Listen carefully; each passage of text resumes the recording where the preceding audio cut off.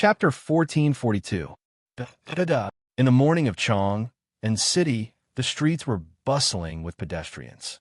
The peddlers were hawking their wares. The commoners were chatting and laughing with each other. The children were selling newspapers, as well as the sounds of reading coming from the Imperial College and the Hongwen Library. These various sounds formed the various states of life in Chong and City in the morning. But today, in Chong and City, there was a different sound mixed in. It was the sound of iron ingots hitting the bluestone road. It was crisp and cold, giving people a bone-chilling feeling. Everyone looked in the direction of the sound and sucked in a breath of cold air. What they saw was a group of fully armed knights riding tall horses and marching in this direction with an awe-inspiring aura. The hooves of those war horses seemed to be tied with a lump of iron ingot, which led to the crisp da-da sounds on the street. However, this was not the most important thing. The most daunting thing was that the knight leading the group was actually covered in iron armor. Other than his eyes, not a single part of his body was exposed. His head, neck, limbs, and hands and feet were all wrapped in iron armor. Even the war horse he was riding was covered in a set of shiny iron horse armor. From afar, this person looked like a knight cast directly from steel. Powerful, cold, ruthless. This was the most intuitive feeling that this iron knight gave to the commoners on the street. The commoners who were close to him even had a feeling of suffocation. Therefore, there was no need for someone to open the way. Wherever the Iron Knight went, the crowd would automatically disperse. This was a kind of deterrence that came from his soul. Towards the unknown, most people would subconsciously feel afraid, not to mention this kind of Iron Knight that made people tremble in fear. Da-da-da. This group of knights was still moving forward at a moderate pace. The previously bustling street immediately quieted down after this group passed by. Not far away, a group of martial marquis heard of the abnormality here and immediately rushed over. However, after seeing the soldier beside the Iron Knight, the leading martial marquis could not help but be startled. Then, he waved his hand, and the martial marquis turned around and left. Seeing this, the surrounding commoners all sucked in a breath of cold air, thinking to themselves, where did this cavalry come from, for Wu Ho to immediately avoid them? Although they had doubts in their hearts, no one dared to ask at this time. After all, everyone was afraid of angering the Steel Knight. After the strange cavalry left, the commoners on the street couldn't help but discuss with each other. Oh my God, what was the background of that fully armored cavalryman? It looked too terrifying, just like the undead cavalry from the underworld. Tisk, Wang Lao Air, you're talking as if you've seen Hell's cavalry before. TSK. However, that man who is wearing steel armor from head to toe is indeed quite evil. Standing beside him, I feel like my feet are emitting cold air. That's right. That person was too terrifying. If I hadn't covered my third brother's mouth just now, I reckon that this brat would have been scared to the point of crying on the spot. How could there be someone in this world who would cover their entire body in metal armor? Won't it affect your walking? Yeah, this set of metal armor is at least 40 to 50 gene. Furthermore, with the four limbs wrapped in metal, it's inconvenient to move. That's not right. Just now I saw that the cavalry's hand holding the reins and the hand holding the lance, his movements were very nimble. Tisk, how is that possible? If that's the case, when his cavalry goes on the battlefield, wouldn't he be invincible and invincible? Huh, it's true. That person's entire body, other than his eyes, is completely covered in metal armor. Even the horse he's riding on is covered in horse armor. Who can break through his defense? Where did this cavalry come from? Why didn't the Wu Ho government stop them? I think I saw Yong and Marquis subordinate Commander Pang. What? Zheng Laoqi, are you sure you didn't see wrongly? I shouldn't have seen wrongly. I've seen Commander Pang before. Tisk, doesn't that mean that this cavalry is Marquis? It can even be said that the person in the steel armor is Yong and Marquis. That might really be possible, but I don't know why Marquis brought troops to Chang'an City. Don't tell me Marquis wants to. Want what? Want your head. Just based on those 10 over cavalry, how can they rebel? Besides, Yeoman Marquis is an upright and loyal person. He is even more loyal to his majesty. How can he do such a rebellious act? The commoners were all discussing the sudden appearance of the cavalry. At this moment, in the imperial court, the morning court was also bustling with activity. Up till now, the 100 over counties near the Yellow River Basin have constructed a total of 30,000 over miles of ditches and over 4,300 water wheels. The drought in the various counties has been alleviated and has not affected this year's planting. It is estimated that in another half a month, the commoners will be able to harvest the wheat. In Taiji Palace, Minister of Revenue Xiao Chua was reporting the drought situation to Lier. Lier, who was sitting at the head of the table, did not reveal any joy after hearing Xiao Chua's report. Because even though the drought in Guangzhou had been greatly alleviated and they would be able to harvest in another half a month, Lier felt that the imperial court had spent so much effort, but in the end, it was very likely to be feeding the locusts. According to the prophecy that Li Zexuan left behind, the locust plague was about to arrive. Minister Xiao has worked hard. After a moment, Li Er recovered from his thoughts and nodded. Your Majesty. At this moment, Wei Zheng stepped forward and clasped his hands. I believe that the Marquis has contributed greatly to the Guangzhou drought being alleviated so quickly. If not for the water wheels that he designed, most of the fertile land in the Guangzhou region would still be in a drought state, not to mention the planting of rice and the summer harvest. Your Majesty has always been one to reward meritorious deeds and punish wrongdoings. So I believe that the Marquis who created the water wheels and gave the blueprint to the imperial court should be rewarded. Reward. And it wasn't for his own reward. When the officials heard this, they could not help but look strangely at Wei Zheng, thinking to themselves, since when would the dignified Wei Xuanqing help others to ask for a reward? Did the sun rise from the west today? Cheng Yaojin looked at Wei Zheng's back with a face full of smiles, thinking to himself, why is this old Wei more and more pleasing to the eye? But no matter what other people thought, Wei Zheng himself did not have any selfish motives. The reason why he wanted to help Li Zexuan ask for a reward was mainly because Li Zexuan had said by the Bar River, living high in the imperial court, one worries about the people. Living far away in a martial world, one worries about the ruler. He felt that Li Zexuan was a very good junior and was worth supporting.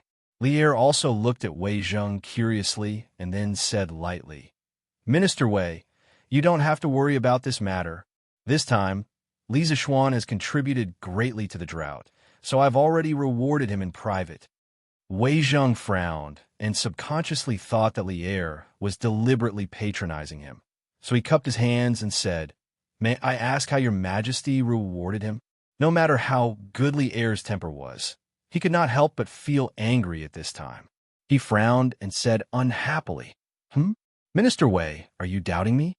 Even a fool could hear the coldness in his words, but Wei Zheng, who was used to big scenes, was not afraid. This old official does not dare. Wei Zheng cupped his hands and said, although he said that he did not dare, even a fool could see that he did not mean what he said.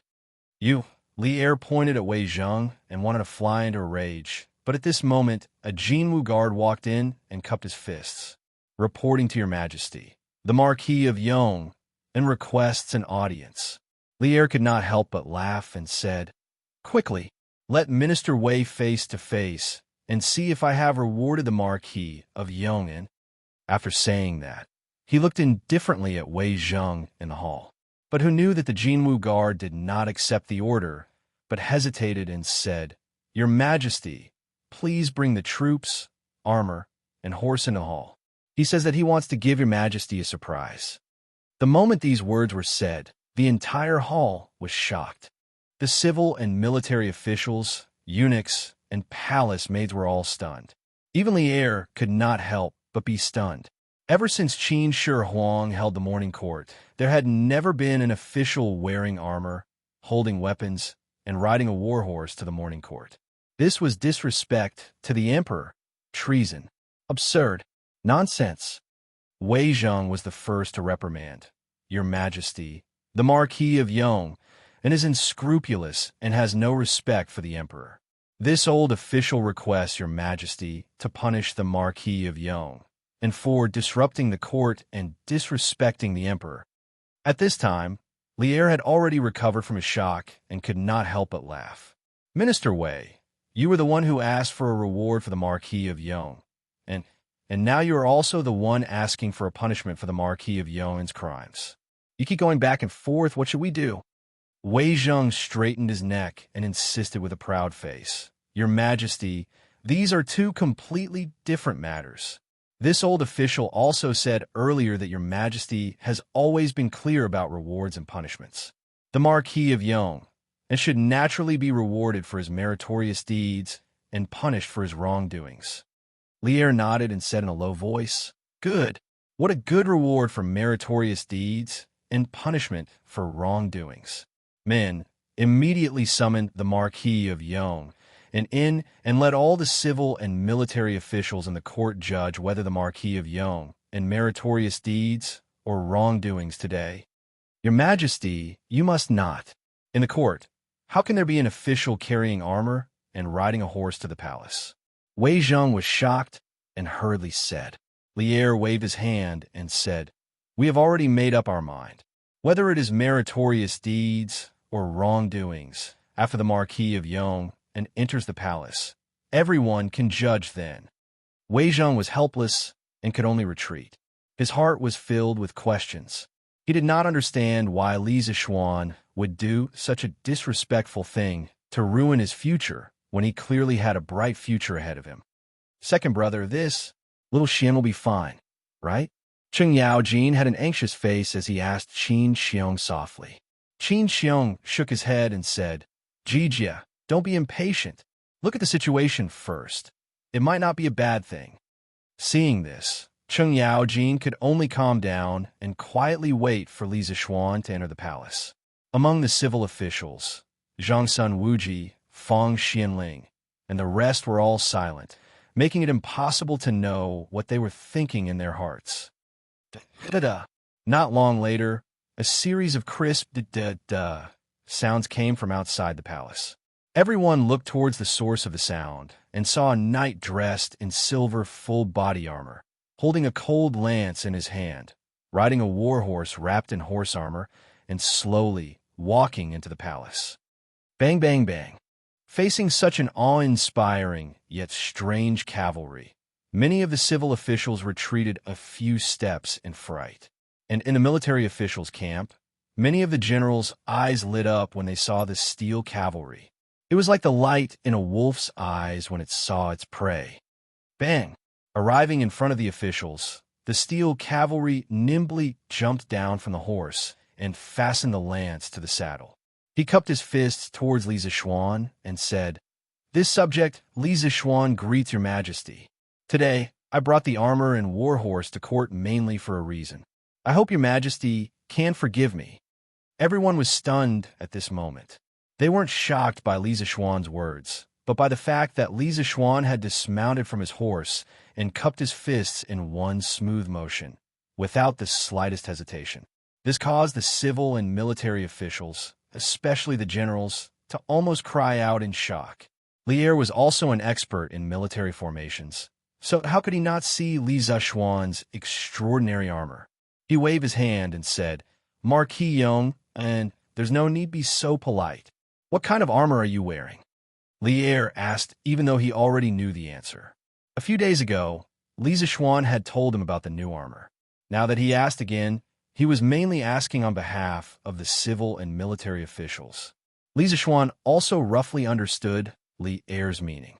He cupped his fists and replied, Your Majesty, this subject is wearing the latest vanadium steel plate armor made by the workshop. This armor is not only lighter than the radiant armor, its defensive power and defensive range are also far superior to the radiant armor. This plate armor can withstand all kinds of damage from swords and arrows. Together with the armored warhorse, a cavalry like this can rampage on the battlefield, sweeping everything in their path. Plate armor. After hearing Li Zishuan's introduction, the faces of the officials in the hall changed as they whispered among themselves. What? This plate armor is actually lighter than the radiant armor? How is this possible? That's right. This plate armor clearly covers the entire body, while the radiant armor only protects the key areas. How can the plate armor be lighter than the radiant armor? But this plate armor truly is very nimble. Just now, the Marquis of Yong and jumped down from his horse. This means that the plate armor doesn't affect his normal movements. Just this point alone is already very powerful. After all, it can protect all parts of the body, making it impervious to swords and arrows on the battlefield. It's an invincible existence. If this plate armor can be fully equipped in the army, why should our great Tang fear the Turks? That's right. A plate armor cavalry like this is completely capable of wiping out the Turks. As the officials were discussing, Duan Jishuan stepped forward and cupped his fists. Your Majesty, this subject would like to boldly test out the defensive capabilities of this radiant armor. As soon as he finished speaking, the hall immediately fell silent.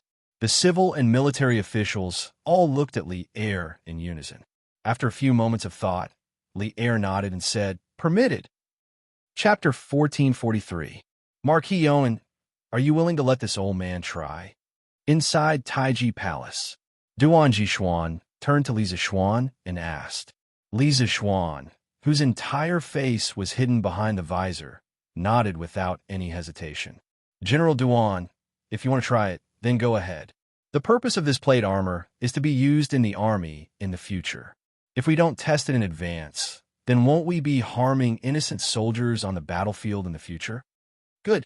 Marquis Yong is wise. Duan Jishuan looked at Li Zishuan with praise. He didn't have any ill feelings towards Li Zishuan. In addition, Li Zishuan had invented the telegraph to resolve the crisis in Guan City, allowing the reinforcements to rush to the aid of the Black Armored Army. No matter what, Duan Jishuan owed Li Zishuan a favor in this battle. A few days ago, Duan Jishuan, who was busy with the expansion of the Black Armored Army, received news from Li Er that after the expansion, Li Zishuan's workshop would be responsible for all the equipment. As the commander of the Black Armored Army, Duan Jishuan was only in charge of leading the troops. Even if he had any objections to the logistics arrangements made by Li Er, he would not voice them out. Now that he had finally seen Li Zishuan forge armor for the Black Armored troops, how could Duan Jishuan hold himself back? He wanted to test the toughness of this new armor on the spot. Thus, he turned to Li Er and cupped his fists. Your Majesty, please grant me a sword. Although the Tang people revered martial arts, regardless of whether they knew martial arts or not, they would usually carry a sword when they went out. However, they were in the morning court, and everyone had a hand over their weapons before entering Taiji Palace. Duan Jishuan was no exception. Li Er thought for a moment, then pointed at the guard who had brought Li Zishuan into the palace and ordered, He Shangu, give the sword at your waist to Minister Duan. Li Zishuan wanted to give the Emperor's sword to Duan Jishuan as an experiment, but he remembered that the Emperor's sword was forged by Zhang Yujio and was extremely sharp. If Duan Jishuan used the Emperor's sword to pierce through the armor and injure Li Zishuan, that would be bad. The current Great Tang could no longer do without Li Zishuan. Here, how could the guard in front of the palace dare to disagree? He quickly took off the sword from his waist and handed it over to Duan Jishuan. Duan Jishuan took the sword. At this time, Li Zishuan said, This plate armor is mainly used for cavalry. Only in a battle between cavalry can its superiority be shown. If General Duan is willing, how about we go out and fight? Good. This is what you wish for. I dare not ask you. That was what Duan Jishuan was thinking, but he was too embarrassed to say it out loud. Now that he heard Li Zishuan mention it, he couldn't help but have a good impression of Li Zishuan. Yes, good. Since that's the case, then please follow me to the drill grounds to watch the battle between official Duan and the Marquis of Yong'an. Hearing this, Li Er quickly went with the flow. The officials in the hall naturally had no objections to Li Er's words. Furthermore, the new plate armor that Li Zishuan had brought today had piqued their curiosity. To be able to watch a battle between a veteran and a new soldier, no one would be unwilling. A few moments later, Li Er led the officials to the drill ground on the northern side of the imperial city. This was the drill ground of the imperial army, and the choice of this place showed just how important this competition was to Li Er. At this time, Duan Jishuan was already wearing a Mingguang armor. He held a sharp sword in his hand and rode on a war horse covered in armor. He was facing off against Li Zishuan with an imposing aura. This was basically a battle between an old cavalry and a new cavalry. Duan Jishuan represented the best cavalry in the world in terms of equipment and battle prowess. Li Zishuan relied on the new armor to become a new cavalry. Whether or not he could defeat Duan Jishuan, the legend of the strongest cavalry, would depend on the following battle. Marquis of Yong, and for the sake of fairness, the two of us are not allowed to use internal energy in the following battle. How about we just compete with our moves? Before the battle began, Duan Jishuan suddenly said. The reason why he said this was, of course, to take care of Li Zishuan, this martial arts junior. Although Li Zishuan was now also in the Grandmaster realm, Duan Jichuan believed that he was also a veteran Grandmaster. Even if they were in the same realm, he could crush Li Zishuan with his advantage of experience. That was why he made this suggestion. However, Duan Jishuan did not know that Li Zishuan was now completely different from him in terms of realm. Especially a few days ago, Li Zishuan had an epiphany at the foot of the Cloud Mountain and touched the threshold of the Grandmaster late stage. Now, his strength was already above Duan Jishuan's. Li Zishuan heard this and did not refuse. He smiled and nodded. Thank you for your kindness, General Duan. Without using internal energy, just using real swords and spears to compete with each other was more in line with the scene of cavalry charging on the battlefield. It was also better to test the effectiveness of plate armor on the battlefield. After his voice fell, Li Zishuan made a gesture, indicating that Duan Jishuan could start the attack. Hiya! Seeing this, Duan Jishuan's eyes flashed. He raised a long sword in his hand and then urged the warhorse under him. One man and one sword rushed toward Li Zishuan with an unstoppable force. Fast! From a moment Duan Jishuan urged the warhorse to the moment he rushed to within 30 feet of Li Zishuan. It was only the blink of an eye. Many officials on the sidelines, especially the civil officials, did not even have time to react. Duan Jishuan's long sword was about to touch Li Zishuan's neck. When killing an enemy on the battlefield, naturally, one had to directly attack the enemy's most vulnerable part. Cutting the throat with a sword was also the simplest and most effective way to kill the enemy. As the commander of the most elite cavalry in the world, Duan Jishuan's kung fu was indeed invincible in the world. Some of the generals could not help but secretly cheer for Duan Jishuan in their hearts. However, Li Zishuan's next reaction surprised everyone. He did not dodge, but directly used the lance in his hand to stab Duan Jishuan's neck. Blood for blood, a life for a life. No one had expected such a desperate fight to the death before the start of the competition. Clang! TSK. Not only did others not expect it, but Duan Jishuan, as one of the parties involved, also did not expect Li Zishuan to use such a method. When he saw Li Zishuan's lance coming toward him, Duan Jishuan quickly adjusted his position on the horse. His entire upper body was slightly tilted back, and Li Zishuan's lance was close to the bridge of his nose and stabbed behind him. After dodging, his sword that was originally going to stab Li Zishuan's neck could only be lightly brushed by Li Zishuan's neck, making a tisk sound. However, this brushing sword did not leave a single mark on Li Zishuan's neck. It was truly inconceivable. Just think about it. If the two of them had not dodged when Duan Jishuan and Li Zishuan had fought to the death, the final outcome would have been Li Zishuan's life and Duan Jishuan's death. This was the key to the strong defense brought by the plate armor. Duan Jishuan's attack did not succeed, so he quickly turned his horse around and slashed at Li Zishuan again. As a general who had fought on horseback for more than 10 years, Duan Jishuan's equestrian skills were naturally much better than Li Zishuan's. Before Li Zishuan had finished turning around, Duan Jishuan's incomparably sharp sword had already slashed at Li Zishuan's back. Clang! Li Zishuan, who was turning around, saw Duan Jishuan's movements from the corner of his eye. After hearing a whistling sound from behind him, Li Zishuan did not panic. Instead, he calmly shrugged his right shoulder and straightforwardly sent his right shoulder under Duan Jishuan's blade. Clang! The loud sound of metal clashing came from the drill ground. Lier and the civil and military officials were all stunned. Who in the world would dare to use their shoulder to block a sword like Li Zishuan? But this was not the end. At this moment, Li Zishuan borrowed the force of Duan Zhishuan's slash to support himself with one hand on the horse's back and actually completed a beautiful turn. Immediately after, while Duan Zhishuan was still shocked by the abnormal defense of the plate armor, Li Zishuan used the sharp vanadium steel horse lance in his hand to fiercely sweep the longsword in Duan Zhishuan's hand.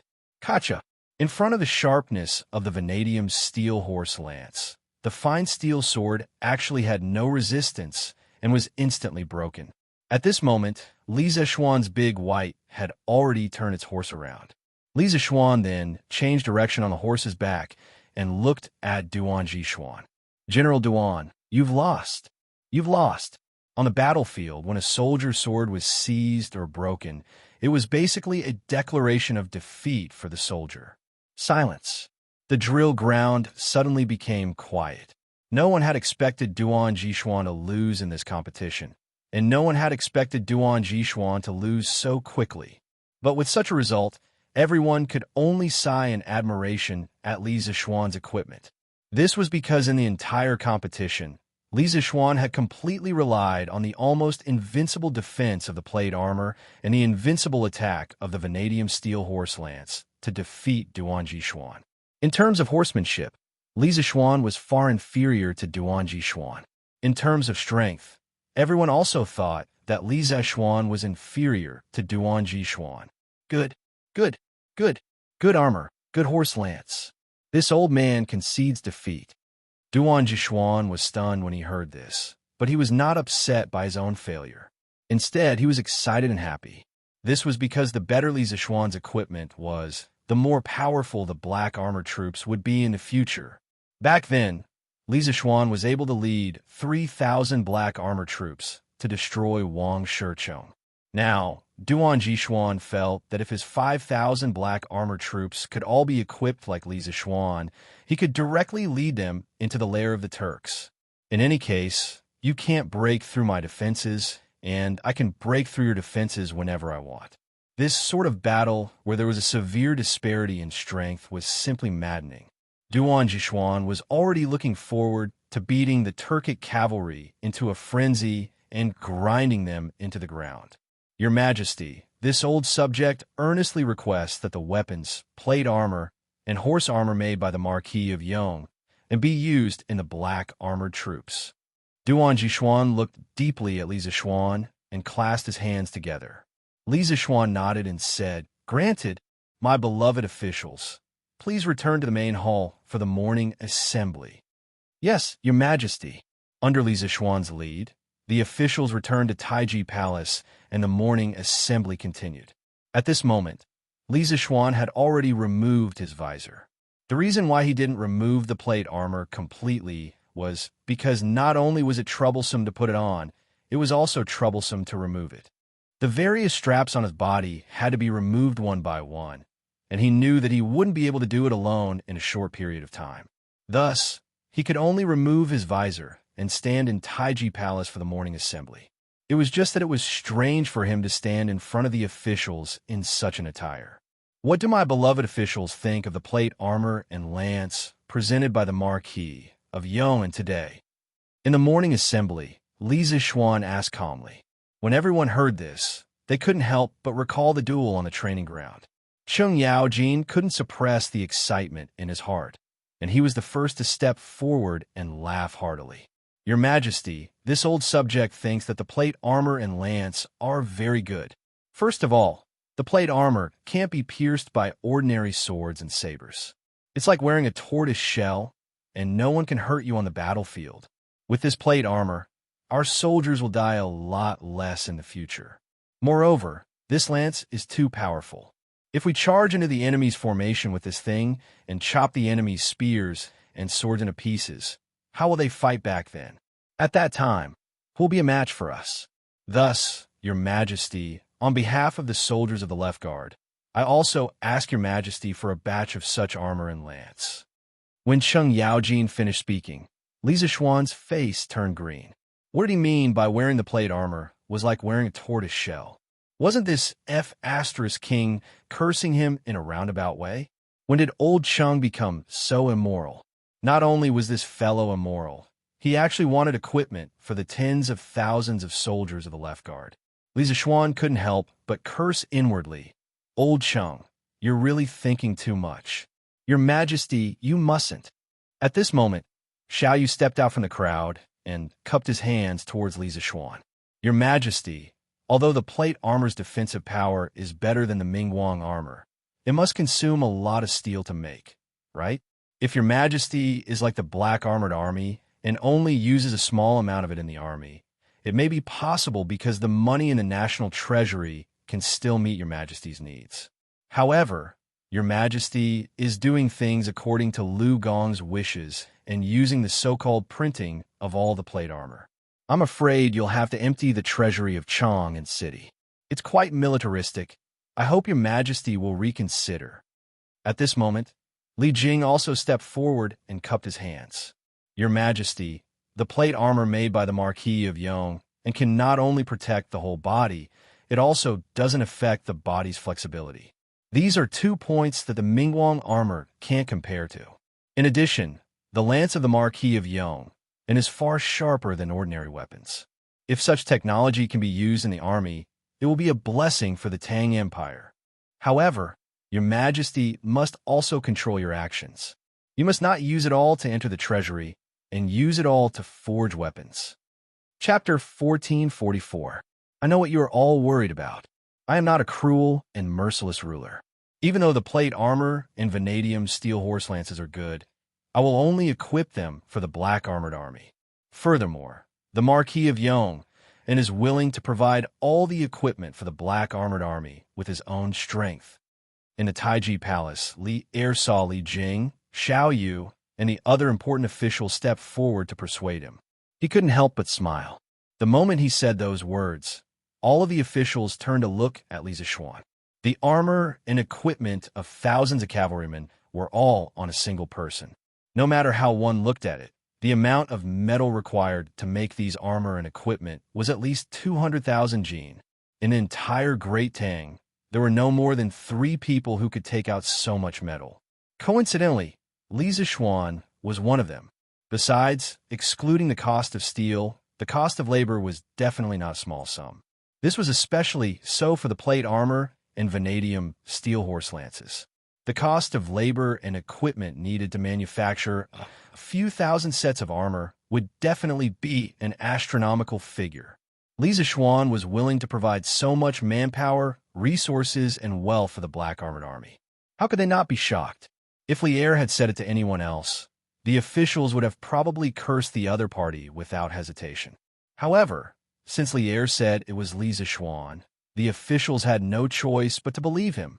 Because Li Zixuan did have the financial resources, and the new workshop of Strange Interest Pavilion did have the ability to do so. However, they couldn't understand why Li Zixuan was willing to pay such a huge price to provide the black armored army with equipment for free. Under the gazes of the crowd, Li Zixuan stepped forward and clasped his hands. The rise and fall of the country is the responsibility of every man. As the Marquis of Great Tang, I naturally have to share your burdens. In the current world, Great Tang's strength is unparalleled. However, the Turks in the north are still like a pack of ferocious wolves, eyeing Great Tang's territory. This official's honor and disgrace are all bestowed upon me by your Majesty. All of this official's wealth comes from Great Tang. When the country is in danger, let alone these several thousand sets of armor, even if you ask this subject to use all of his wealth to support the Great Tang army, this subject will not object. Only with a country can one have a home. If the Great Tang cannot defeat the Turks, what is the use of this subject's wealth? Li Zixuan's speech was impassioned and powerful. As soon as he finished speaking, the hall fell silent. All the officials looked at Li Zixuan with admiration, excitement, and respect. The people of Great Tang were prideful. This was an era in which the honor of a nation was unprecedented.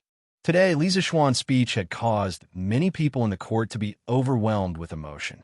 Li Zishuan's image in the eyes of all the officials instantly soared. Ever since Great Tang pacified the north and defeated the Turks to rescue Liang Shidu last month, the entire Great Tang seemed to have entered a state of preparation for war. This was especially so for the officials of the court. Everyone knew that a fierce battle would soon break out between Great Tang and the Turks. At this critical juncture, Li Zishuan had offered the peerless armor and divine weapons. Furthermore, he had taken the initiative to provide the equipment for Great Tang's trump card cavalry, the Black Armored Army. This not only inspired the officials, but also made them feel deep admiration for Li Zishuan, the Marquis of Yong, and serves the country wholeheartedly. This old man admires you for your righteousness. Wei Zheng, who had been clamoring to impeach Li Zishuan an hour ago, was the first to jump out. He first clasped his hands to Li Zishuan in admiration, and then he bowed to Lier. Your Majesty, the rise and fall of the realm is the responsibility of every man. The words of the Marquis of Yong and have deeply moved this old subject. This subject has decided that, starting from today, as long as the Great Tang does not destroy the Turks, this subject will not receive a salary. This subject is willing to use all of his salary in the future to forge weapons and armor for the soldiers of Great Tang. In Wei Zheng's view, if Li Zishuan, a rising official of the court, was willing to do so much for the Great Tang, then how could he, an old official of the empire, remain indifferent at a time like this? With the country and people at stake, Wei Zheng could also act like Li Zishuan and not care about personal gains and losses. Imperial Father, this son is willing to take out half of the Eastern Palace's allowance each month to buy weapons and armor for the soldiers of the Great Tang. Li Chengxian, who had been standing below Lier, stepped forward and clasped his hands. As the heir to the throne of the Great Tang, his words had an extraordinary meaning. Your Majesty, this subject is also willing to cut his own salary to support the Great Tang in the war against the Turks. At this moment, Fang Xianling and Du Ruhui stepped forward and clasped their hands towards Lier. This old subject is also willing to cut his own salary and give all of the iron mines of the Zhongsun family to the Marquis of Yong, and for free to forge divine weapons and destroy the Turks. Zhongsun Wuji stepped forward and said, speaking of which, Zhongsun Wuji was truly the pride of the entire clan. It was all related to the Great Tang and the royal family. He was a relative of the royal family. His sister was the empress of the Great Tang, and his nephew was the current heir to the throne of the Great Tang, the future emperor of the Great Tang. Thus, when it came to donating money, Zhongsun Wuji didn't hesitate at all. The only thing that made him a little depressed was that the first to jump out to donate money was Li Zishuan.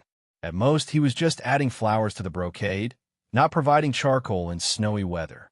Be it adding flowers to the brocade or providing charcoal in snowy weather, at such a crucial moment, no one dared to drop the ball. At this moment, all of the officials and generals in the court bowed and said, this subject is also willing to cut his own salary to help the Great Tang forge divine weapons and destroy the Turks. Seeing that a good morning court assembly was about to turn into a donation gathering, Lier was touched. At the same time, he hurriedly waved his hands and said, my dear subjects, I appreciate your patriotism. However, the imperial court isn't in such a difficult situation that I have to rely on the salaries of all of you to survive. Thus, don't mention about cutting your salary. All of you only need to do your duty well, and the Great Tang will definitely grow stronger and defeat the Turks. Benefiting from the rapid development of maritime trade in the south, the Great Tang's current financial situation was still very healthy. At the very least, they didn't lack money or rations. Thus, Lier didn't have any intention of cutting his own official salaries. Hearing this, the officials hesitated for a moment before clasping their hands and saying in unison, this subject will do our best to assist your Majesty to create a prosperous era and defeat the enemies of the universe. Lier was overjoyed and said with a smile, good. Let's work together to create a prosperous era. What is there to fear about the mere Turks? Your Majesty is wise. The civil and military officials shouted in unison. At this moment, Li Zishuan stepped forward and clasped his hands. Your Majesty, other than plate armor and vanadium steel horse lance, this subject will also present vanadium steel horse armor and horseshoes. Lier frowned and said, This vanadium steel horse armor, we have seen it just now. It is indeed very useful for cavalry to charge. But what is this horseshoes? Why didn't we see it just now? Li Zishuan was about to explain, but Duan Zishuan beat him to it and said, Your Majesty, this subject guesses that the horseshoes mentioned by the Marquis of Yong and should be something that is wrapped around the hooves of horses. Just now, when this subject was fighting with the Marquis of Yong, and I noticed that the hooves of his warhorse seemed to be wrapped with some sort of metal. I think that it should be the horseshoes that the Marquis of Yong was talking about. As the commander of the Black Armored Army, Duan Zishuan's observation of horses was undoubtedly more meticulous. Thus, he was able to notice such an inconspicuous detail. Li Zishuan nodded and said, General Duan has good eyesight. The horse that I was riding just now did indeed have metal wrapped around its hooves. Saying so, he clasped his hands to Lier and said, Your Majesty, in this subject's view, people need to wear shoes, and horses also need to wear shoes. When a horse wears shoes made of metal, not only will it not affect its running, it will also greatly reduce the wear and tear of the horse's hooves. Every year, tens of thousands of horses in my Great Tang will be abandoned due to the wear and tear of their hooves. If all the horses are nailed with horseshoes, this subject dares to guarantee that the average lifespan of the horses will be extended by at least 2 years. With these words, the officials were once again shaken, and they couldn't help but discuss in private. A moment later, Xiaoyu stepped forward and said, Your Majesty, if the Marquis of Yong'an's words are true, then this subject suggests that we immediately implement horseshoes in the army. Every year, tens of thousands of warhorses are eliminated due to the wear and tear of their hooves, and this is especially true for the warhorses on the front lines. If horseshoes can really protect the hooves of the horses, it will save the Great Tang countless amounts of money every year. At the very least, we can save 20% of our military expenditure. As the butler of the Great Tang, Xiaoyu helped Li Er manage the country's purse. He knew better than anyone else just how much of the annual expenditure of the imperial court on the military was used to purchase warhorses. Thus, when he heard Li Zishuan introduce the use of horseshoes, Xiaoyu was more excited than anyone else. Military expenditure will be reduced by 20%. Hearing these words, not only did many of the officials in the imperial court reveal expressions of shock, even Li Er, who was seated at the head of the table, could not remain calm. Old Li straightened his body and looked at Li Zishuan, asking, Marquis of Eternal Peace, are you certain that not only will this horseshoe not harm the horseshoe, it will instead protect the horseshoe? Li Zishuan clasped his hands and said, This subject is extremely certain. Big White, which this subject was riding just now, is a living example. If your Majesty doesn't believe me, you can have someone bring Big White in. At that time, whether or not the horseshoes will harm the hooves, everyone will know with a single look. Lear also wanted to take a closer look at how the horseshoes looked like. Hearing this, he nodded and said, Permitted. A eunuch went out to help Li Zishuan lead the horse. After a while, Big White finally stood on the imperial court. 4 strong men came from the side and wanted to work together to overturn Big White. However, they were stopped by Li Zishuan with a wave of his hand. Li Zishuan stroked the tuft of hair beside Big White's neck and whispered something into Big White's ear, following which a miraculous scene appeared. Big White snorted and rubbed its head against Li Zishuan's arm. Then Big White bent its legs and sat on the ground, following which it nimbly flipped over and lay on its back with its 4 hooves facing the sky. Big White understood human nature. This was already discovered by Li Zishuan when he exterminated the group of mountain bandits at Mount Baimeng last year. After that, he often trained Big White intentionally or unintentionally and cultivated the tacit understanding between them. Thus, this scene appeared. Everyone in the imperial court, including Lier, was stunned. At this moment, Li Zishuan said, "Your Majesty and all the ministers, please take a look. Is there a horseshoe nailed to the horse's hooves?" Wei Zheng, Xiao Yu, Duan Jishuan, Cheng Yaojin, Zhang Sun Wuji, and a dozen other important ministers took the lead to take a look. After looking, Duan Jishuan couldn't help but click his tongue in wonder and said, "There is indeed a shoe made of steel nailed to the horse's hooves. However, in the battle with me just now, this horse's hooves were quite nimble and there were no signs of injury at all. Truly miraculous." "That's right. Why didn't I, old Cheng, think of nailing a piece of metal to the horse's hooves in the past? This toy is good. However, little Xian, I, old Cheng, am more interested in your horse riding skills just now. If you have time, you must teach this old man." Cheng Yaojin laughed loudly and said. Li Zishuan replied, "Uncle Cheng, this horse riding skill is just a small trick. As long as one is familiar with the horse, anyone can do what this nephew did just now." Cheng Yaojin naturally didn't believe it. However, before he could say anything, Li Er, who was sitting on the dragon throne, had already walked down. After looking at Big White's hooves for a while, he said, "These horseshoes are indeed good stuff. However, with a piece of metal embedded in the hooves, does the horse really not feel any pain?" Li Zishuan cupped his hands and said, "Your Majesty, actually, the dark outer layer of the horse's hooves is a very thick layer of hard cuticle. There are no blood vessels in it, just like a human's fingernail. Therefore, when the horseshoe is nailed, the horse doesn't feel any pain at all. Under normal circumstances, if a horse gallops for too long, or if the road is too bumpy, it will cause the hard cuticle on the horse's hooves to be quickly worn away and split open. This way, the horse will become lame and unable to walk. This is why this subject wants to wear shoes for Big White, to reduce the wear and tear on its hooves." Li Er roughly understood Li Zishuan's meaning and said in realization, "So that's how it is?" Then, Li Er returned to the dragon throne. He looked at the officials in the hall and pondered for a moment before saying, "Beloved official Yin, hear the decree." Yin Lide stepped forward and cupped his hands. "This subject receives the decree." Li Er said in a deep voice, "Order the Ministry of Works to immediately rush out a batch of horseshoes. From now on, all the war horses on the Tang Empire's front lines must be nailed with horseshoes." Yin Lide bowed and said, "This subject receives the decree." Li Er nodded and then looked at Li Zishuan. Li Zishuan was delighted. "Is Old Li going to reward me?" Li Er didn't know what Li Zishuan was thinking. He said expressionlessly, "Marquis Yongin, come forward and hear the decree." This subject, Li Zishuan, hears the decree.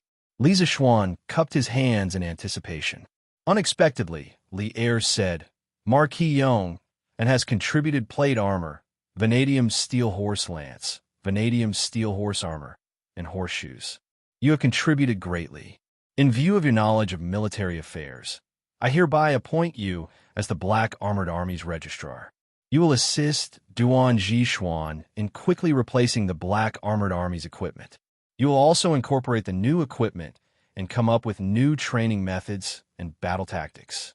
"What? You want me to become a registrar in the Black Armored Army?" Hearing this, Li Zishuan was instantly dumbfounded. Not only was he stunned, but so were all the officials in the imperial court. After all, Li Zishuan had always been a civil official. After entering the imperial court, Li Zishuan's resume had been from the Imperial College's doctorate to the Yanwang College's Yamacho to the Crown Prince Zhan Shi to the Crown Prince's junior guardian to the Marquis of Yong. He had started his career as a civil official. But now, Li Er had appointed Li Zishuan as the registrar. Wasn't this branding? "Your Majesty, this subject feels that this is inappropriate."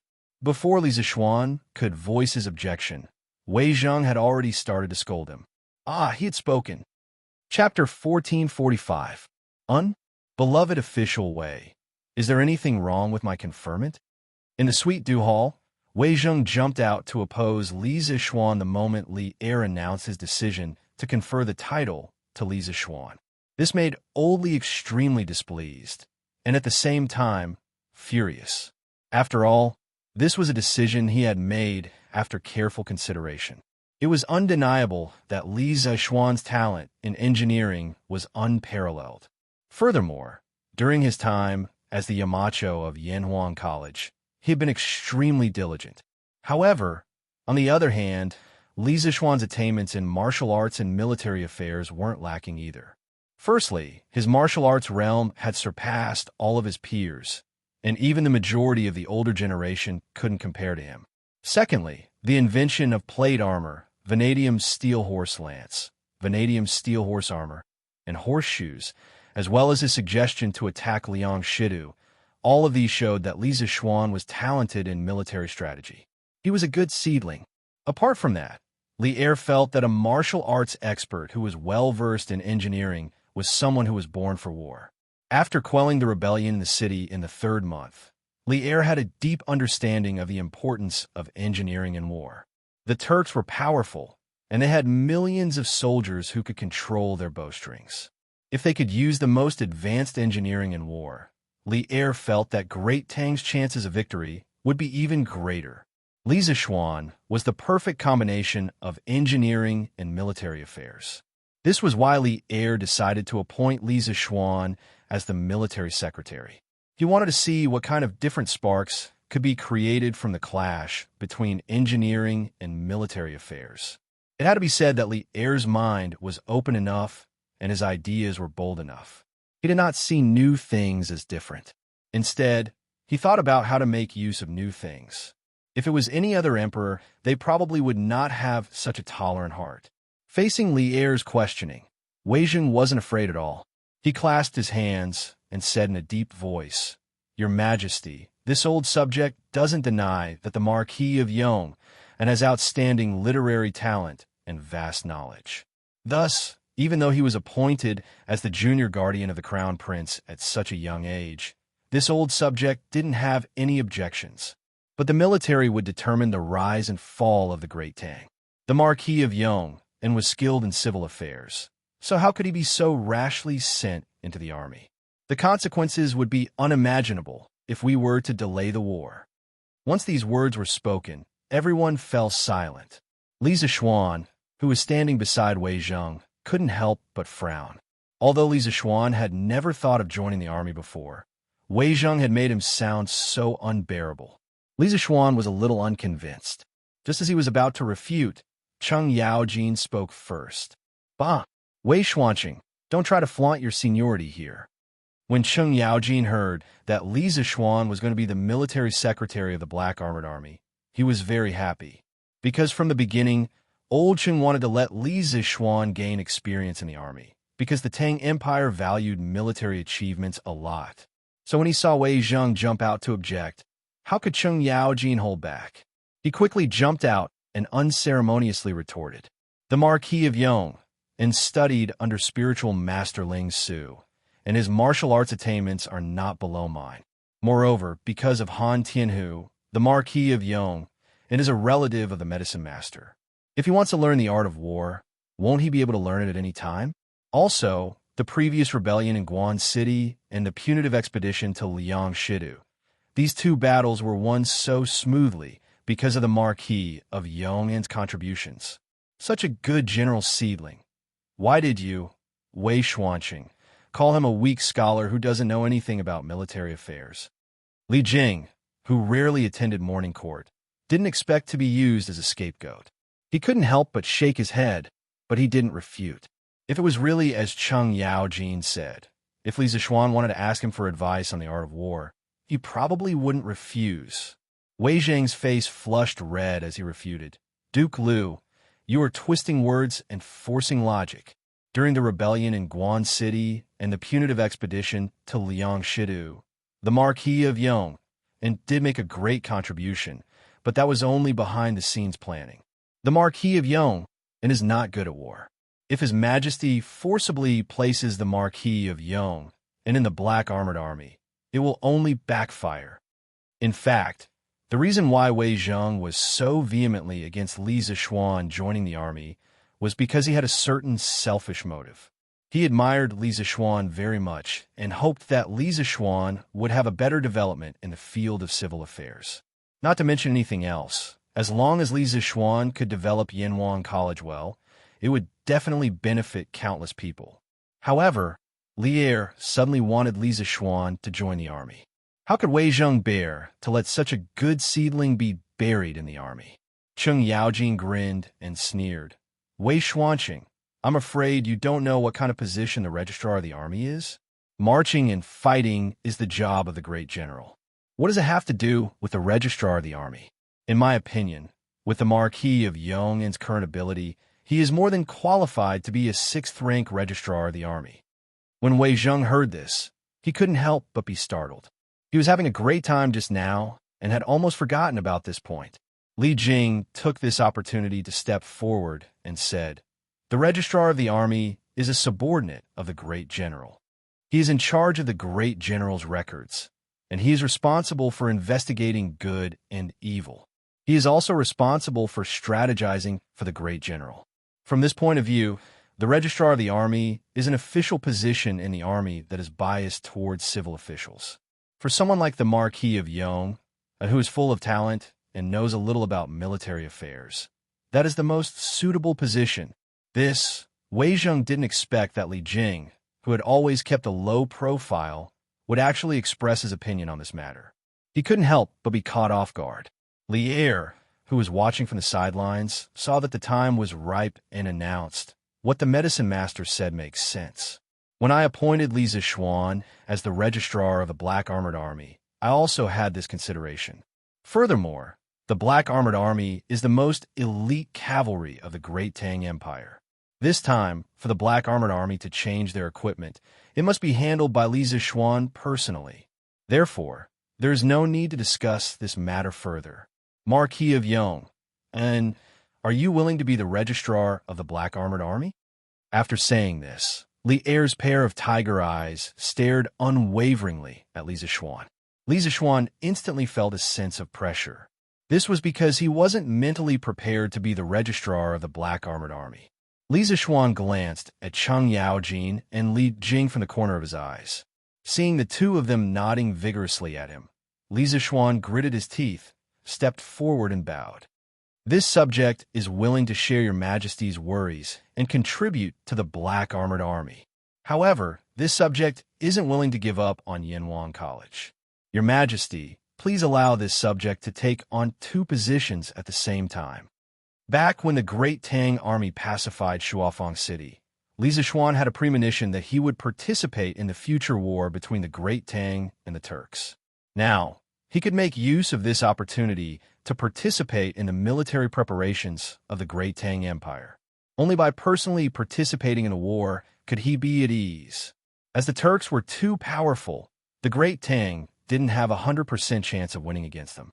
At most, it was 50-50.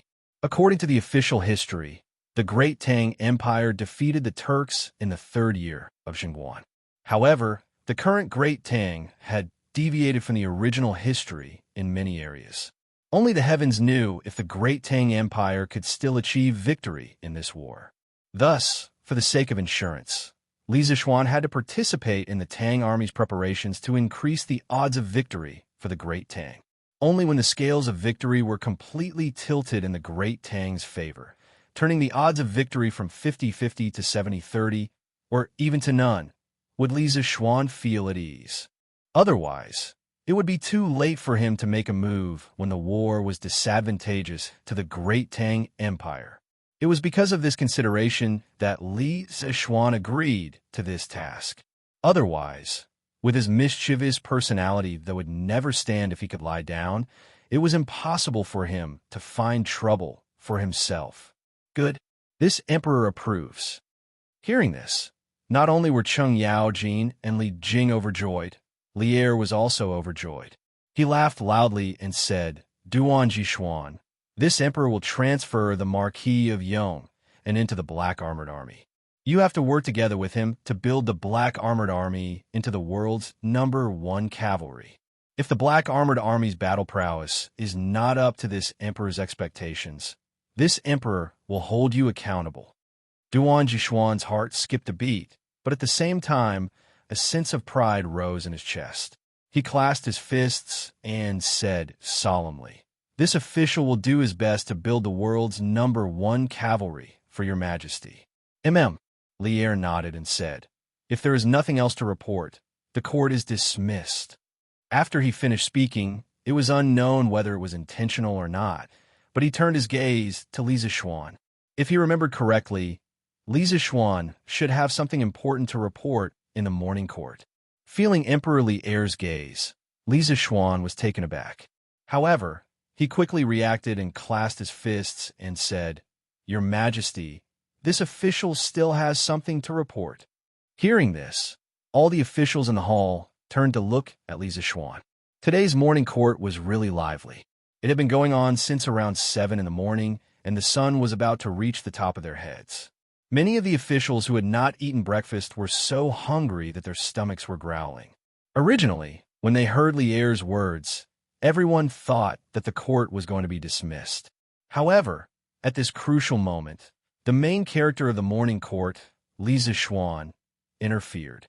This morning court was really full of twists and turns. "Oh, what other matters does the Marquis of Yongan have? Say it quickly." Lière pretended to be curious and asked even though he already knew the answer. Lisa Schwann said loudly, "Your Majesty, this official request to restructure Yanhuang College into the School of Engineering and the School of Medicine. As the name suggests, the School of Engineering specializes in engineering while the School of Medicine specializes in medicine. Although the two schools belong to Yanhuang College, they are completely separated. This official intends to use the teaching method of the Imperial Physician Department to open the School of Medicine.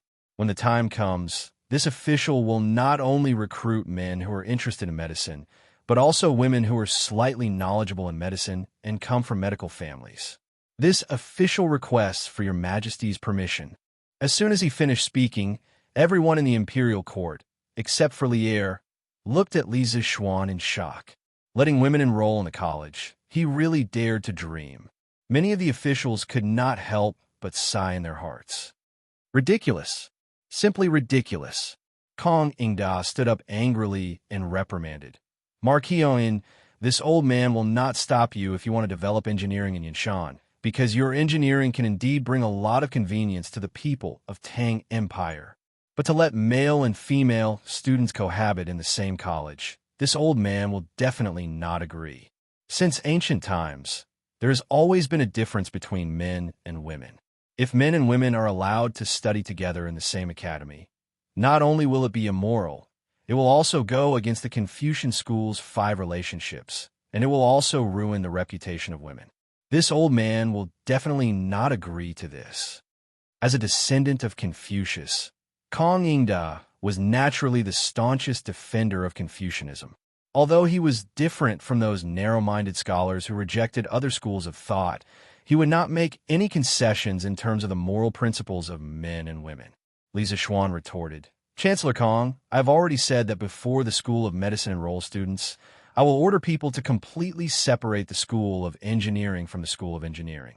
In the future, this School of Medicine will be like the Imperial Physician Department, specializing in cultivating doctors who are interested in medicine. There will be no gender distinction in front of doctors, and the Imperial Physician Department will also recruit many female students every year. Why can't my School of Medicine enroll them?" Although he did not get along well with Kong Ingda in the past, today he was only discussing the matter as it was and not specifically going against Kong Ingda for revenge. Kong Ingda did not back down and said, "The Imperial Physician Department is the Imperial Physician Department. Your School of Medicine is the School of Medicine. The Imperial Physician Department recruits female students to cultivate female medical officers for the nobles in the palace. Why does your School of Medicine recruit female students?" Lisa Schwann replied, "Of course it is to treat the common women. The Imperial Physician Department trains female medical officers for the nobles in the palace. So why can't the School of Medicine train female doctors for the common women?" Bao Gu of the Eastern Jin dynasty had excellent medical skills and was meticulous. She was good at acupuncture and was famous for treating tumors and warts. She followed her husband Gu Xianwang to Mount Luofu in Guangdong for a long time to refine pills and practice medicine. She treated the people and helped the people. Her reputation spread far and wide in the Lingnan area, and her name went down in history. As a great scholar, Why can't Chancellor Kong tolerate the thousands of female doctors who aspire to become Bao Gu in his eyes? His Majesty has always loved the people like his children. The men in this world are His Majesty's people. So are the women. If a woman is sick, don't they need a female doctor? Hearing this, Kong Yingdao was momentarily a loss for words.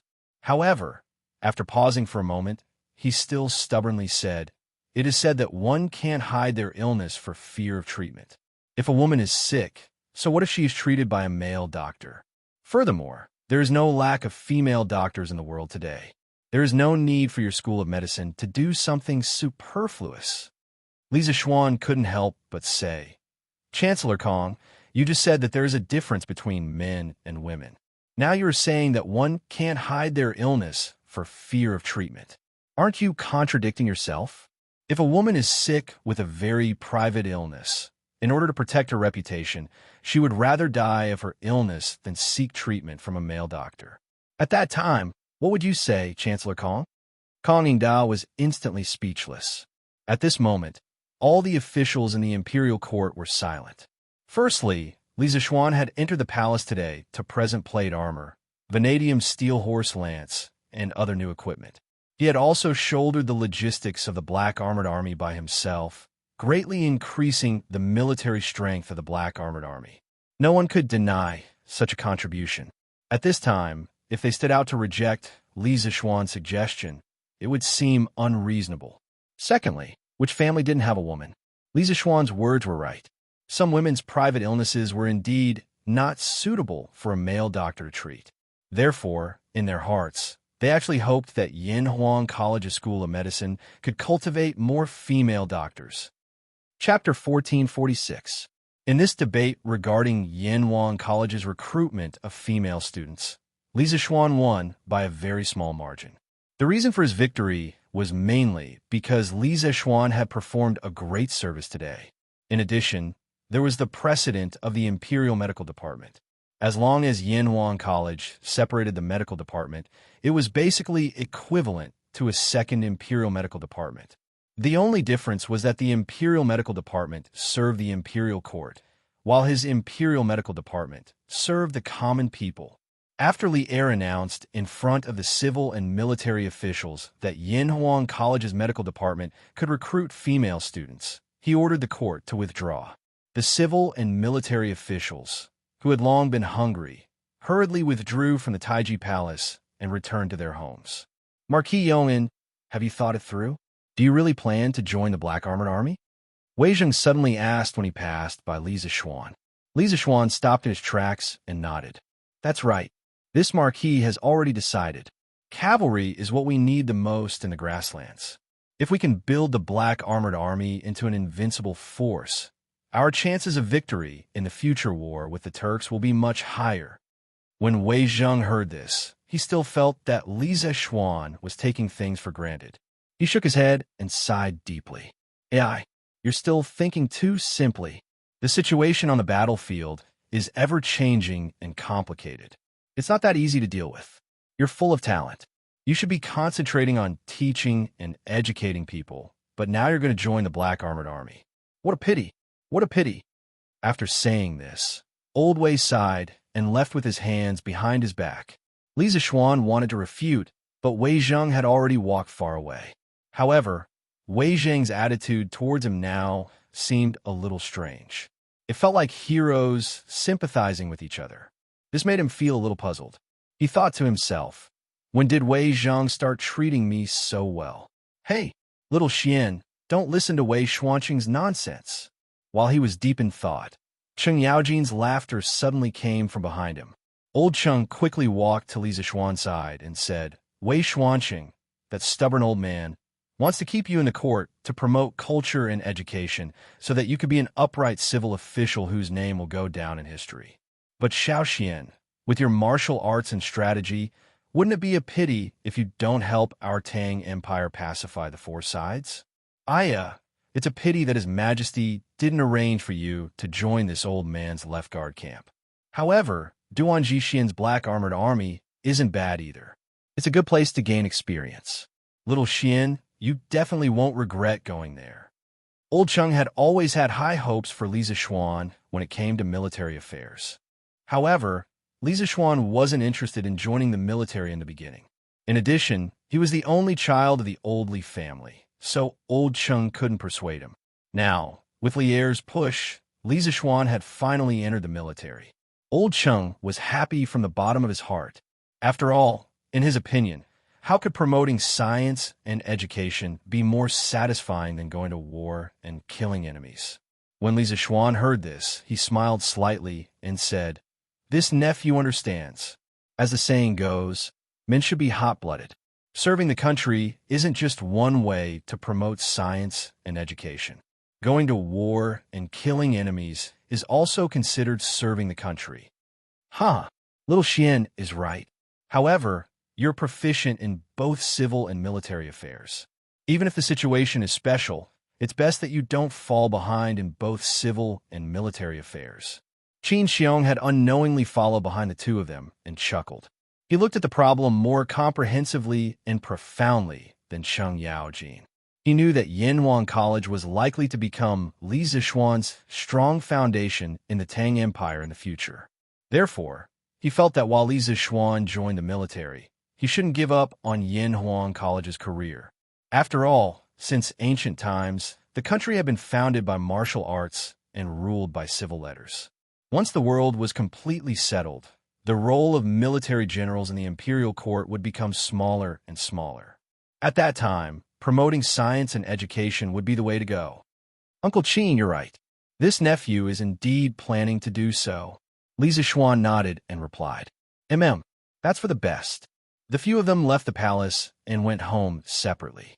As Li Zixuan's main task for joining the Black Armored Army this time was to let the soldiers of the Black Armored Army get used to the new equipment and practice the tactics that were compatible with the new equipment. However, the Black Armored Army only needed a few sets of the new equipment and was far from being able to mass-produce them. Therefore, Li Zixuan wasn't in a hurry to report to the military camp and be on duty. After handing over the plate armor and lance to Pang Feiji, Li Zixuan urged his horse and headed towards the east gate of Chang and city. However, as he was wearing plate armor when he entered the city in the morning, he was still recognized by many citizens. Therefore, as he walked on the streets, many citizens stared at Li Zixuan without blinking, as if they were looking at a rare species. Li Zixuan felt uncomfortable being stared at like that. Therefore, he hurriedly increased the speed of his horse, wanting to leave Chang and city as soon as possible. "Nay, Boss Lin." When he was about to reach the Yinxing gate, Li Zixuan suddenly saw a familiar person through the window of a carriage beside him. He stopped his horse and greeted him. That's right, this person was the first batch of members of the Yanhuang Chamber of Commerce, Lin Wenyuan. Li Zixuan could still remember Lin Wenyuan's son, Lin Hao, calling him Grandmaster in order to fool the guards and watch the fireworks on Yinshan Mountain. "Marquis, you just finished your morning court session, right? I was just about to go to Yinshan Mountain to visit you." Lin Wenyuan was shocked when he heard that. He hurriedly asked the coachman to stop the carriage, opened the curtains, and jumped off the carriage. He cupped his hands and greeted Li Zixuan. As everyone knew, although Li Zixuan was a noble, he did not attend morning court sessions. Moreover, after Yanhuang College was built last year, Li Zixuan did not live in Chang'an City. Therefore, when he saw that the person outside the carriage was really Li Zixuan, Lin Wenyuan was a little surprised. Boss Lin is looking for me?" Li Zixuan's heart skipped a beat as he asked curiously. Lin Wenyuan was a little embarrassed. "There are some trivial matters, but the weather is hot now. Marquis, if you don't mind, please come to the carriage for a chat. I will go to Lantian County to visit Boss Chow in a while." After Lantian County announced a series of preferential policies for merchants, Chow Wendong moved his entire family to Lantian County. Therefore, if Lin Wenyuan wanted to see Chow Wendong now, he had to go to Lantian County. Li Zixuan pondered for a moment, then nodded. "All right, then let's go to Lantian County together." "Marquis, please," Lin Wenyuan said happily. Li Zixuan smiled and did not refuse. He turned around and handed Big White to Pang Feiji, then went straight to the Lin family carriage. As one of the first members of the Yen Huang Chamber of Commerce, Lin Wenyuan's carriage was naturally very luxurious. This was a special edition Don't Touch Me carriage that was custom-made from the strange interest pavilion. Compared to other Don't Touch Me carriages, Lin Wenyuan's carriage had more space inside. Of course, the interior was also more luxurious. Although this was the case, Li Zixuan did not have the time to care about this. After he sat down, After sitting down, he asked directly, "Boss Lin, what do you want to talk to me about? Can you say it now?" Lin Wenyuan immediately smiled apologetically. "Marquis, please forgive me. You have to waste your time on me despite your busy schedule. I feel very uneasy." Li Zixuan waved his hand and interrupted. "There's no need to be so courteous. I've known Boss Lin for a long time. Boss Lin, if you have something to say, just say it." Lin Wenyuan knew that Li Zixuan was the kind of person who did not like to beat around the bush. Hearing this, he said directly, "Marquis, it's like this. This morning, I heard that you created a kind of immortal carriage that does not require human or animal power to move quickly. Is this true?" Li Zixuan could roughly guess what Lin Wenyuan wanted to say. His eyes flashed, and he said, "That thing is not called an immortal carriage. There are no immortals in this world. That carriage is called an electric bicycle. I modified the original bicycle and changed it from the front wheel to the rear wheel. Then, with the help of the workshop's special electric motor and lead-acid battery, the bicycle can rely on electricity to move quickly. As for the name immortal carriage that the people gave to the electric bicycle, although it sounded very domineering, Li Zixuan did not like it because he felt that the name contained too much superstition. Even though his soul had somehow transmigrated to the Tang dynasty, Li Zixuan still did not believe in the existence of immortals in this world. Therefore, he would definitely not use the name Immortal Chariot in the future. Especially now that engineering had developed to a certain extent, many people had begun to truly understand this world. Li Zixuan did not wish to become a theologian when all his students had become propagators of engineering. "I see." After listening to Li Zixuan, Lin Wenyuan could not help but be enlightened. Then he asked tentatively, "Marquis, I wonder if you plan to sell this electric bicycle to the public in the future?" Li Zixuan's eyes narrowed. He thought for a moment and said, "If the electric bicycle wants to run for a long time, it must be charged with lead-acid batteries. Before the power lines are widely available, the electric bicycle cannot be sold." Lin Wenyuan was a little disappointed when he heard this. Li Zixuan saw this and asked, "It seems that Boss Lin wants to make money from the electric bicycle." No. Lin Wenyuan was shocked and quickly waved his hand. "Marquis, please understand. I did not mean that. The bicycle that the workshop made previously has already made me a lot of money. I do not dare to have any other thoughts. Now, I just want to help Marquis with his worries." "Help me with my worries? What do you mean?" Li Zixuan was puzzled. Lin Wenyuan swallowed his saliva and said carefully, "I heard that Marquis is in need of copper, and I happen to know a few Japanese businessmen. They are very fond of Tang's bicycles. They said that in Japan, as long as you have a bicycle, you can exchange it for anything, including copper. To tell you the truth, Marquis, I once used 3 bicycles to exchange for 15,000 caddies of brass. So much? On average, 1 bicycle can be exchanged for 5,000 caddies of brass?" Li Zixuan was surprised. When the bicycle was first sold, it was only 400 strings of coins. That did not include the discount for membership cards. Later, as the workshop's bicycle production increased, the price of the bicycle was slightly lowered. Now, it was about 350 strings of coins to buy one. In this era, the value of brass was difficult to measure with money because the imperial court did not allow the private sale of brass. However, many people melted copper coins to make bronzeware. Tang's copper coins were about 7 to 8 caddies, and 350 strings of coins weighed about 3,000 caddies. In order to buy a bicycle, the Japanese businessmen were willing to pay a high price of 5,000 caddies of brass. This made Li Zixuan a little bit tempted. After all, he was in need of copper, and the main material of the bicycle was iron. Using a little iron to exchange for a large amount of brass was a business that Li Zixuan thought could be done, but This brass should be under the control of the imperial court in Japan, right? I've heard that the Neon people also use copper coins. How could the Neon court allow those merchants to sell so much brass without permission? Li Zixuan quickly reacted and asked. In China's Tang dynasty, Japan also used the Tang dynasty's Kaiyuan Tongbao, issued in 621.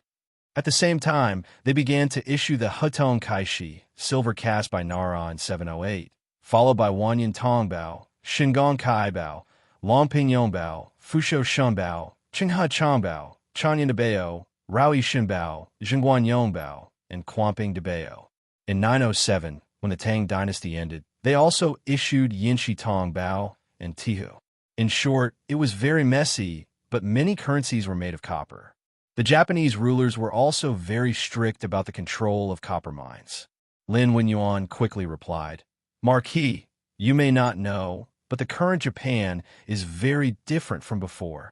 Ever since Shanbei, the son of Crown Prince Shingde, returned to Japan, he immediately ascended to the throne. He imitated the Tang dynasty's 6 ministries to reform the government, and, at the same time, he set up an academy and abolished the old customs. It is said that the knowledge taught in his academy is the Marquis New Mathematics. I think that before Big Brother Shanbei returned to the country, he must have bought a few copies of the new mathematics teaching materials and brought them back. Hearing this, Li Zixuan frowned and asked, What does this have to do with the Japanese businessmen selling brass? Lin Wenyuan replied, Marquis, of course it has to do with them. It is said that the newly ascended king of Japan directly abolished the copper coin and used the Tang yuan of Tang as the domestic currency. In addition, he built many seaports, wanting to trade with the sea merchants of Tang dynasty and exchange what they need. In this way, since Japan does not use copper coins, the control of the sale of brass among the people is naturally much smaller. Li Zixuan's face did not show any joy when he heard this. Instead, he could not help but feel his heart sink. If Japan continued to develop like this, in less than 20 years, there would be an extremely powerful opponent around Tang dynasty. At this moment, Li Zixuan was a little regretful that he hadn't kept his big brother king in the Great Tang forever. Well, in that case, we will exchange the copper needed by the workshop with the Japanese businessmen in the future. Anyway, no matter what, we won't lose anything. Li Zixuan thought for a moment and said, he was really sure copper now. If he could exchange a large amount of copper from the Japanese, he could not ask for more. As for the hidden danger of Shanbei, he could only think about it later. Chapter 1447. Lantian County had a gall aluminum mine. According to Wang Ji's investigation, the reserves of this mine were not small at all. However, using the wet process to refine copper was a problem. It was basically impossible to refine a large amount of copper in a short period of time. Therefore, after hearing Lin Wenyuan say that bicycles could be exchanged for a large amount of copper from the Japanese merchants, Li Zixuan decided to temporarily use the brass in the hands of the Japanese merchants to solve the problem of the workshop's lack of copper. Boss Lin, go and inform the members of the Chamber of Commerce to get rid of all their bicycles as soon as possible. In addition, I will give you 50 bicycles from the workshop. Take them to the Japanese merchants and exchange them for brass as soon as possible. Get as much as you can. Li Zixuan suddenly said as the carriage traveled on the cement road to Lantian County. Lin Wenyuan could hear the urgency in Li Zixuan's words and couldn't help but wonder, Marquis, why are you in such a hurry to sell all your bicycles? Also, if you take out so many bicycles at once, the Japanese merchants will take the opportunity to lower the price. Li Zixuan waved his hand and said, It doesn't matter if they lower the price, as long as it's within an acceptable range. This range is probably not lower than 80% of the current market price. Also, there's something you probably don't know, and that is that the workshop will soon release the second generation of bicycles. The electric bicycle I told you about before is based on the second generation of bicycles. Compared to the first generation of bicycles, the second generation of bicycles uses the latest technology from the Strange Taste Pavilion workshop. Not only does it save energy, but it's also safer. It can be said that anyone who has ridden the second generation of bicycles will definitely not be willing to ride the first generation of bicycles. The workshop will soon mass produce the second generation of bicycles. When that time comes, the demand for the first generation of bicycles will definitely decrease. If you don't hurry up and get rid of all your bicycles, you'll have to sell them at a lower price in the future. After doing business for decades, Lin Wenyuan obviously understood the twists and turns of this matter. Hearing this, he was very grateful and said, "Thank you, Marquis, for your reminder. I will pass on Marquis's message to the rest of the people before dark today. When the time comes, I will also give you a batch of second-generation bicycles to trade with the Japanese. Lantian County needs copper very much." Li Zishuan nodded and said with some emotion. Li Zishuan didn't know how much copper would be needed to build a county-level power grid and connect the entire Lantian County to electricity. But it was an astronomical figure, and he could only use all means to get as much copper as possible. "I understand." Lin Wenyuan cupped his hands in acknowledgement. Suddenly, after a moment of hesitation, he said, "Marquis, ever since the establishment of the Department of Commerce in Lantian County, it has become a paradise for merchants. Here, we merchants are able to receive equal treatment. This Lin has been discussing with my wife recently. We wish to follow Boss Chow's example and move our family to Lantian County. I wonder if Marquis can grant us permission?" In fact, Lin Wenyuan wanted to move to Lantian County not only because the Department of Commerce had raised the status of businessmen, but also because of his son's future. Although Lin Hao had Iron Egg as his teacher, and after more than half a year of studying in seclusion, he had a higher chance of passing the Yanwang College this year. But what if he didn't pass? If that really happened, Lin Wenyuan planned to send Lin Hao to the county school in Lantian County. Moreover, hearing that Li Zishuan needed brass, it was obvious that he wanted to connect the entire Lantian County to electricity. That way, Lantian County would become more dazzling than Chang'an City. When that time came, many people from other counties would want to move to Lantian County. "Oh, Mr. Lin also wants to move to Lantian County? That's good. You can move directly. The conditions for moving to Lantian County are still very generous." Li Zishuan heard this and said with some surprise, "Thank you, Marquis." Lin Wenyuan cupped his hands and said, with Li Zishuan's words, it would be much easier for him to move to the county office later. "What? You want to go to the Black Armored Army to be a clerk?" Returning to the Marquis's mansion in Lantian County, Li Zishuan told the two elders in detail what had happened in the morning court. After Madame Li heard it, she was almost scared half to death. After all, she and Li Zishuan only had this one son. In the early years, Li Zishuan had followed spiritual master Lingxiu into the mountains to nurse his body because of his weak body. But now that Li Zishuan was healthy and had made a name for himself, how could Madame Li accept this? Li Jingma's face also froze. Although he did not panic like Madame Li, in those eyes that had experienced the vicissitudes of life, he could not help but reveal a deep sense of worry. "Mother, don't worry. The registrar of the record is in charge of all the documents and records. He is also in charge of planning and giving advice to the general. He won't lead the troops to charge and break through enemy lines, so there won't be any danger. Now that the Tang Empire and the Turks are at daggers drawn, a war is likely to break out. I have learned some skills from my master. If I don't use them now, when the Tang Empire is trampled by the foreign tribes one day, not only will I regret it for the rest of my life, but my master will also not be able to rest in peace." Li Zishuan patted his mother's hand and patiently persuaded her. Madame Li was about to say something, but Yi Guozhong said at this time, "Little Xian is right. Back then, how heroic was spiritual master Ling Su. He single-handedly fought against hundreds of Turkic wolf cavalry, causing the alien races to tremble in fear. As the last disciple of spiritual master Ling Su, little Xian couldn't be a coward and do nothing when the kingdom war was about to arrive. Moreover, His Majesty has transferred little Xian into the Black Armored Army, the most elite cavalry of the Tang Empire. This shows that His Majesty has high hopes for little Xian.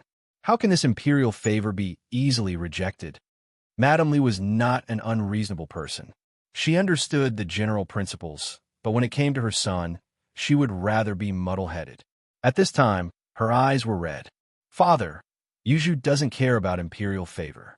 Little Xian is my child. I would rather he be useless for the rest of his life than risk his life. After saying that, she nervously held Li Zixuan's hand and said, Little Xian, you are the only son of our family. According to the laws of the country, you don't have to join the army. Go and talk to His Majesty now and reject this job, okay? A mother's love is great, but sometimes a mother's love is selfish. Looking at the nervous and concerned Mrs. Li in front of him, Li Zixuan didn't feel good in his heart. Humans aren't plants and can't be emotionless. After spending more than a year together, he had long regarded this woman in front of him as his biological mother in this life. After a pause, he adjusted his mood and said, Mother, I know you are doing this for my own good, but I have a reason to join the Black Armored Army. Currently, my workshop has created a type of armor that is especially suitable for the Black Armored Army. It can greatly increase their battle prowess. I have to help them adapt to this new equipment and practice new tactics. But don't worry, I am just an insignificant member of the army, not a general.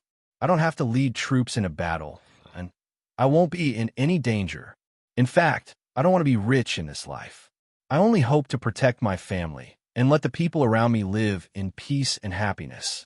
Now that the enemy is before us, if I am afraid of the slightest thing, and if the Tang Empire is defeated by the Turks, when the country is destroyed, the millions of families in the Central Plains will be massacred by the foreign races.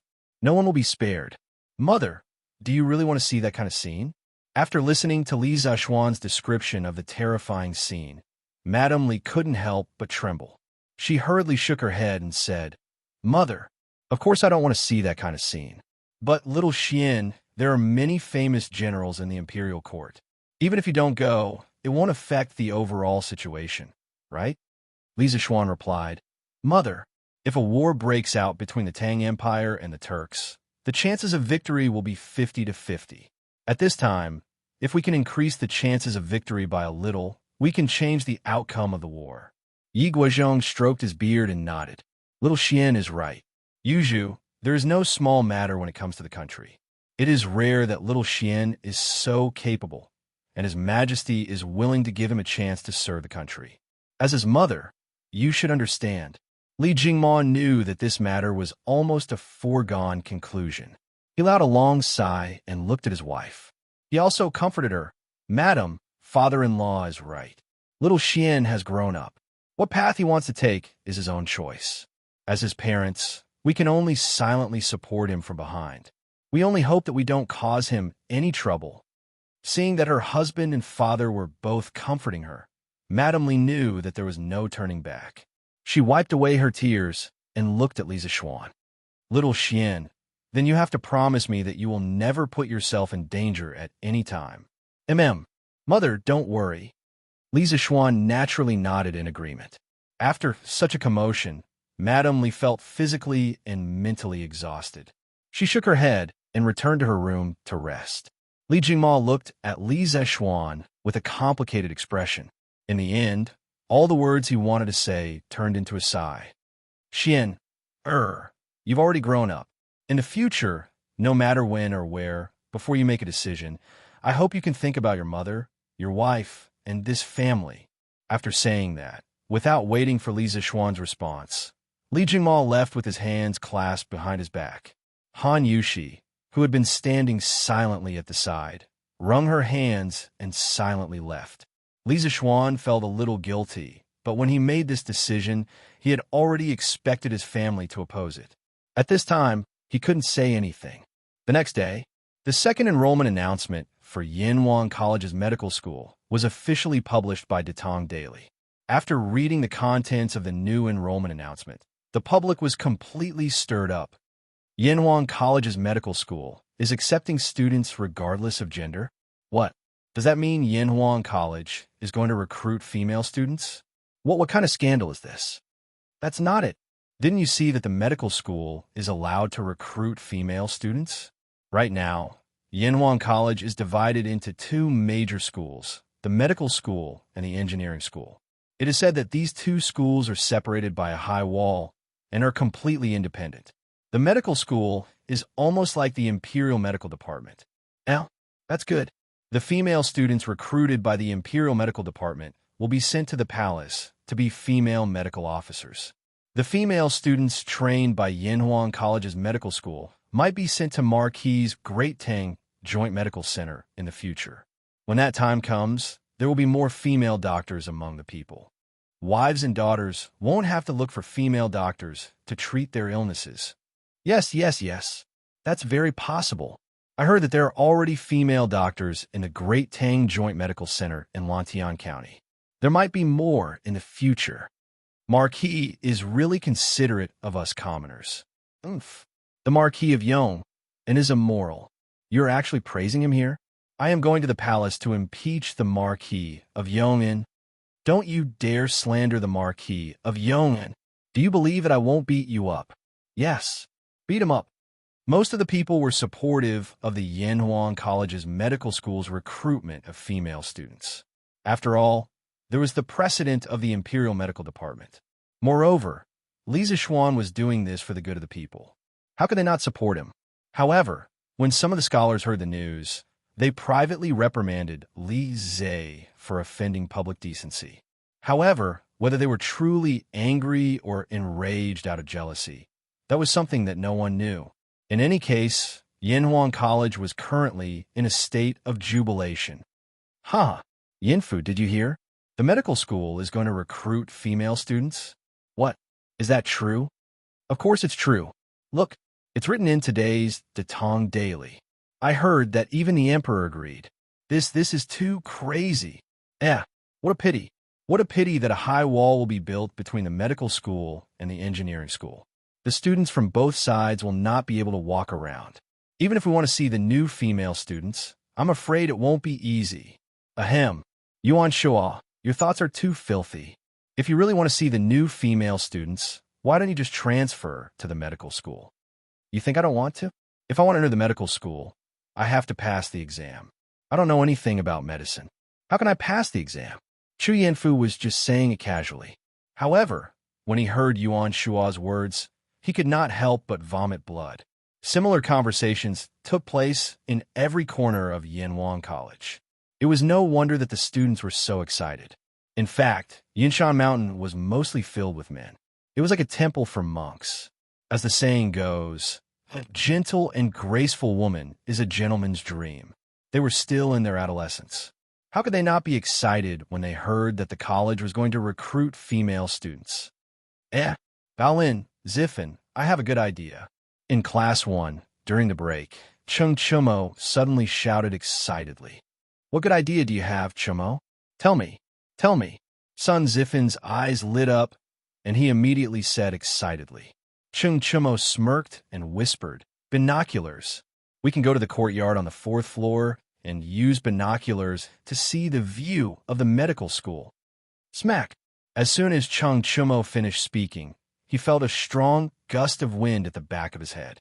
A solid slap landed on the back of his head, followed by an annoyed voice. You're using your cleverness on crooked ways. If Uncle Chung finds out, won't he break your legs? Chapter 1448. Only Chung Chumo could come up with such a wicked idea, like using an astronomical telescope to peek at a beautiful woman. This kind of thing was something that many restless youths in modern society had done before, but Chung Chumo, as a man from the Tang dynasty, was actually able to come up with this idea. It had to be said that this guy's brain circuit was a bit different from others. Yamacho, why are you here? Chung Chumo was about to scold him when he heard Li Zixuan's voice behind him. He immediately changed his words. Li Zixuan rolled his eyes and said impatiently, Why am I here? If I didn't come, someone would have used the Academy's astronomical telescope to peek at women. Chung Chumo was speechless. Yuchi Bao Lin and Sun Zifan hurriedly sat upright and still, acting as if this matter had nothing to do with them and they were unconcerned. Li Zixuan looked around and asked curiously, Where's Qin Ke? Why isn't he in the classroom? Chung Chumo rubbed his head and replied, Oh, Chinkei saw Yamacho's new electric bicycle at the workshop the day before yesterday and wanted to go to the workshop to build it. You should be looking for Mr. Li Gang or Mr. Imo now, right? Chinkei wants to build a bicycle? Li Zishuan was stunned when he heard this. Chung Chumo nodded and said, yeah, he even told me about it yesterday. Hey, Yamacho, tomorrow is Saturday. Can you lend me your electric bicycle for 2 days? As he spoke, Chung Chumo suddenly shamelessly asked Li Zishuan to lend him his car. Li Zishuan looked at him from head to toe and said angrily, with your careless temper, if I lend you my car, you'll either hurt yourself or someone else. I think I'd better not borrow it. Chung Chumo panicked when he heard that. Yamacho, how can you look down on me? I, Chung Chumo, am someone who has ridden a war horse and been on the battlefield. I'm just riding an electric bicycle. How could I hit someone? Li Zishuan didn't want to talk to this idiot, so he turned around and prepared to leave the classroom. He came to the academy today mainly to talk to Li Gang, Yin Silu, and the others about something, and also to check on the teaching situation in the academy. Hey, Yamacho, don't go. Are you going to lend me this electric bike or not? If you lend it to me for 2 days, I promise I won't hit anyone. If I really hit someone, I'll do whatever you want me to do in the future without any hesitation. In order to borrow the electric bicycle, Chung Chumo was going all out. He was betting his future freedom. Li Zishuan was helpless. After all, this idiot was his good brother. He could only wave his hand and say, Okay. Lend it to you for 2 days. After school, you can go to the county and get it yourself. Hee. Thank you, Yamacho. Chung Chumo couldn't help but laugh proudly when he heard that. Suddenly, he pointed at the door and said, Yo, Yamacho, Chinkei is back. Weren't you looking for him just now? Li Zishuan turned around and saw Li Tai walking toward him. He took 2 steps forward and stopped in front of Li Tai. Li Tai saw Li Zishuan and hurriedly greeted him. Yamacho. Li Zishuan nodded and said, Chinkei, come with me. Okay. Li Tai hesitated for a moment, then followed Li Zishuan out of the classroom. Chinkei, I heard you wanted to go to the workshop to build a bike. How was it? Did you go to see Mr. Imo? Or Mr. Wenji? Downstairs, Li Zishuan looked at Li Tai and asked. Li Tai nodded and replied, Yes. I just want to see Mr. Imo. He said that as long as Yamacho agrees, I can go to the workshop to study how to build a bike. In the future, I might be able to build a bike that's even better than an electric bike. Li Zishuan found it funny and said, Chinkei, why do you suddenly want to build a bike? Li Tai was silent for a moment and said, Yamacho, although the teachers in the academy have taught us a lot of engineering knowledge, Chinkei thinks that if this knowledge can't be used in practice, it's no different from Zhao Kuo's theory. Mr. Wang made sulfuric acid based on practice. Professor Imo made telescopes, electric motors, and generators through practice. Xiaoke is now practicing in the Yanhuang Bank to verify the economic knowledge he learned from Yamacho, and I also want to use practice to verify the knowledge I learned. The day before yesterday, when I saw the electric bicycle made by Professor Imo and Shanjan, I felt that only by personally participating in the practice could I deepen my knowledge. Only then would I be able to show the value of engineering. Only then would I be able to create such a magical and convenient tool like the electric bicycle. So, Yamacho, please let Chinkei go to the workshop to participate in the practice. Li Zishuan didn't expect Li Tai to say this to him. He couldn't help but look at Li Tai in surprise, then asked thoughtfully, Chinkei, are you trying to compete with Xiaoke? He was a little worried that the little fatty had been provoked by Li Ku, so he took the initiative to volunteer to practice in the workshop. This kind of competitive mentality was not good, especially between the princes. Li Tai heard this and shook his head without hesitation, saying, No, I just don't think I'm worse than anyone. Confidence. This little fatty has always been so confident. Li Zishuan paused, then smiled. That's fine. You can go to the workshop to practice, but you can't fall behind in your studies. I'm very pleased that you can understand so many principles. Li Tai was overjoyed when he heard this and quickly cupped his hands, saying, Thank you, Yamacho.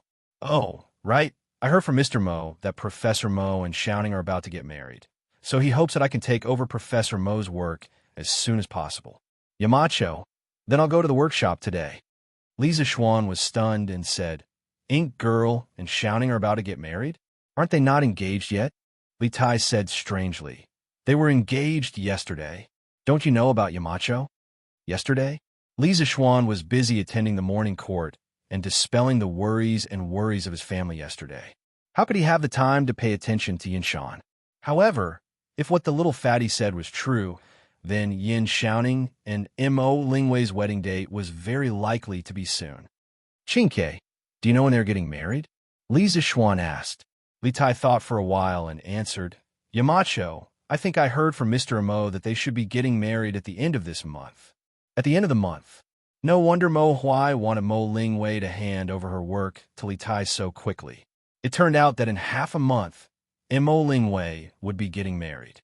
It was indeed not suitable for her to be in public at this time. Li Zishuan thought of this and smiled. "That's fine. I know all about it. Chinke, if you have any problems or difficulties, feel free to look for me or Mr. Mo." Li Tai cupped his hands and said, "Thank you, sir." Li Zishuan nodded and then left the academy. He went down the mountain and walked towards the workshop. Chapter 1449. Brother Zhang, how's the progress of the new armor? How long will it take to make 5,000 sets? After descending the Cloud Mountain, Li Zishuan went to the temporary blacksmith workshop near the Ba River hydropower station. He asked someone to call Zhang Hongxing over and asked. Currently, the workshop wasn't lacking in iron. This was because Li Zishuan had his own iron ore, and the Zhongsun clan had also given him their iron ore. Of course, the condition was that Li Zishuan had to give half of the iron he refined from the Zhongsun clan's iron ore to the Zhongsun clan. However, this time, Zhongsun Wuji had generously agreed to give Li Zishuan 200,000 jin of iron ore for free. Thus, he wasn't lacking in raw materials for producing weapons and armor. What he lacked was speed. Zhang Hongsheng might have just come over from the forge as his forehead was covered in sweat. When he heard Li Zishuan's question, he wiped his sweat and replied, "Marquis, vanadium steel horse lances, horse armor, and horseshoes are easy to make. However, plate armor isn't easy to make. When making it, we have to consider the coordination between the joints of the body and the plate armor. Although we have the hydraulic press now, we can only make 10 sets of plate armor in a day. If we want to make all 5,000 sets of plate armor, it will take about 500 days. 500 days! Li Zishuan couldn't help but frown. He couldn't even wait 100 days, let alone 500 days. After pondering for a moment, Li Zishuan asked, "If we had a few more hydraulic presses, can we increase the speed of making plate armor?" Zhang Hongsheng scratched his head and thought for a moment before replying, "Marquis, this can be done. However, other than hydraulic presses, I think our workshop needs to recruit a group of blacksmiths. Otherwise, the speed won't increase much." Li Zishuan nodded and said, "That's true. I'll ask Faubert to recruit a group of blacksmiths as soon as possible. If you know any blacksmiths, you can introduce them to us." Zhang Hongxing chuckled and said, "Hey, Marquis, now that you mention it, I do think of some blacksmiths that I know. Their skills are definitely superb. If I'm free in the next few days, I'll ask them to come over and help." Li Zishuan heard this and immediately felt relieved. He smiled and said, "Whether it's recruiting blacksmiths or adding hydraulic presses, you can go ahead and do it. You don't need to worry about the materials and money. I just need you to get 5,000 sets of plate armor made as soon as possible. 2 months at most." "Brother Zhang, are you confident that you can complete the task?" 2 months? Zhang Hongxing couldn't help but be stunned. According to the current speed, it would take a total of 500 days, but Li Zishuan had said 60 days, directly reducing the time to a tenth. Zhang Hongsheng subconsciously wanted to directly say that it couldn't be completed, but seeing the urgency in Li Zishuan's eyes, it was obvious that Li Zishuan wanted to create 5,000 sets of plate armor as quickly as possible, regardless of the cost. Was the Tang Empire about to go to war? Zhang Hongsheng suddenly had such a conjecture in his mind. He was so scared that he broke out in a cold sweat. "Marquis, I can't promise you this, but I will do my best. I hope that when the time comes, I won't disappoint Marquis." Zhang Hongsheng clenched his teeth and cupped his fists. Li Zishuan didn't make things difficult for Zhang Hongsheng. Instead, he smiled and said, "Okay, Then I'll look forward to your good news. If you need anything, don't hesitate to ask Faubert or me. After that, Li Zixuan turned around and prepared to leave. Zhang Hongshang suddenly said, Marquis, there's something I need your help with. Li Zixuan stopped and turned around to ask, What's the matter? Zhang Hongshang said, Marquis, I presume that you also know that in order for plate armor to maximize its effectiveness, it first has to match the stature of the soldiers. Otherwise, plate armor will greatly affect the soldiers' movements on the battlefield. Thus, this Zhang wishes to ask Marquis to send someone to measure the bodies of the soldiers wearing plate armor. Li Zixuan couldn't help but think that Zhang Hongshang was rather thoughtful, but he still frowned and said, This way, I presume that it will greatly affect the speed of the armor production, right? It should. Zhang Hongsheng scratched his head, somewhat troubled. But your suggestion isn't unreasonable. How about this? I'll send someone to measure the bodies of the soldiers, and you'll need to use the data I provide you to divide their bodies into 4 sizes: small, medium, large, and large. Each size actually corresponds to a range of figures. As for how much this range is, you can decide for yourself. This way, we only need to produce 4 sizes of plate armor. Although there will be some discrepancies after the soldiers wear them, it won't affect their normal activities. In addition, when forging the plate armor, Brother Zhang, you must remember to let the craftsmen work together and divide the plate armor into many parts for a specific group of craftsmen to specialize in producing. For example, a group of craftsmen will specialize in making wrist guards, another group will specialize in making shoulder armor, and another group will specialize in making helmets. This way, a production unit only needs to focus on one part of the work. This can greatly increase the efficiency in production. Li Zixuan briefly explained the modern clothing size grading system to Zhang Hongsheng. Compared to tailoring, making clothes according to the size of the clothes could greatly save labor and time. This was also why the clothes in modern shopping malls were labeled with S, M, L, and so on. Speaking of sizes, Li Zixuan remembered that plate armor was very suitable to be made using the assembly line method. So, he taught the assembly line method to Zhang Hongsheng. In fact, in the new workshop of Strange Interest Pavilion, some workshops had already used the assembly line method for a long time, such as the bicycle workshop. However, Zhang Hongsheng joined the workshop relatively late, so he wasn't very familiar with the assembly line method. Hearing this, Zhang Hongsheng's eyes lit up. He said excitedly, Marquis method of dividing the sizes and dividing the work is simply too good. This way, our workshop can really make 5,000 sets of plate armor in 2 months. Hearing Zhang Hongsheng's words, Li Zixuan couldn't help but let out a sigh of relief. He smiled and said, That's great. Then we'll have to trouble Brother Zhang. Marquis, don't worry. After leaving the plate armor forging workshop, Li Zixuan went directly to the workshop to look for Faubert. He told Faubert about the expansion of blacksmiths and the addition of hydraulic stamping machines. Faubert naturally agreed.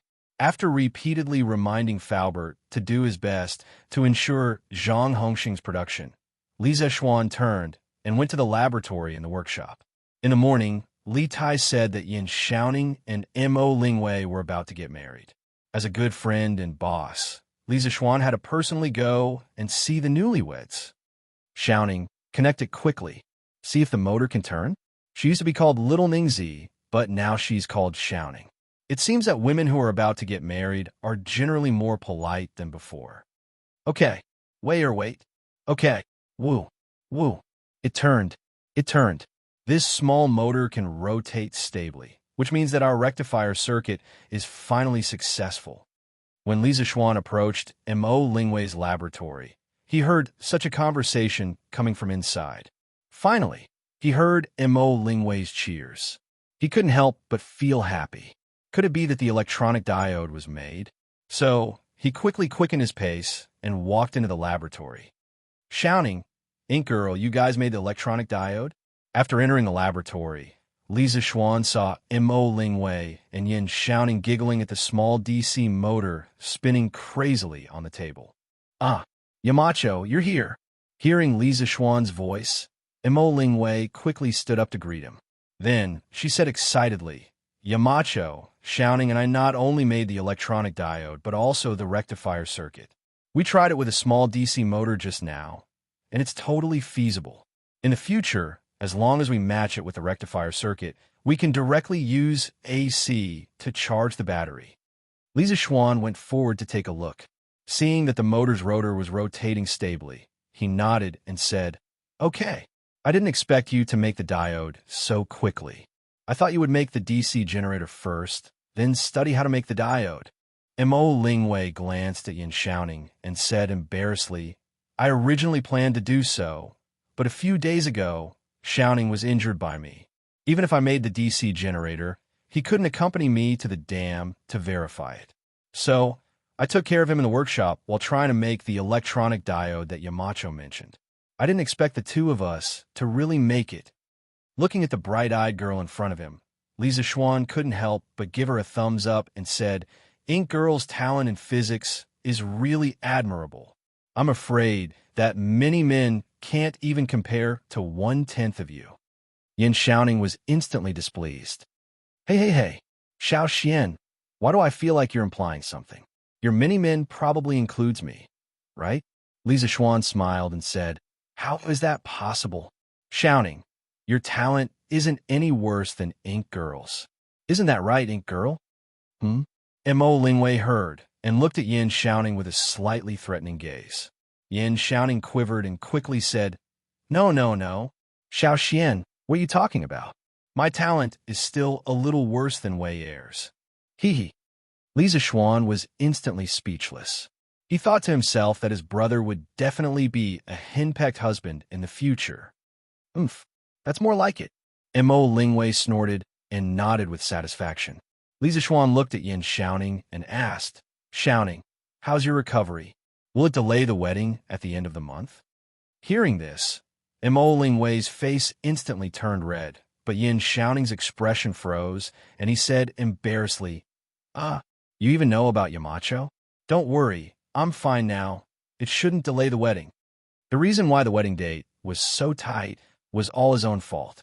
If he hadn't pretended to be fine in front of Yin Lai and said that he only had a small injury, Yin Lai definitely wouldn't have chosen the wedding date between him and Mo Lingwei so close. But now that things had come to this, it was too late to say anything. He had to complete the arranged marriage, even if he had to kneel down. Lisa Schwann looked at Yin Xiaoning's expression and instantly understood. However, this was Yin Xiaoning's family matter, so he couldn't interfere. After all, even an upright official would find it difficult to settle a family matter. After thinking for a moment, he said, "I will ask Pri-sun to do more acupuncture and massage for you these few days. With the help of medicinal wine, it should be able to speed up the recovery of your waist and back. However, you have to be careful not to do any strenuous exercise to avoid adding more injuries to your injury." Today was the 4th of June, and there were only slightly more than 20 days until the end of June. However, generally speaking, it would take 100 days for bones and tendons to recover. In this special period, they could only use special methods. Yin Xiaoning didn't refuse. He nodded and said, "Thank you very much." Lisa Schwann couldn't help but laugh and scold. "Go away. You don't have to be so polite with me. Seeing that the two of you are finally together, as your brother, I am very happy for you. Don't worry, when the two of you get married, I will definitely give you a big gift." When she heard Lisa Schwann say big gift, Mo Lingwei, who was at the side, couldn't care less about being shy. She cast her gaze on Lisa Schwann. Yin Xiaoning's eyes also lit up and said directly, "Big gift? Xiao Xian, what big gift? Take it out and let us see it first. If it doesn't suit us, you still have time to change it, right?" Lisa Schwann glared at this shameless guy and said, "Scram, do you want it or not?" This person who received the gift was still being picky. If he wasn't shameless, what else could he be? "No, Xiao Xian, why are you being so unreasonable? You should at least make the recipient satisfied when you give a gift, right? Otherwise, why would you give a gift?" Yin Xiaoning started to act shamelessly. It had to be said that this guy had become even more naughty after spending so much time with Mo Lingwei. Lisa Schwann rolled his eyes and said, "Okay, then I won't give it to you." Hey, don't. Don't. Let's talk nicely, Yin Xiaoning hurriedly said. The person in front of him was a real rich person. If he wanted to give a big gift, it would definitely not be small. Yin Xiaoning would rather not miss it. Li Zixuan couldn't be bothered to banter with this guy. He turned to look at Mo Lingwei and said, "Since the diodes have been made, it means that Mr. Wang's electrolysis workshop can operate normally. I'll have to trouble Ink Girl to help Mr. Wang renovate the electrolysis workshop these 2 days. Also, now that we can connect to the alternating current to charge the batteries, it means that the conditions for the batteries to be used on a large scale are ripe. Ink Girl, you need to arrange for the craftsman to make a batch of batteries as soon as possible as a backup." Mo Lingwei said seriously, "Yes." "Yamacho." After a pause, she asked, "Yamacho, are we still making the DC generator?" Li Zixuan pondered for a moment and said, "Yes. Of course we're going to make it, but you don't have to. It's relatively simple. Qin Ke from the academy will come to the workshop to help out. You can let her do this work." His Highness King Wei is coming to the workshop? Mo Lingwei immediately exclaimed when she heard this. Although the Mo family had lived in a remote place for a long time and did not care about worldly affairs and would not care about the royal power, but after entering the secular world last year, the Mo family slowly began to fear the royal power. Hearing Li Zixuan's intention to let Li Tai come over to be her student, how could Mo Lingwei accept it in such a short time? Chapter 1450. Qin Ke is very interested in electricity and car making, but this knowledge can't be fully grasped by reading books. Only by experiencing it personally can one have a deep impression of it. It's a good thing that he's willing to come to the workshop to practice. Ink Girl, you're getting married to Xiaoning at the end of the month. Use these few days to teach Qin Ke. With his talent, he should be able to understand the principles of generators, motors, and batteries very quickly. Li Zixuan instructed Mo Lingwei in the laboratory of the new workshop. Yamacho, don't worry. I'll teach Prince Wei well." Mo Lingwei hesitated for a moment before replying. Li Zixuan narrowed his eyes as if he could see Mo Lingwei's worries. He smiled and said, "In the academy, there are only teachers and students. There's no Prince Wei, so Ink Girl, don't feel pressured. In general, Qin Ke is very easy to get along with. If you don't believe me, you can ask Xiaoning." Yin Xiaoning quickly nodded and said, Wei don't worry. Qin Ke and I are very close. If there's anything, just let me handle it." Mo Lingwei was slightly relieved this time. Besides, she wasn't someone who was afraid of trouble. After hearing Li Zixuan and Yin Xiaoning's words, she smiled and said, Hee, that's fine. If Prince Wei doesn't listen to my teachings, then don't blame me for hitting his palm as a teacher. There was even a hint of excitement in her words. She must be excited that she could hit a prince's palm. Li Zixuan and Yin Xiaoning couldn't help but look at each other, speechless. They had almost forgotten that although the lady in front of them looked beautiful, there was a devil in her heart. Now that things had come to this, they could only pray for that little fatty Li Tai in their hearts. What? The Marquis of Yong, and wants to join the Black Armored Army? How can that be? He's just a kid who hasn't even seen human blood. How can he join the Black Armored Army? If he wants to gain merit, he could just go to the other camps in the capital. But if he wants to join the Black Armored Army, I won't allow it. In the afternoon, in the main hall of Duke Fan's mansion in Chong and City, the angry roar of a middle-aged man could be heard. The master of the Duke Fan mansion was Duan Jishuan. In the 9th year of Wuda, Crown Prince Li Jiansheng wanted to murder Li Er. He bribed Duan Jishuan with a large sum of money in an attempt to lure him into submission. Duan Jishuan refused to accept it and informed Li Er of this matter. Afterwards, together with Yuchi Jingda and the others, he started the Black Tortoise Gate Rebellion and killed Li Jiansheng and Li Yuanji. Not long after, Li Er ascended the throne. As the #1 contributor to the Black Tortoise Gate, Duan Jishuan was promoted to the position of Great General of the Left Valiant Guard and was conferred the title of Duke of Fan. Since Duan Jishuan had participated in the formation of the Black Armored Army and Li Er trusted him, he was basically the one in charge of the Black Armored Army. Xingong, the Marquis of Yong, and did not come to the Black Armored Army to gain military merits. He has already become a marquis at such a young age. Why would he need military merits? He is here to help the Black Armored Army adapt to the new armor. Moreover, he is not a child who has never seen human blood. Last year, he killed more than 50 bandits at the Bloodwind Stockade alone. His martial arts are unparalleled among the younger generation. At this time, Duan Jishuan's voice came from the main hall. Then, the middle-aged man snorted again. Humph. Those were just small bandits who gathered in the mountains. Killing them was as easy as chopping vegetables. What is there to brag about? Duan Jishuan said in a deep voice, "What about the battle at Snake Spirit Mountain?" At that time, the 7 cultivators of True Virtue sect had a late-stage grandmaster and a peak grandmaster, as well as thousands of disciples. However, Li Zishuan destroyed the entire 7 cultivators of True Virtue sect in one night. To put it bluntly, with his strength, I'm afraid that even you and I are no match for him. You are praising others and diminishing our own prestige. I don't believe that a teenager like him can be so powerful. Isn't it just because he was taught by a famous teacher since he was young? No matter how high his realm is, it is still unstable. Compared to us veterans who have experienced hundreds of battles, he is still too young. In short, I don't agree to let a child join the Black Armored Army. Hearing this, Duan Jishuan's voice turned cold. Xingong, this is not a matter of whether you agree or not. This is the Emperor's decree. Are you going to defy the decree? If you really have something to say, go to the palace and tell the Emperor directly after you recover. Fine, I'll say it. The glory of the Black Armored Army today is built on the blood and bones of countless soldiers. I will not allow a child to criticize us. Goodbye. As soon as he finished speaking, a middle-aged man dressed in a Crimson Warrior's uniform walked out of the main hall. After leaving Duke Fan's mansion, he left directly. This stubborn old man.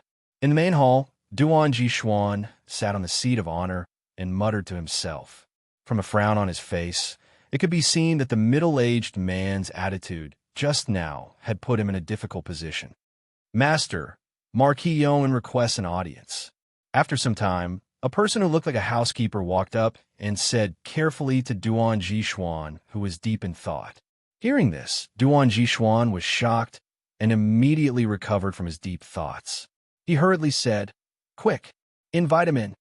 No matter what others thought, Duan Jishuan admired Li Zishuan. That was why he spoke up for Li Zishuan just now. "Yes, master," the housekeeper replied, and cupped his hands and prepared to leave. Unexpectedly, Duan Jishuan waved his hand and said, "Wait, it is better for me to go out and welcome him personally. In the future, when Marquis Yoan and comes do not report, invite him directly to the side hall. If I am not in the mansion, immediately send someone to report to the army camp." "I understand." The steward hurriedly complied, but in his heart, he was astonished at the importance his master placed on Li Zishuan, this new noble of the imperial court. Marquis Yoan, Anne's presence brings light to my humble abode. The servants are not sensible. Marquis Yoan, please don't blame them." Arriving at the entrance of the mansion, Duan Jishuan walked towards Li Zishuan with a face full of enthusiasm and said with a smile. Li Zishuan cupped his hands and returned the greeting. He smiled and said, "General Duan must be joking. I came uninvited. I hope General Duan will not take offense." Speaking of which, before this, he did not know where Duan Jishuan lived. This was only when he went to the academy to ask Chung Chumo in the afternoon. This cannot be blamed on him. The main reason was that he was not in the imperial court for many years. He only knew the names of many officials. As for where they lived, he most likely did not know. This Duke Fan mansion was not big, let alone grand. It looked about the same as Li Zishuan's mansion in Yongla District. However, this also showed that Duan Jishuan was a low-key person who did not like to be extravagant. At this moment, Duan Jishuan waved his hand and said, "Ha! Marquis Yoan, what are you saying? Before long, you and I will be colleagues. Aren't you treating me as an outsider? Come. Let's talk inside. Housekeeper, quickly get someone to serve tea." Under Duan Jishuan's beckoning, Li Zishuan came to the front hall of the Duan mansion. It was also the place where Duan Jishuan and the other middle-aged man had an argument. After a brief exchange of greetings, the servants of the Duan mansion brought a pot of hot tea. After pouring a cup for Li Zishuan and Duan Jishuan, they left. "Oh, this is divine tea." Li Zishuan was not interested in other people's tea. However, after smelling the tea fragrance in the air, he could not help but exclaim, "Huh, this is something that I asked someone to buy from Lantian County." Speaking of this Duan has to say that Marquis Yong is too stingy. You actually only sell the good stuff in Lantian County. Chong and City either doesn't have it, or the supply is very small. You've almost driven the high officials and dignitaries of Chong and City crazy. Duan Jishuan said half-jokingly. Li Zishuan cupped his hands and said, "General Duan is right. This junior will take note in the future. However, this junior has something to ask of General Duan today." Duan Jishuan perked up and said, "Please speak, Marquis Yong in." Li Zishuan replied, "Here's the thing. The workshop at Chitu Pavilion is currently working hard to create armor for the Black Armored Army. However, in order to maximize the effectiveness of the new armor, it has to fit the soldiers' bodies. Therefore, I would like to send some tailors to the Black Armored Army's camp to measure the soldiers' bodies. I hope that General Duan can accommodate us." Duan Jishuan could not help but narrow his eyes. After a moment of silence, he said, "So that's the case. However, the Black Armored Army camp is a restricted area. Ordinary people are not allowed to enter. How about this? I will instruct the generals of each camp to measure the height and weight of the soldiers and pass the results to you. How about that?" Li Zishuan did not suspect anything when he heard that. He nodded and said, "Sure. I will write down the measurements on a piece of paper. General Duan, you can ask the soldiers to fill in the data when the time comes." No problem." Duan Jishuan nodded and ordered someone to get a pen and paper. After a while, Li Zishuan picked up the pen, and a line of small words appeared on the paper. Duan Jishuan took a closer look and could not help but exclaim, "Height, weight, shoulder width, waist circumference, waist circumference, waist circumference. This needs to be measured for so many things?" Li Zishuan smiled and said, "That's natural. This is also to ensure that the plate armor made will fit the soldiers' bodies better. Otherwise, the plate armor will affect the soldiers' movements on the battlefield." Duan Jishuan nodded thoughtfully. After a while, he frowned and asked, "Although this makes sense, won't this affect the speed of your workshop's craftsmen?" Li Zishuan shook his head. "There will definitely be an impact. However, it's not impossible to overcome it. Don't worry, General Duan. The interesting pavilion workshop is already producing the armor at full capacity. It is estimated that within 2 months, they will be able to produce 5,000 sets of armor, vanadium steel horse lances, vanadium steel horse armor, and horseshoes. 2 months? So fast?" When Duan Jishuan heard this, he couldn't help but exclaim, "Although this Duan has never forged armor before, I have heard people say that a skilled craftsman would need at least 3 days to forge a set of radiant armor. The structure of the armor is more complicated than the Mingguang armor. It is amazing that your workshop can make 5,000 sets in 2 months." Li Zishuan heaved a sigh of relief when he heard Duan Jishuan say so fast and not so slow. Then he said half-jokingly, "As long as General Duan doesn't think it's too slow. In truth, this is the normal speed of the Oddity Pavilion's workshop. We have the most advanced equipment, the best technology, and the best craftsmen, so we naturally have the fastest speed and the highest quality.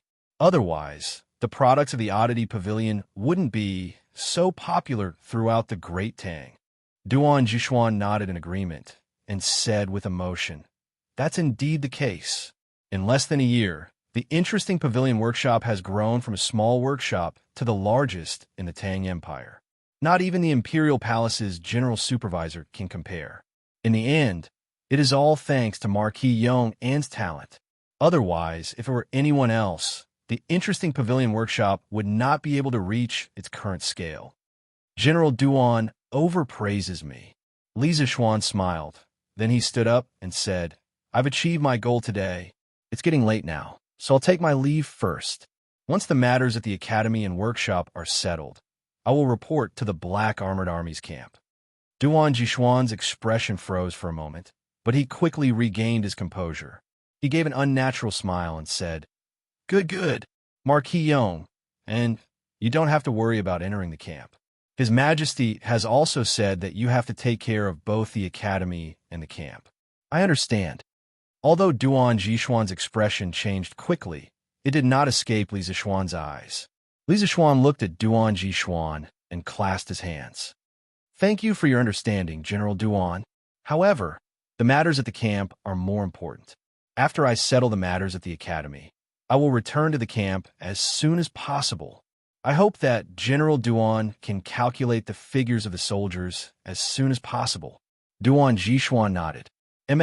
I will arrange for someone to do it as soon as possible." Li Zishuan clasped his hands and took his leave. "Your Highness, the project from last month have been sorted out. Our bank made a total profit of 35,800 Tang Yuan. After deducting the costs, we made a net profit of 31,400 Tang Yuan. Lantian District, Yinwang Bank, Back Hall." A middle-aged scholar held a thick account book and bowed to Li Ku. Back then, Li Zishuan gave Li Ku's special treatment and imparted some advanced financial knowledge to Li Ku. Then, he arranged for Li Ku to go to the Yinhuang Bank in Lantian County to gain experience. After all, knowledge on paper is shallow, but experience is necessary. Only through practice would Li Ku understand the true way of the economy. Thank you for your trouble, Mr. Song." Li Ku nodded. Then he stood up and walked to Mr. Song. He stretched out his hand and said, "Let me see the account book." "Yes, Your Highness." Mr. Song's body trembled inexplicably, but he quickly returned to normal. After hesitating for a moment, he handed the account book to Li Ku. Li Ku took the account book, turned around, and returned to the desk. He flipped through it in front of Mr. Song. The accounts of Yinhuang Bank were recorded using the double-entry bookkeeping method invented by Li Zishuan. It was very clear. In addition, Li Ku was very talented in mathematics and was very sensitive to numbers. Therefore, when he flipped through the account book, he could read 10 lines at a glance. Mr. Song, why is there no record of the payment of 500 Tang Yuan on the 15th of April? Also, on the 20th of April, 300 Tang Yuan, and on the 28th of April, 700 Tang Yuan. Where did all this money go? After a moment, Li Ku frowned and said with an unpleasant expression, Chapter 1451. Your Highness, this Lantian County, Back Hall of the Yinhuang Bank. Faced with Li Ku's questioning, Mr. Song's face turned red. He wanted to explain, but in the end, he swallowed the words that were about to come out of his mouth. His surname was Song, and his name was Siming. He could be considered as Li Ku's #1 accountant. Seeing this, Li Ku walked in front of Song Siming and said with a gloomy face, Mr. Song, you should know better than anyone that this Yinhuang Bank does not belong to me, Li Ku.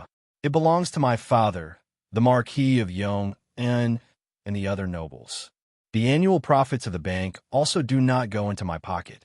Last month's profits were reduced by a total of 1,500 Tang Yuan. How do you want me to explain this to my father?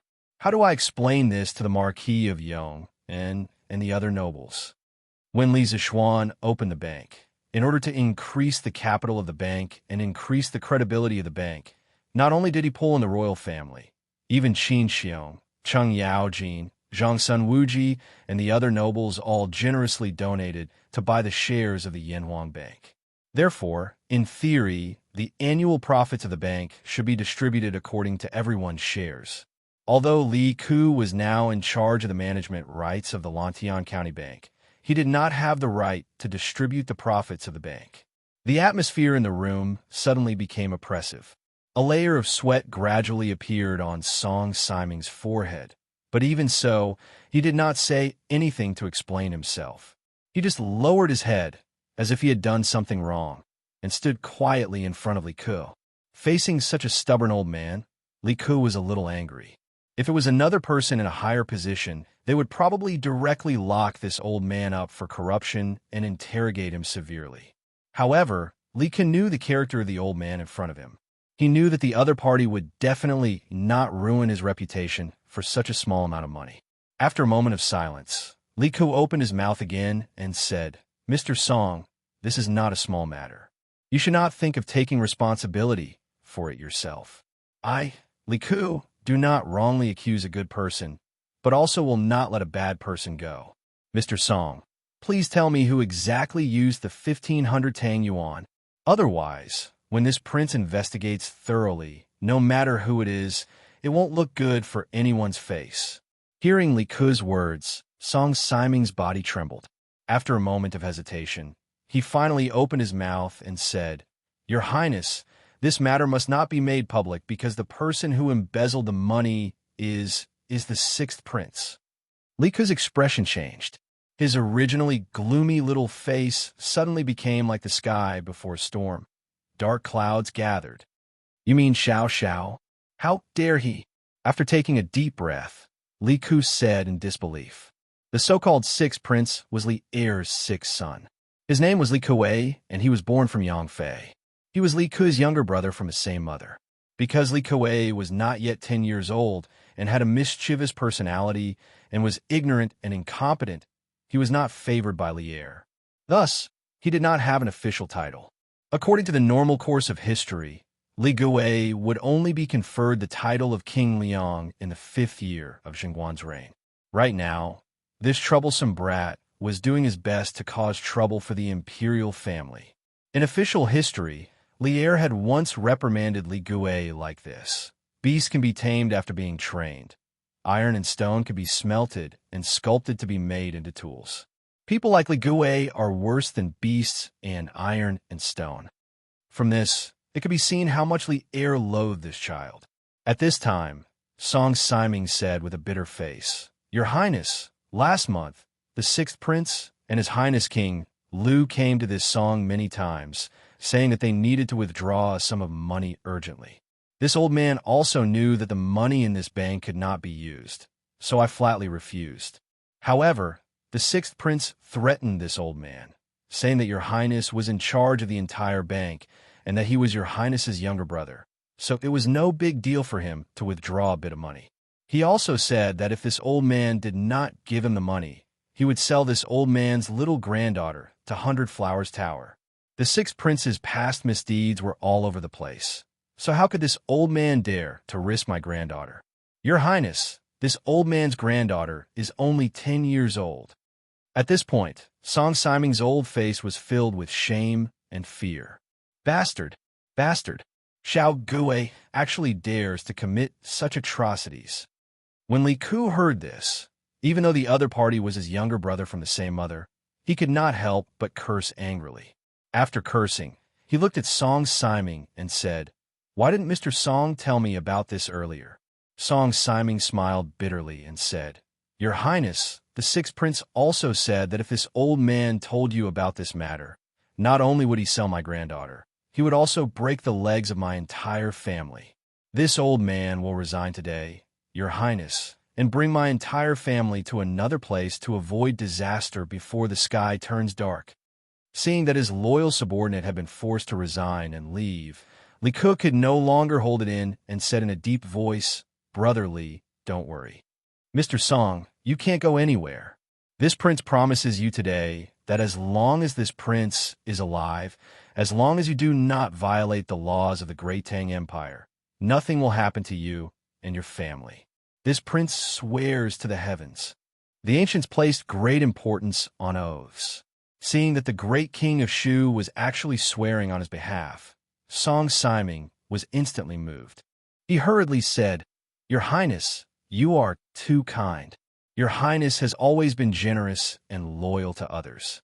This old man naturally believes in Your Highness." Only then was Li Ke relieved. He nodded, then turned and shouted outside the door, "Guards, go and capture this prince's disappointing younger brother." He used the word capture and not invite or bring.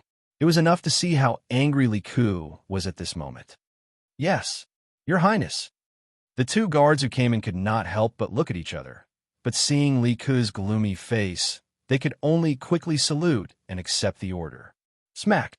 Bang, bang, bang. At this moment, the sound of a flower pot falling to the ground came from the courtyard outside the house, followed by a series of hurried footsteps that gradually faded away. Li Ke frowned and said to the two guards, "Quickly go and see what's going on outside." Yes. The two quickly walked out of the room. A moment later, "How dare you? Let go of this prince. Quickly let go of this prince. Otherwise, this prince will kill your entire family. This matter has nothing to do with this prince. If you want to capture someone, capture Li Ke. Why are you capturing me? Quickly let go. Otherwise, do you believe that this prince will not let you see tomorrow's sun?" Amidst the commotion, two of Li Ke's guards walked in, with two teenagers in tow. "Your Highness, the commotion outside the house just now was caused by the sixth prince and Prince Lu. They should have just arrived at the bank." One of the guards put down Li Ke and saluted Li Ke. Speaking of which, these two children were unlucky. They had planned to use the same trick today and come to the bank to extort a sum of money from Song Siming. They did not expect to see Li Ke lecturing Song Siming when they arrived at the bank. It was fine if he was lecturing Song Siming, but the content of the lecture just so happened to include them. After eavesdropping for a while, they saw that the situation was not good and immediately fled. However, when the Yuanchang turned around, he accidentally knocked over a flower pot beside him, which alerted Li Ke inside the house. Li Ke's gaze was gloomy. He nodded at the two guards and said, Both of you can leave first." "Yes, sir." The more one knew about the imperial family's matters, the faster one would die. The two guards had no intention of listening in at all. When they heard that, they hurriedly left as if they had been pardoned. Third brother." After the two guards left the room, Li Ke hesitated for a moment, raised his head, and looked at Li Ke fearfully as he spoke weakly. Although he was usually quite a scoundrel and often relied on his father as the emperor to cause trouble everywhere, he was not afraid of anything. However, as the saying goes, everything has its vanquisher. Li Ke was still quite afraid of this elder brother of his who shared the same mother. Li Yuanchang stood there calmly and did not say anything. According to seniority, he was Li Ke and Li Ke's imperial uncle, so he was not afraid of Li Ke. Li Ke stared at his younger brother from the same mother without saying a word.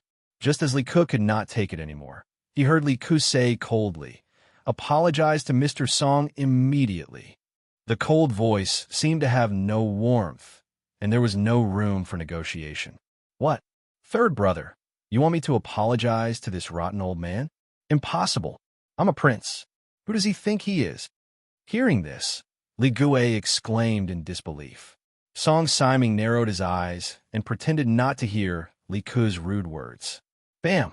However, Li Ke could not pretend not to hear. He slammed the table angrily and stood up. "Bastard! Shut up! How did Imperial Father teach us? He taught us to be benevolent, humble, kind, and gentle. Look at you now. Are you any different from those hooligans on the streets? Hurry up and apologize to Mr. Song, or I will return to the palace today and report everything you did to Father. We'll see how Father will punish you then." "Hey, don't. Third brother, please don't tell Father. Apologize. I will apologize to Mr. Song right now." When Li Ke heard this, he immediately panicked and said hurriedly, the person he feared the most in this world, other than Li Ke, was Li Er. Li Er was an emperor on horseback. He had been on the battlefield and killed people before. If Li Ke made a mistake, Li Er did not even need to lift a finger. He just needed to glare at him coldly, and Li Ke would not be able to take it. Therefore, when he heard that Li Ke wanted to report the matter to Li Er, this little bastard immediately gave in. "Your Highness, I am just a commoner. How can I accept the sixth prince's apology? Please take back your order, Your Highness." Song Siming cupped his fists and said to Li Ke, "Umph, old man, at least you know what's good for you." Before Li Ke could say anything, Li Ke could not help but whisper. Although his voice was soft, Li Ke, who had sharp ears, heard it clearly. Li Ke said with a livid expression, "Li Ke, Mr. Song is my right-hand man. If you dare to disrespect him again, don't blame me for not acknowledging you as my younger brother." These words were a little harsh. As a princess of the previous dynasty, Yang Fei's status in the palace was already awkward. Li Ke usually did whatever he wanted outside, because he had a brother who was favored by Lier. Third brother, please calm down. I know my mistake. Li Ke hurriedly begged for mercy. When he saw that Li Ke was unmoved, he quickly bowed to Song Siming and said, Mr. Song, I'm sorry. I have offended you in the past. Please forgive me, Mr. Song. Li Yuanchang, who was standing at the side, revealed a surprised expression when he saw Li Yu admit defeat. Song Siming only wanted his family to be safe. He did not have the guts to be angry with Li Ke. Before Li Ke could bow, he had already reached out to support Li Ke. Your Highness, please don't. Please don't. This old man can't bear it. Ha! I've already apologized and watched the show. Little Ke, your uncle still has some things to do in the palace. I'll take my leave first. Li Ke's problem was temporarily resolved. Li Yuanchang knew that Li Ke might turn to him next, so he hurriedly wanted to leave. Uncle, please wait, Li Ke hurriedly said. Although the young man in front of him was born in the same year as him, there was still seniority. No matter what, he had to call him uncle. This was not a rule that could be messed up in any dynasty. What? Little Ke, do you also want me to apologize to this old man? Li Yuanchang stopped and looked at Li Ke with a mischievous expression. This little rascal was basically the same kind of trash as Li Ke. From the words he said, it was obvious that he was worse than Li Ke. Li Ke shook his head and said, Uncle, you worry too much. Ke just wants to ask, where did you and Little Ke use the 1,500 Tang Yuan that you and Little Ke transferred from the bank last month? Li Yuanchang and Li Ke looked at each other. Their expressions suddenly became a little unnatural. However, the unnatural expression on Li Yuanchang's face disappeared in an instant. He said as if nothing had happened, Hey, Little Ke, don't slander me and sully my innocence. What 1,500 Tang Yuan? Why don't I know about it? This matter should be done by Little Ke. If you want to ask him. What does it have to do with me? Being heartlessly betrayed by his own teammate, Li Ke's face turned pale. He looked at Li Yuanchang's side profile and said in disbelief, Uncle, you what? What? Did I say something wrong? Didn't you go to the bank last month to withdraw money from Mr. Song? Li Yuanchang stared and said.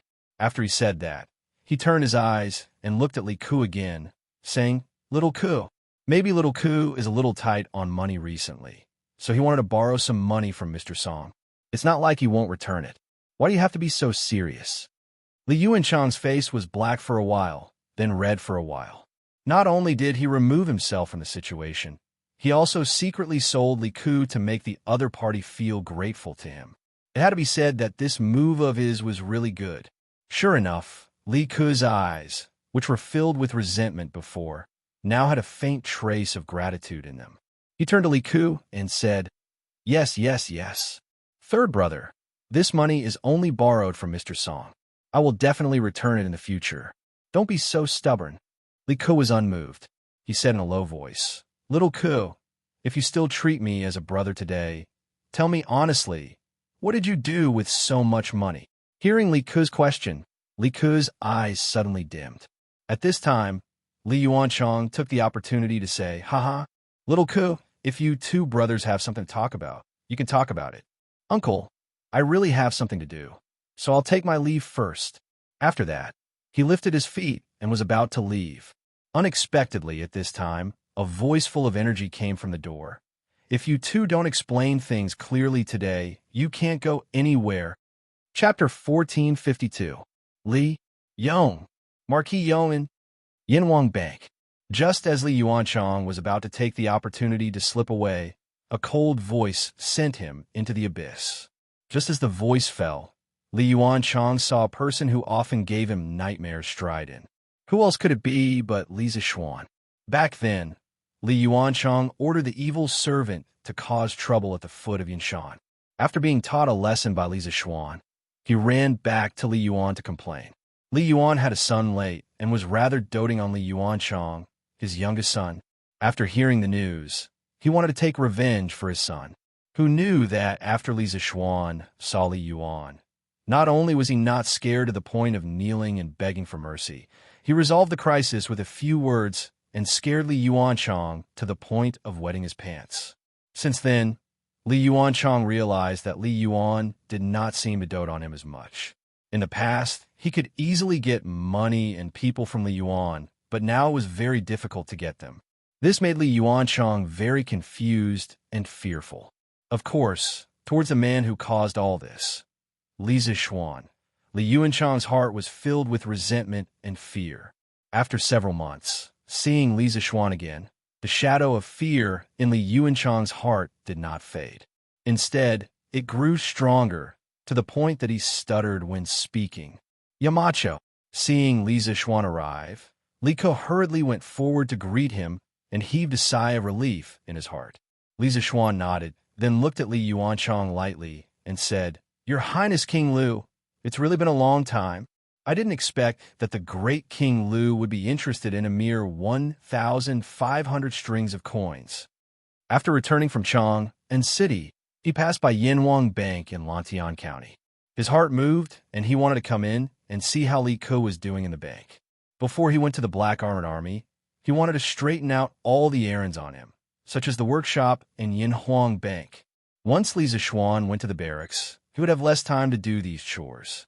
That was why Li Zixuan had been busy running around for the past few days. However, he did not expect that there would be a case of someone embezzling public funds in Yinhuang Bank. Moreover, the person who embezzled public funds was that little bastard Li Yuanchang. Li Ko could handle Li Go, but because of the difference in seniority, he couldn't handle Li Zixuan. Therefore, Li Zixuan stepped in.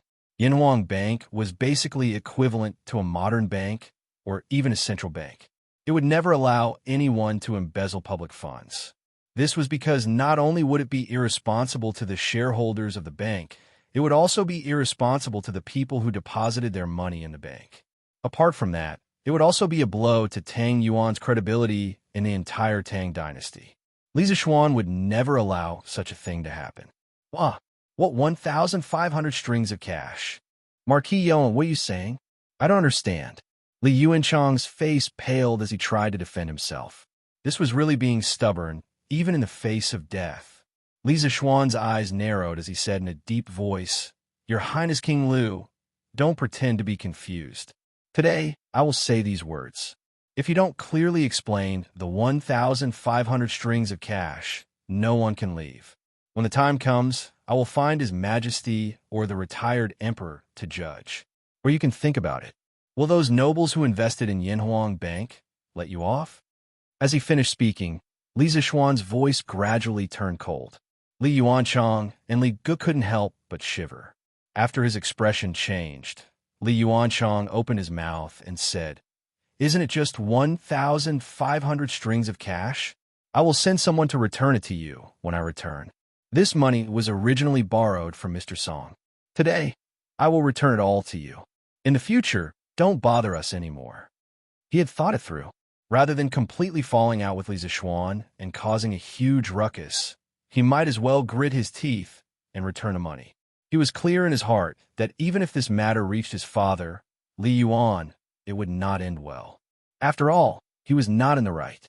Moreover, the shareholders of the Yinhuang Chamber of Commerce were all nobles of the imperial court. He had affected the interests of so many people. Li Er would not let him off. Li Zixuan nodded and said, "It is only right to repay debts.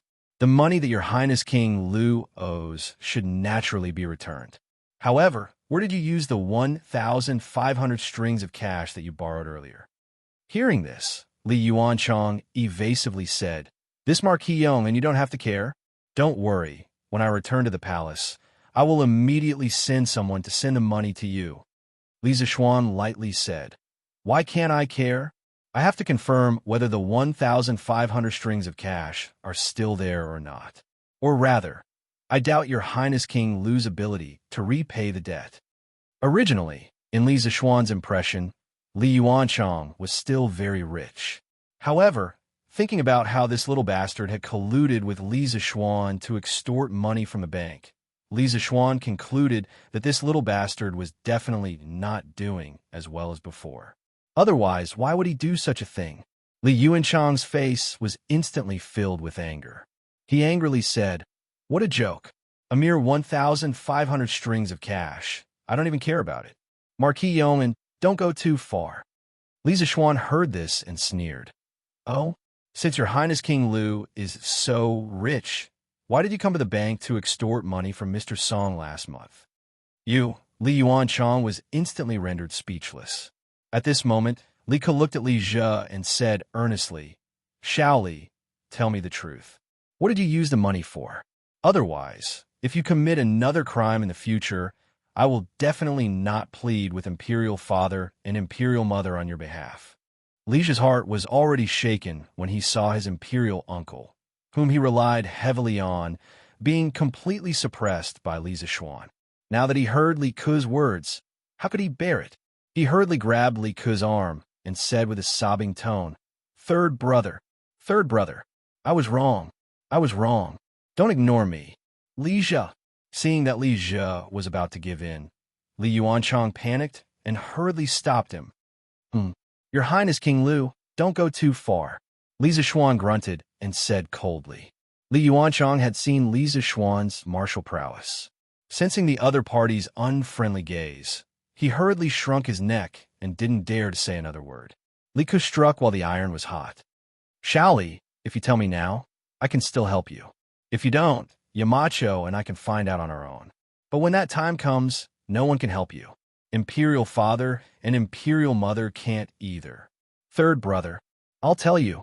Li Zhe suddenly panicked.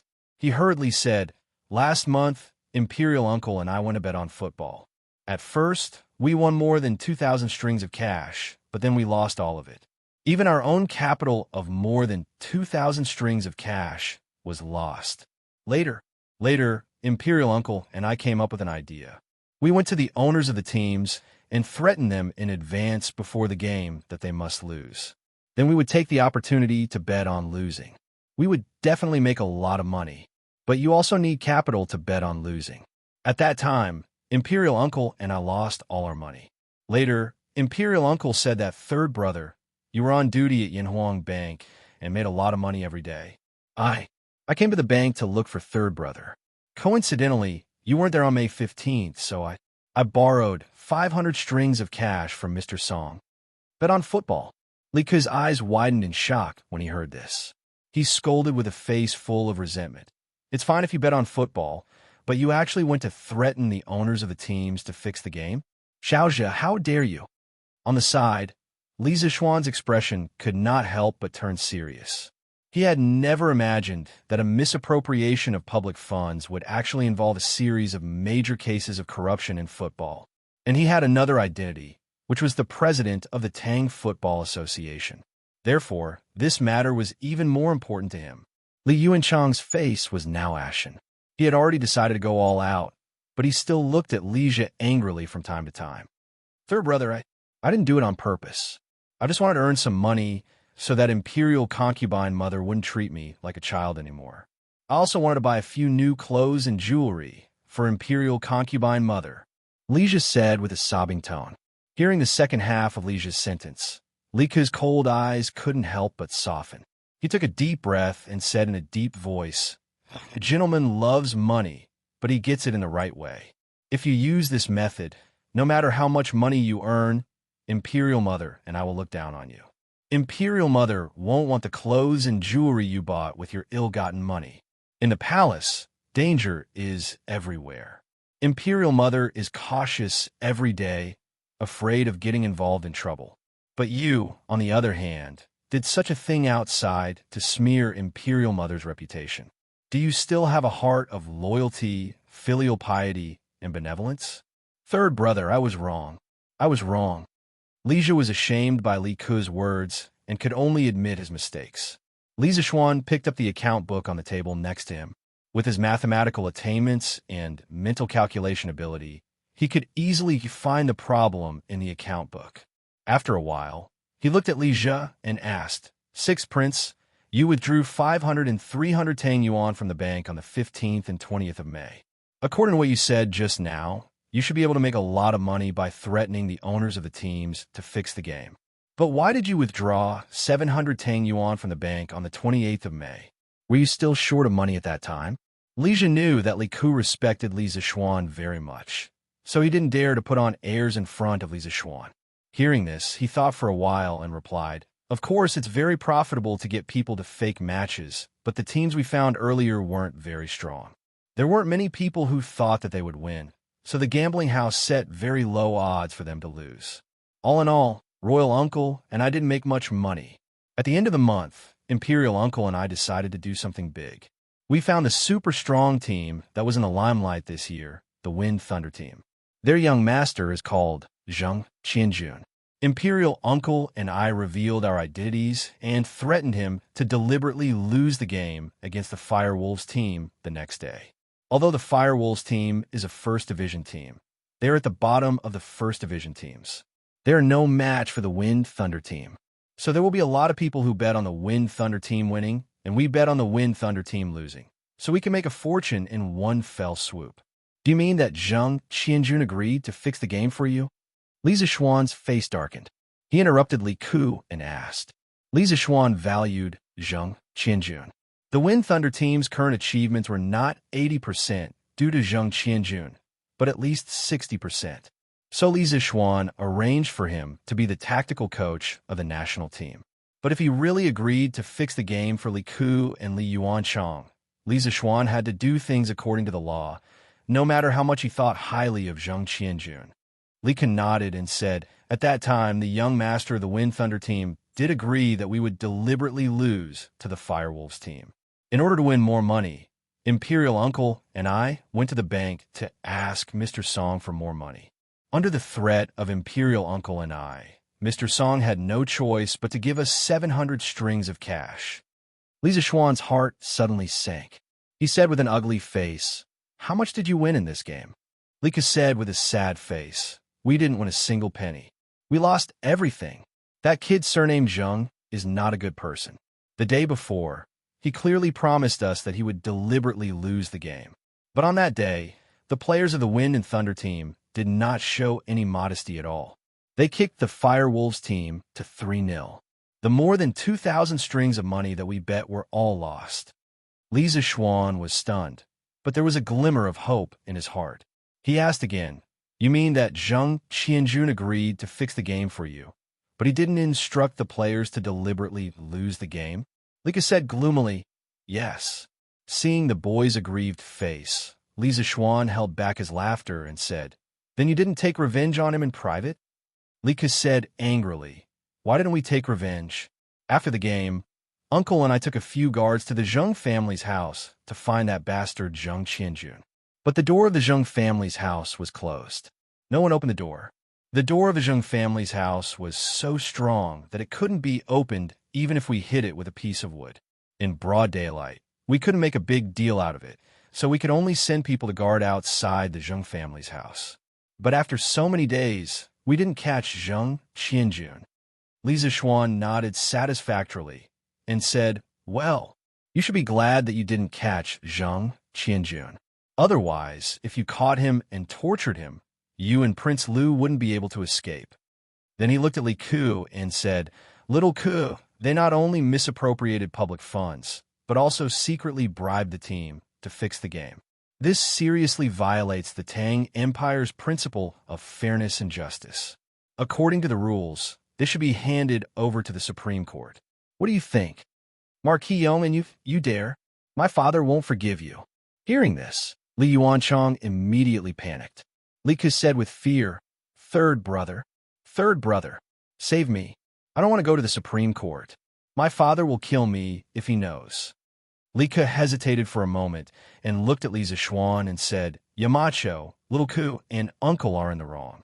But if this matter is brought to the Supreme Court, my father, can you hand them over to me? I will report to my father and punish them by grounding them in the palace to reflect on themselves." Li Zixuan pondered for a moment and nodded. "Okay, I will give you face today. But first, they have to pay for the money they misappropriated from the bank. Second, they have to give me the list of the teams that fixed the game. Third, they are forbidden to watch any game held by the Tang Empire's Football Association in the future." Chapter 1453. As early as when he promoted football, Li Zixuan expected that football betting would slowly rise along with football. Later, things did indeed develop in the direction he expected. Although he knew that football betting would harm people, it was a matter of mutual consent. He couldn't control it. To put it nicely, it was called a quiz. To put it bluntly, it was called gambling. However, although he couldn't control the people's football betting, he could control the teams that fixed the matches. When the Tang Football Association was first established, Li Zixuan said that any team or individual involved in fixing matches would forever be included in the Tang Football Association's blacklist. Players could no longer play football, team owners could no longer form teams, and people who bribed teams to fix matches would be banned from watching any football matches held by the Football Association. Serious cases would be directly handed over to the Supreme Court to deal with. Considering that Li Ku and Li Yuanchong didn't earn too much money because of this, instead, they lost everything, and that Li Ku was pleading for mercy. If this matter was brought to the Supreme Court, it would be very embarrassing for Li Er. Therefore, Li Zixuan finally handed these two little bastards over to Li Ku to deal with. Correspondingly, Li Ku also handed over the list of teams that were coerced by them to fix matches. Originally, there were a total of 4 teams. However, because the Wind and Thunder team put Li Ku and Li Yuanchong together, there were 3 teams that fixed matches: the Raging Bull team, the Cool Breeze team, and the Fire Phoenix team. Li Ku and Li Yuanchong were sent back to the palace. Now that things had developed to this point, it was impossible for Li Ku to help his brother hide it. Li Ku originally wanted to immediately enter the palace and report this matter to Li Zixuan, but Li Zixuan asked him to stay alone. "Little Ku, you should have been in the bank for 3 months, right? How do you feel? Did you encounter any problems?" Yinhuang Bank, back hall. At this time, only Li Zixuan and Li Ku were left. After the two of them sat down, Li Zixuan asked. Li Ku thought for a moment and replied, "I have been here for exactly 3 months. In the beginning, I was not familiar with many things in the bank. When I did things, I always felt that there were a lot of restrictions. After a period of time, I sorted out the affairs of the bank and did things much more smoothly. However, it's not that there are no problems." "Oh, tell me about it first," Li Zixuan said with a smile. Li Ku organized his words and opened his mouth. "I feel that there are too few people in the bank who know about the new mathematics and Yamacho's new accounting system. This will greatly affect the efficiency of the bank, and it is easy to make mistakes in the accounts. Once there is a mistake in the accounts, the loss will often be very big. So what I have done the most in the past 3 months is to check the accounts, but this is not a long-term solution.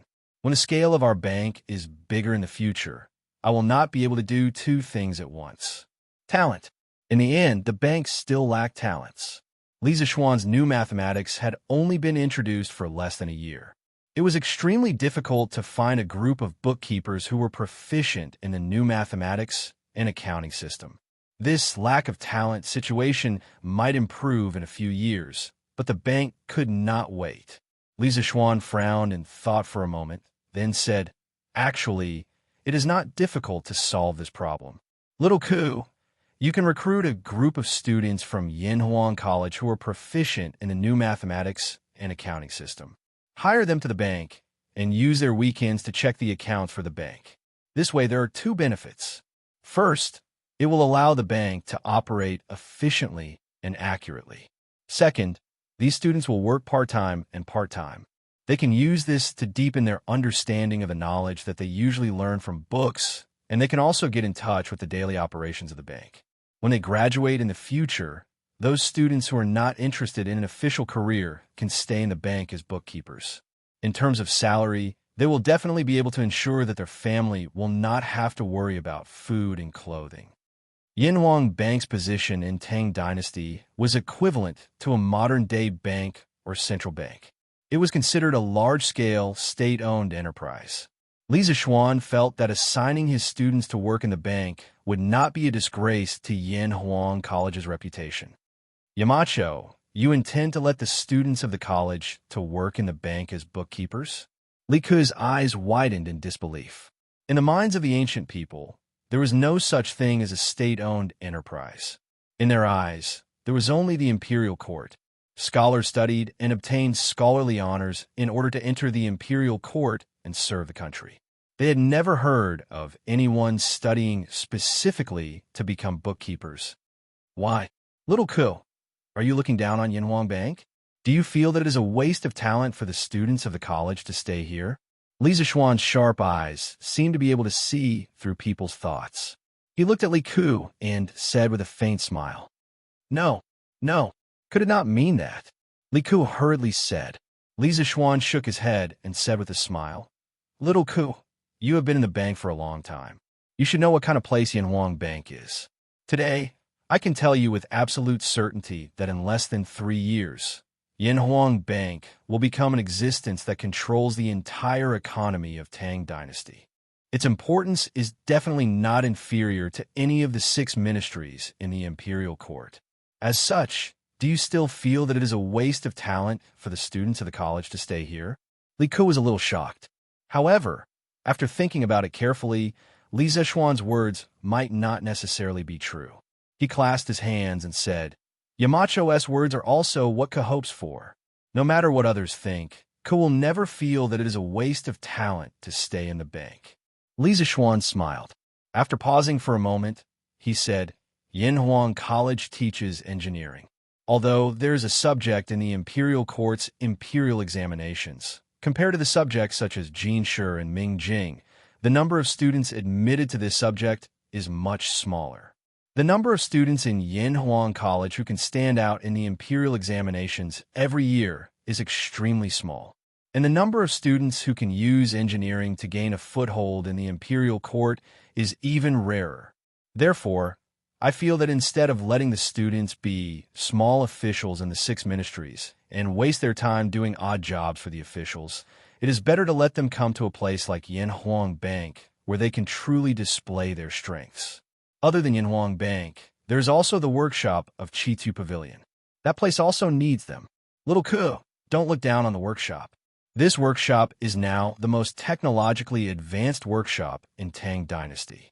With the revolution of energy and power machinery, the workshop of Chitu Pavilion will become more and more advanced, so advanced that it will surpass this era. The students of Yinhuang College can use what they have learned to create wealth here. Wealth that will allow them to live their lives without worry. Master's position today is mostly due to engineering. In the future, among these students, there might be hundreds and thousands of master, hundreds and thousands of marquis yeomen. The meaning of these words was very simple. That was, if the imperial court did not want too many engineering students, then he wanted them. He did not mind having too many. This was a plan that had been buried in Li Zishuan's heart for a long time. It was called the Great Lantian Plan. In his view, since the imperial examination system of this era was mainly based on Confucianism and the imperial court did not want so many engineering students, then he would bring this group of students to Lantian County and create a world that would surpass this era. In any case, he was now the lord of Lantian County. There were many vacant positions under him. He had the ability to give these engineering students generous treatment and high social status. Chapter 1454. Yamacho, now that Confucianism is in power, it is indeed difficult for engineering students to stand out. However, I am willing to help you. After listening to Li Zishuan's words, Li Ku was silent for a long time before he spoke. "Oh, how do you plan to help me?" Hearing this, Li Zishuan asked with a smile. Li Ku pursed his lips and said, "In a few years, I will be going to Shu. Shu has been isolated from the Central Plains for a long time, and the conditions there are very backward. It is in need of large-scale construction to improve the living conditions of the people. At that time, if there are students from the college who are willing to go to Shu to be officials, I will gladly accept them. I believe that with the ability of our college students, it will not be a problem for them to benefit the people." Li Zishuan glanced at Li Ku and laughed. "Ha ha, little Ku, you have seen Ku Shirqing's good deeds in Shu, so you want to recruit more students from the college to help you manage your fief, right?" Don't be fooled by Li Ku's dignified words, as if he was helping Li Zishuan share his burden. In fact, Li Ku's actions were snatching talent from Li Zishuan. However, Even though Li Zixuan knew Li Ke's true intentions, he was not angry. This was because the students of the college were free to choose where to develop in the future. Li Zixuan could not control them at all. If Li Ke had the ability to attract these talents to Shu, it could only be said that he was charismatic. Li Zixuan would not be angry about this. After being seen through by Li Zixuan, Li Ke was slightly embarrassed. He coughed dryly and said, "Ahem, nothing can be hidden from Yamacho's eyes. Actually, what I am thinking is that the Central Plains is deeply influenced by Confucianism. Even if the engineering students have made outstanding contributions, it will be difficult for them to compete with Confucianism that has been passed down for hundreds and thousands of years. But Sichuan is different. Since the Qin and Han dynasties, it has been isolated from the Central Plains and is less influenced by Confucianism. As long as Ku can lead the students of the academy and make Sichuan a prosperous place, engineering will be able to gain a foothold there. Maybe Ku can even open a school similar to Yanhuang College there. I hope Yamacho will agree." Li Zixuan couldn't help but laugh and said, "Little Ku, you're helping me spread the seeds and leaves. What reason do I have to disagree?" Pausing for a moment, he continued, "Just as you said, the study of engineering is indeed met with a lot of resistance in the current Great Tang, but I don't think this resistance is a problem. As more and more people realize that engineering can change the world, they will slowly accept it. Of course, if you want to develop engineering in Shu, it might not be a bad idea. This can also be considered as blossoming." Li Ke cupped his fists and said, "What Mr. said makes sense. Then from now on, Ku and Mr. will work together to develop our skills." In the past, Li Ke was repulsed by Sichuan.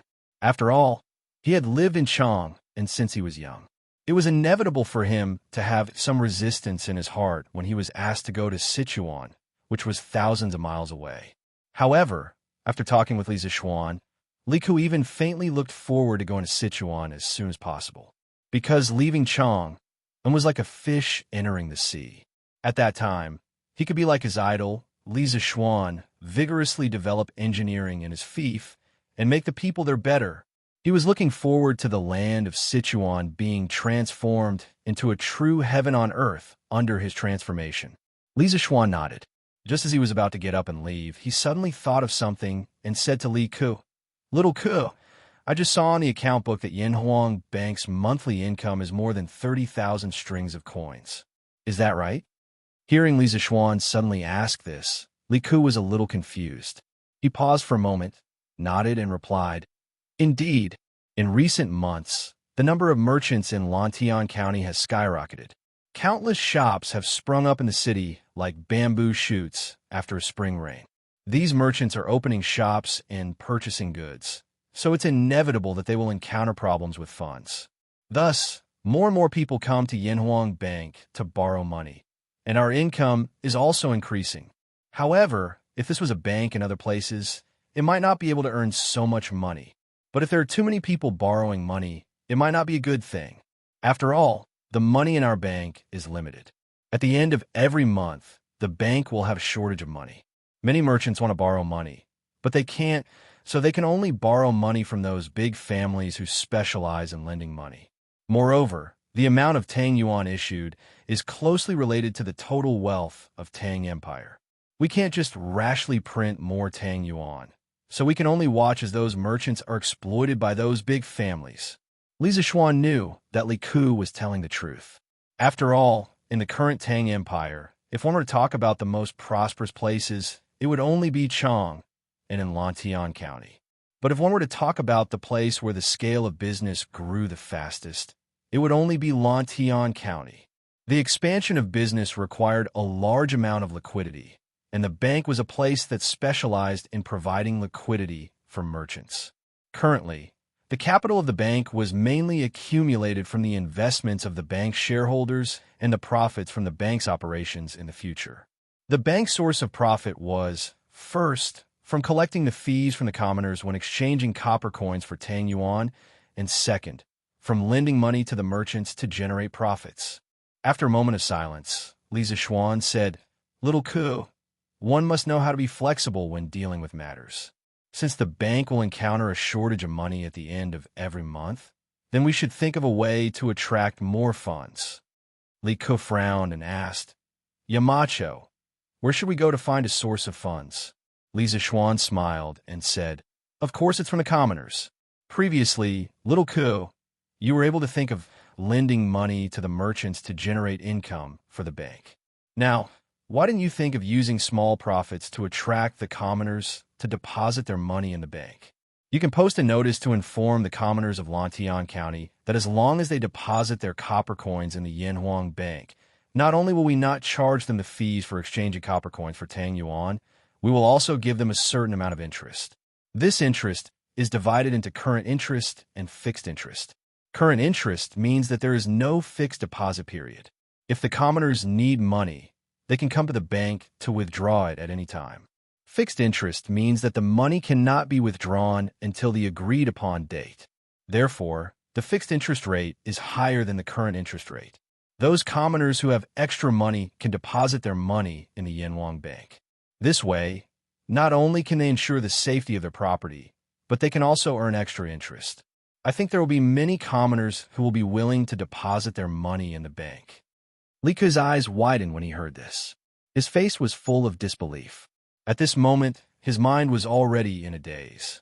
After a while, he finally regained his senses. He swallowed his saliva and asked, Mountain Elder, if we really release this notice, I can guarantee that our bank's doorstep will definitely be trampled down by the people who will flock to our bank. Are you sure we won't lose money like this? Lose money? If a bank can lose money, then there is no business in this world that can make money. Li Zishuan muttered in his heart. Then he smiled and said, whether we will lose money or not, it will depend on Xiao Ke's methods. I am only introducing you to a way to solve the problem. In this method, there is still a lot of room for manipulation. For example, the interest rate.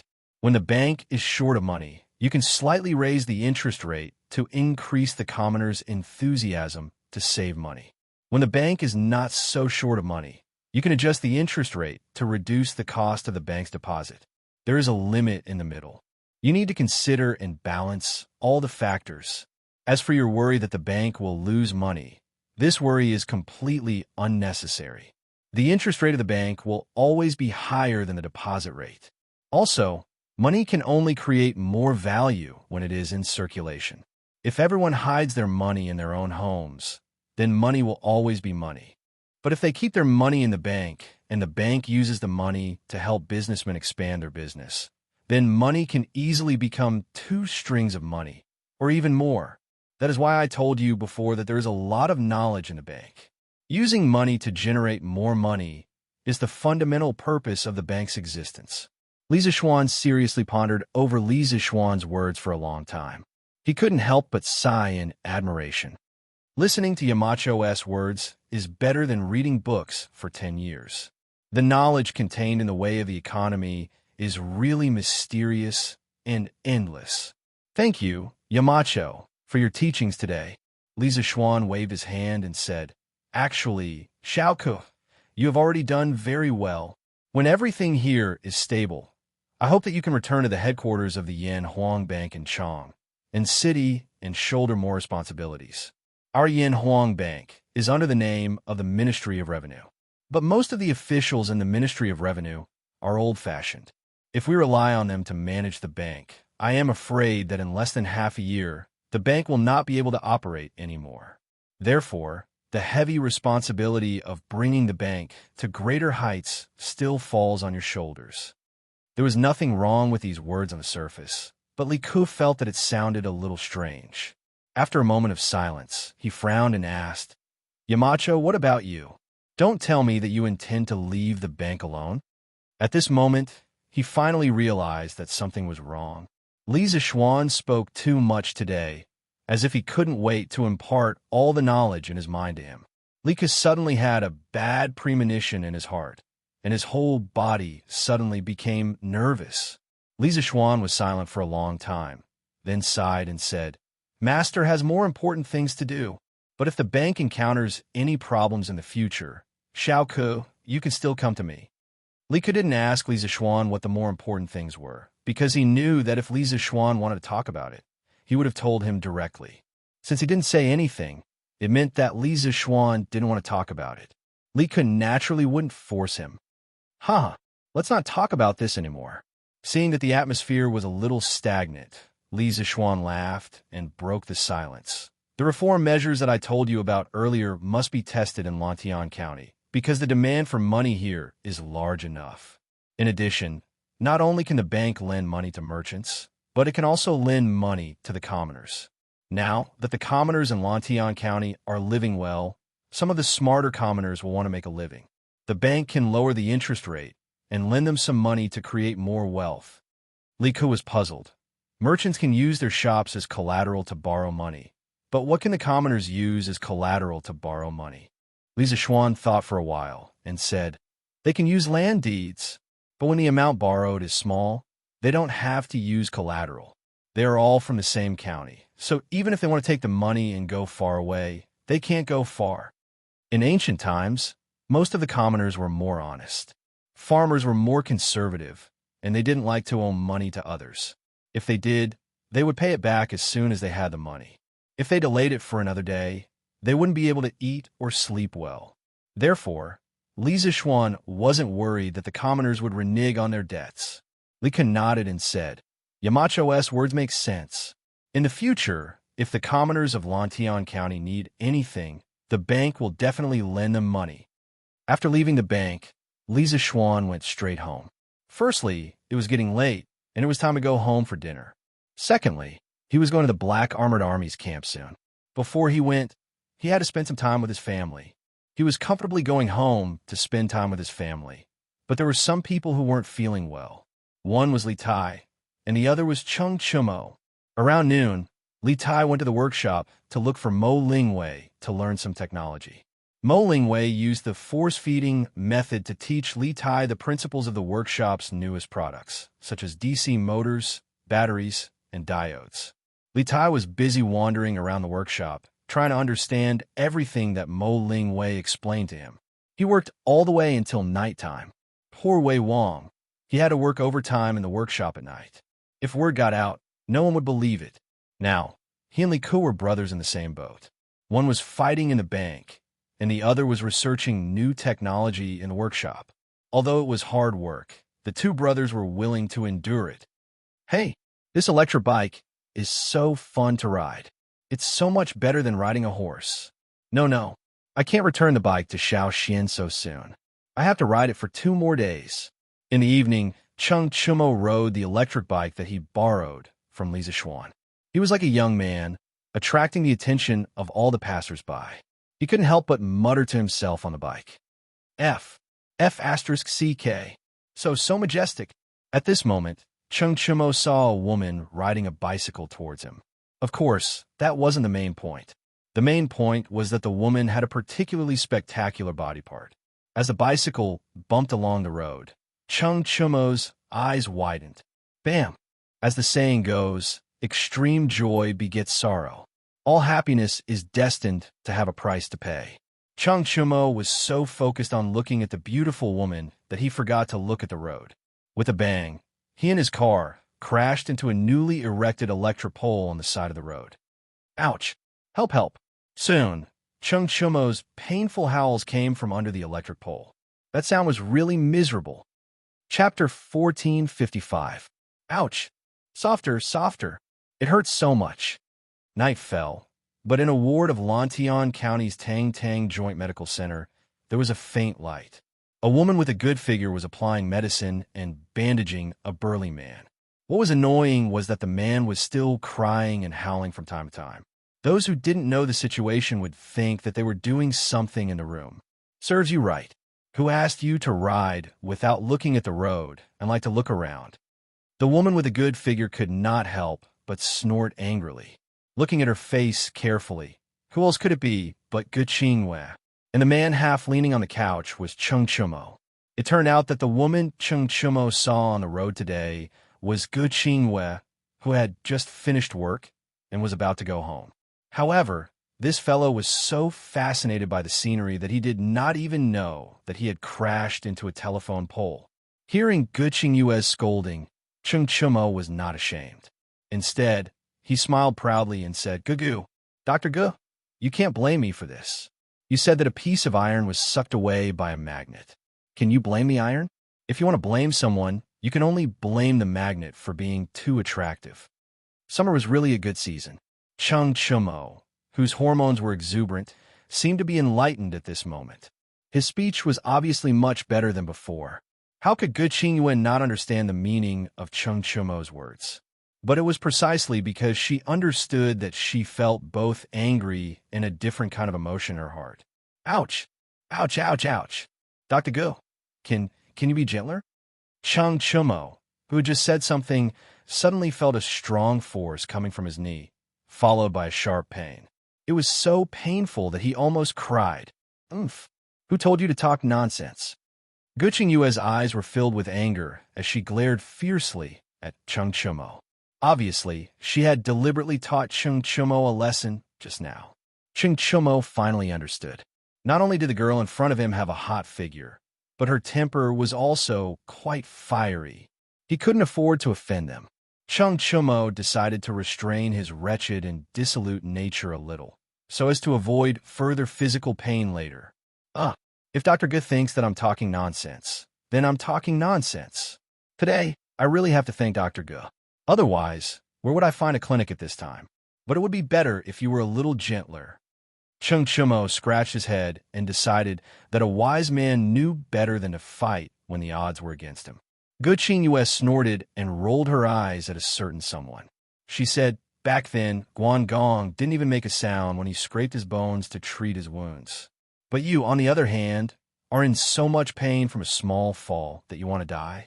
Are you still a man? F***CK. He could tolerate other things, but Chung Chumo could not tolerate it when it concerned his gender. Dr. Gu, what you said is wrong. Lord Guan was a peerless hero. Wasn't it natural for him to not be afraid of pain? It can't be that anyone who can't compare to Lord Guan isn't a man, right? Then you really won't be able to get married in the future.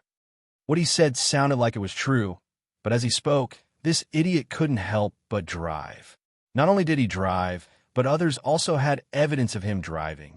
Although Gu Qingyue's personality was stronger than the average woman, she was still an unmarried girl.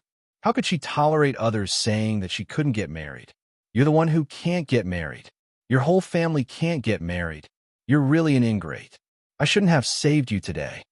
Gu Qingyue put her hands on her hips and scolded Chung Chumo fiercely. Chung Chumo shrunk his neck. Obviously, he didn't expect Gu Qingyue to have such a big reaction. He hurriedly said, Dr. Gu, calm down, calm down. I didn't say that you can't get married. I'm only saying that according to your standards, there aren't many men in this world, so you can't get married. But obviously, there can't be only a few men in this world, so it's impossible that you can't get married, right? Hearing Chung Chumo say you can't get married, Gu Qingyue was about to explode. When Chung Chumo finished speaking, she couldn't help but roar. You lecher, shut up. Get out. Get out now. Tang Alliance Medical Center doesn't welcome you. Hey, don't. I'm an injured person, and you're a doctor. Aren't doctors supposed to save the dying and heal the injured? How can you chase me out? Chung Chumo also realized that there was something wrong with what he said just now, and hurriedly tried to salvage the situation. Gu Qingyue just said it out of anger. She didn't really want to chase Chung Chumo out. After all, Chung Chumo was still injured. However, Chung Chumo's words just now were really too hateful. It was impossible for her to admit defeat now. Fine, you won't leave. I'll leave. Anyway, you've already applied medicine on your leg. You can rest here for a night, and you can walk tomorrow. After a moment of silence, Gu Qingyue said coldly. Chung Chumo was stunned. He thought to himself, didn't I say too much even if you can't get married? It was just a joke. Why do you have to overreact? He didn't know that his unintentional words had hit Gu Qingyue's soft spot, so Gu Qingyue had such a big reaction. Dr. Gu, wait. Seeing that Gu Qingyue was really going out, Chung Chumo hurriedly said, it's dark now. Wantian County and Chong and City are all under curfew. Where can you go? Besides, you're a girl. It's dangerous for you to go out alone so late at night. Hearing the faint concern in Chung Chumo's words, Gu Qingyue's ears turned red, and her expression was a little unnatural. After a moment, she snorted, "No matter how dangerous it is outside, it's still safer than here." Even a fool would be able to understand the deeper meaning of this sentence. After saying that, she walked directly out of the door. Chung Chumo was stunned and hurriedly said, "Hey, Dr. Go, wait. You stay, I'll go out." But at this time, Gu Qingwei had already left without looking back. How could he still see her? Chung Chumo was anxious. How could he bear to let a girl wander the streets in the middle of the night? So at this time, he didn't care about the injury on his knee. He directly jumped off the bed and limped out, shouting, "Dr. Go, wait. You stay in the room. I'll sleep in the hall of the medical hall." Ouch! Chung Chumo ran too fast and sprained his knee under the strenuous exercise, adding to his injury. His right knee instantly lost feeling, and he fell forward to the ground. Gu Qingwei, who was walking in front, heard the movement behind her and immediately stopped. She turned around, and a trace of panic flashed in her eyes. Then she hurriedly walked over to Chung Chumo. "Why do you have no sense of seriousness? You're clearly injured, but you still won't get off the bed and run out. Great. Your injury that could have been healed in 1 or 2 days will now need at least 7 or 8 days to recover." After helping Chung Chumo into the room and checking his injury, Gu Qingwei couldn't help but reprimand him. As a doctor, the most annoying thing was when the patient was disobedient and caused the patient's condition to worsen. Gu Qingwei was no exception. Chung Chumo grinned and said, "I'm worried that a girl like you will encounter bad people if you sleep on the streets at night. Let's say first you'll stay here in a while. I'll go downstairs to sleep in hall. It's hot now, so you don't have to worry that I'll catch a cold at night." "Who cares if you catch a cold at night?" Gu Qingwei rolled her eyes and grumbled in her heart, but she said, "Who told you that I'm going to sleep on the streets? Behind this joint medical center is the temporary residence of the doctors. I have to go back and rest, so I'll leave this place for you to stay." After saying that, Gu Qingwei waved her hand and left very suavely, leaving behind a stunned Chung Chumo. F*CK? There's a place for the doctors to stay in this joint medical center of Tang? Why haven't I heard of it? After sighing, Chung Chumo silently glanced at his sprained right leg and couldn't help but curl his lips. He probably felt that it wasn't worth it for this brother leg. Fell for nothing. This lecher, although he's a little perverted and his words are a little hateful, he can still be considered a gentleman who knows how to care for people. After talking for so long, I actually forgot to ask for his name. Pei. No, why do I need to know the name of this lecher? Gu Qingwei, who had always thought of herself as a strong woman, was inevitably confused tonight. The main reason was that Chung Chumo was different from the men that the matchmaker introduced to her in the past. She felt that Chung Chumo seemed to be more real. Whatever he was thinking in his heart, he would show it on his face. He was not like the young talents she had seen before. On the surface, they were all cultured and elegant, but behind their backs, they were all dirty and filthy. Although this little girl's temper is a little fiery and impatient, she's quite good at taking care of people, and she's also very good-looking. On the other side, Chung Chumo touched the bandage on his knee and whispered with a smile on his face. Previously, when he borrowed the car from Lisa Xuan, he had repeatedly assured that there wouldn't be any accidents. He didn't expect that in less than a day, he and the car would crash into an electric pole. Although the culprit was Gu Qingwei's beauty, it was still a collision. He just didn't expect Gu Qingwei to be a doctor, and a doctor of the Joint Medical Center of Tang at that. This was really a bit too much of a coincidence. Get up quickly. It's time to change your medicine. Early in the morning, the sky was just beginning to brighten.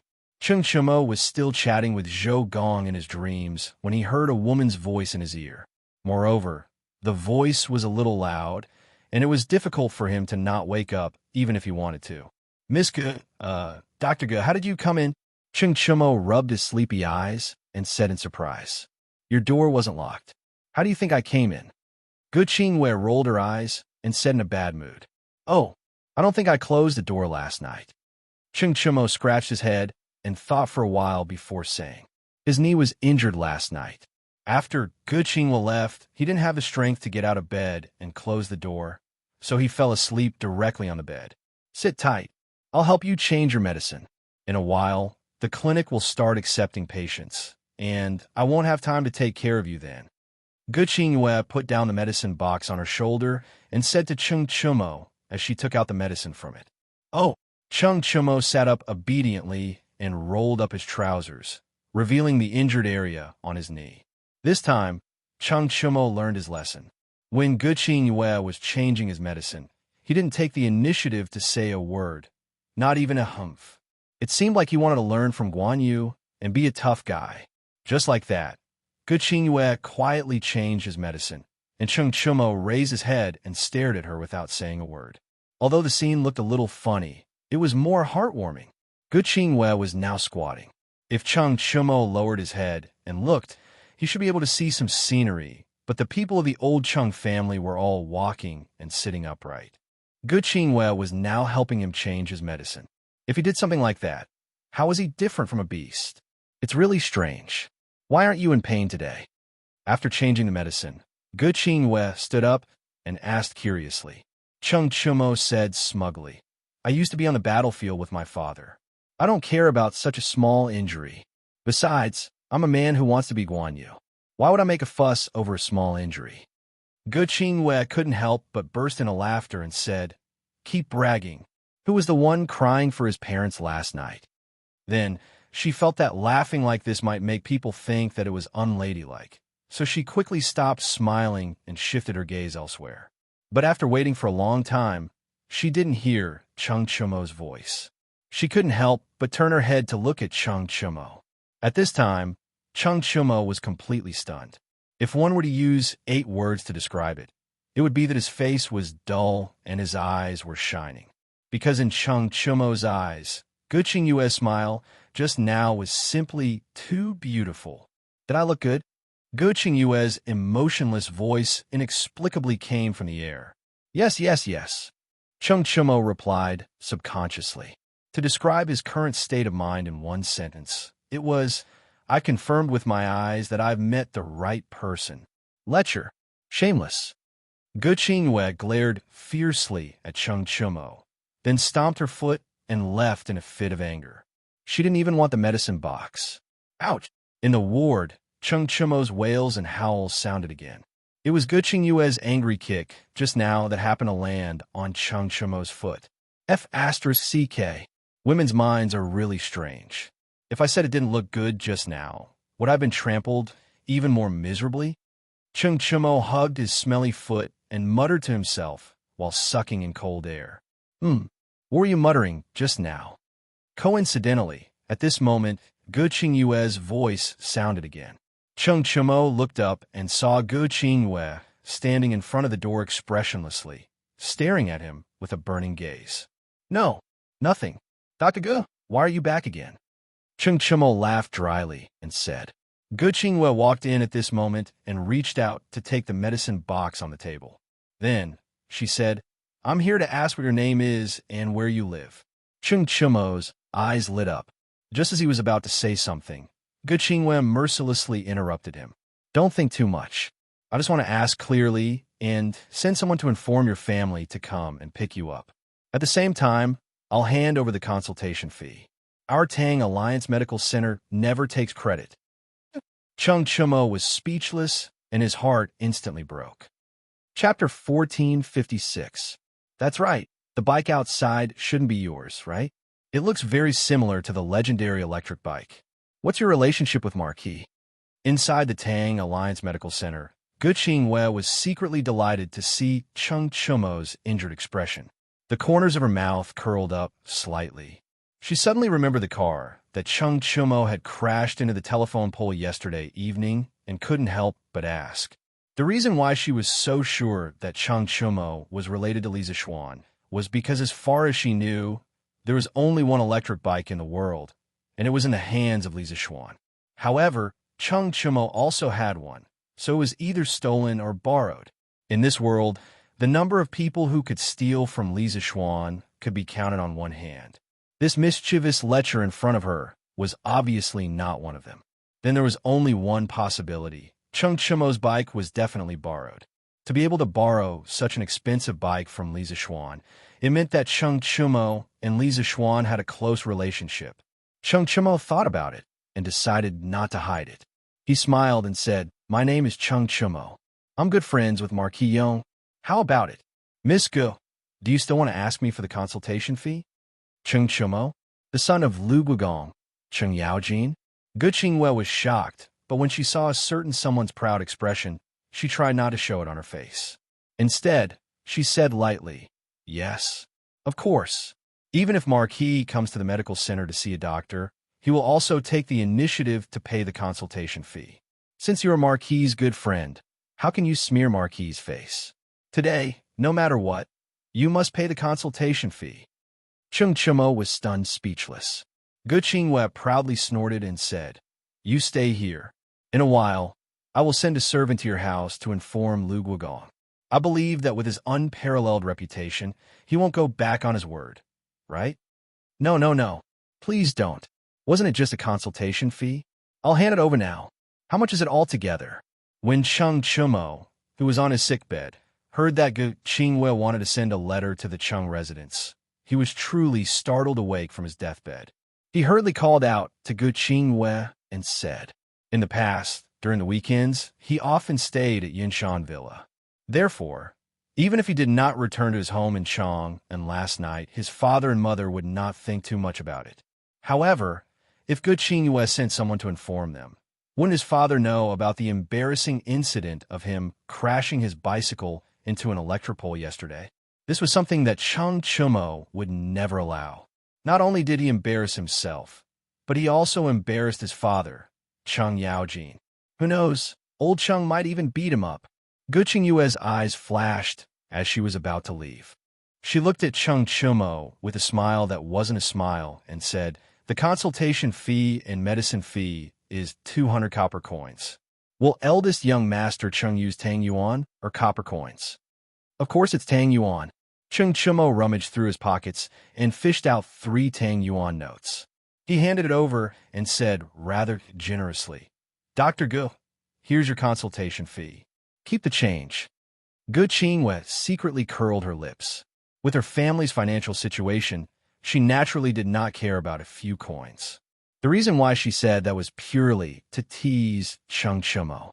"Then you stay here properly. Someone will deliver your meal and change your medicine in the afternoon.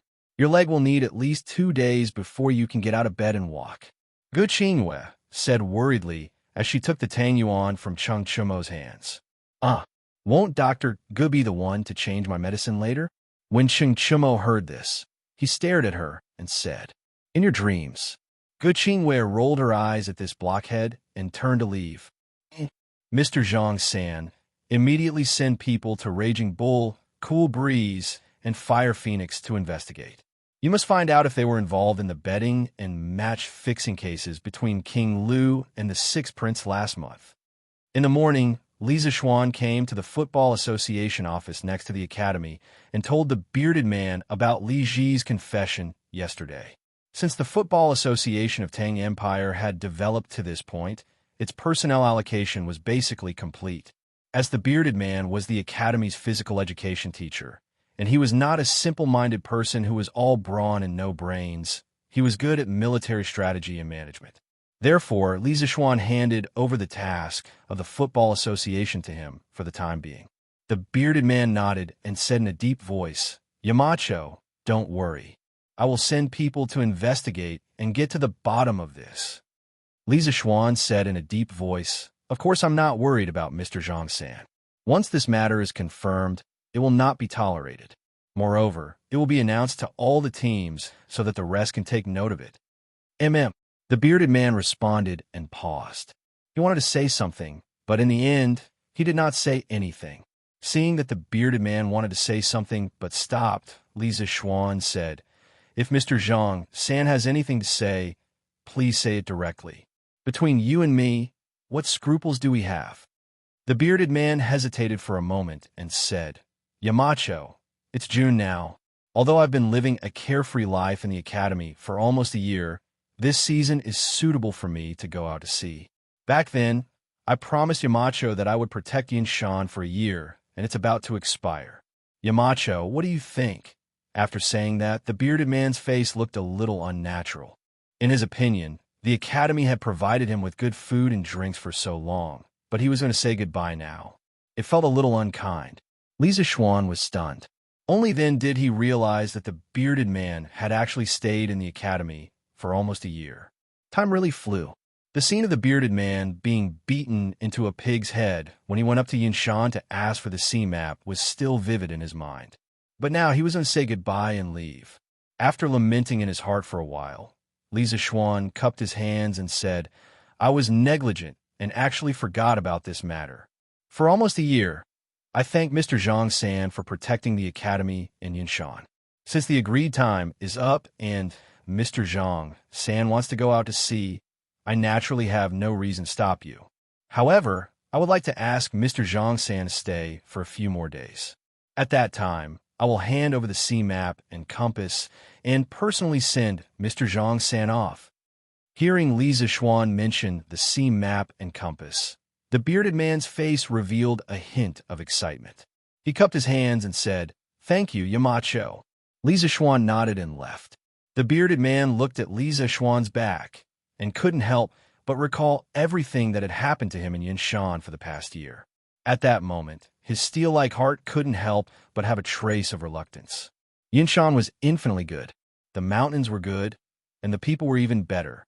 Unfortunately, the sea was the place that he, the bearded man, yearned for. Perhaps in the future, when he was old and couldn't run anymore, he could retire at Yinshan. The bearded man thought in his heart, "Marquis, there's news from the medical hall. They say that the eldest son of the Chung family got into an accident while riding his bicycle yesterday and was admitted to the medical hall." After exiting the academy, Pang Feiji walked over and whispered in Li Zixuan's ear, "Chung Chumo got into an accident?"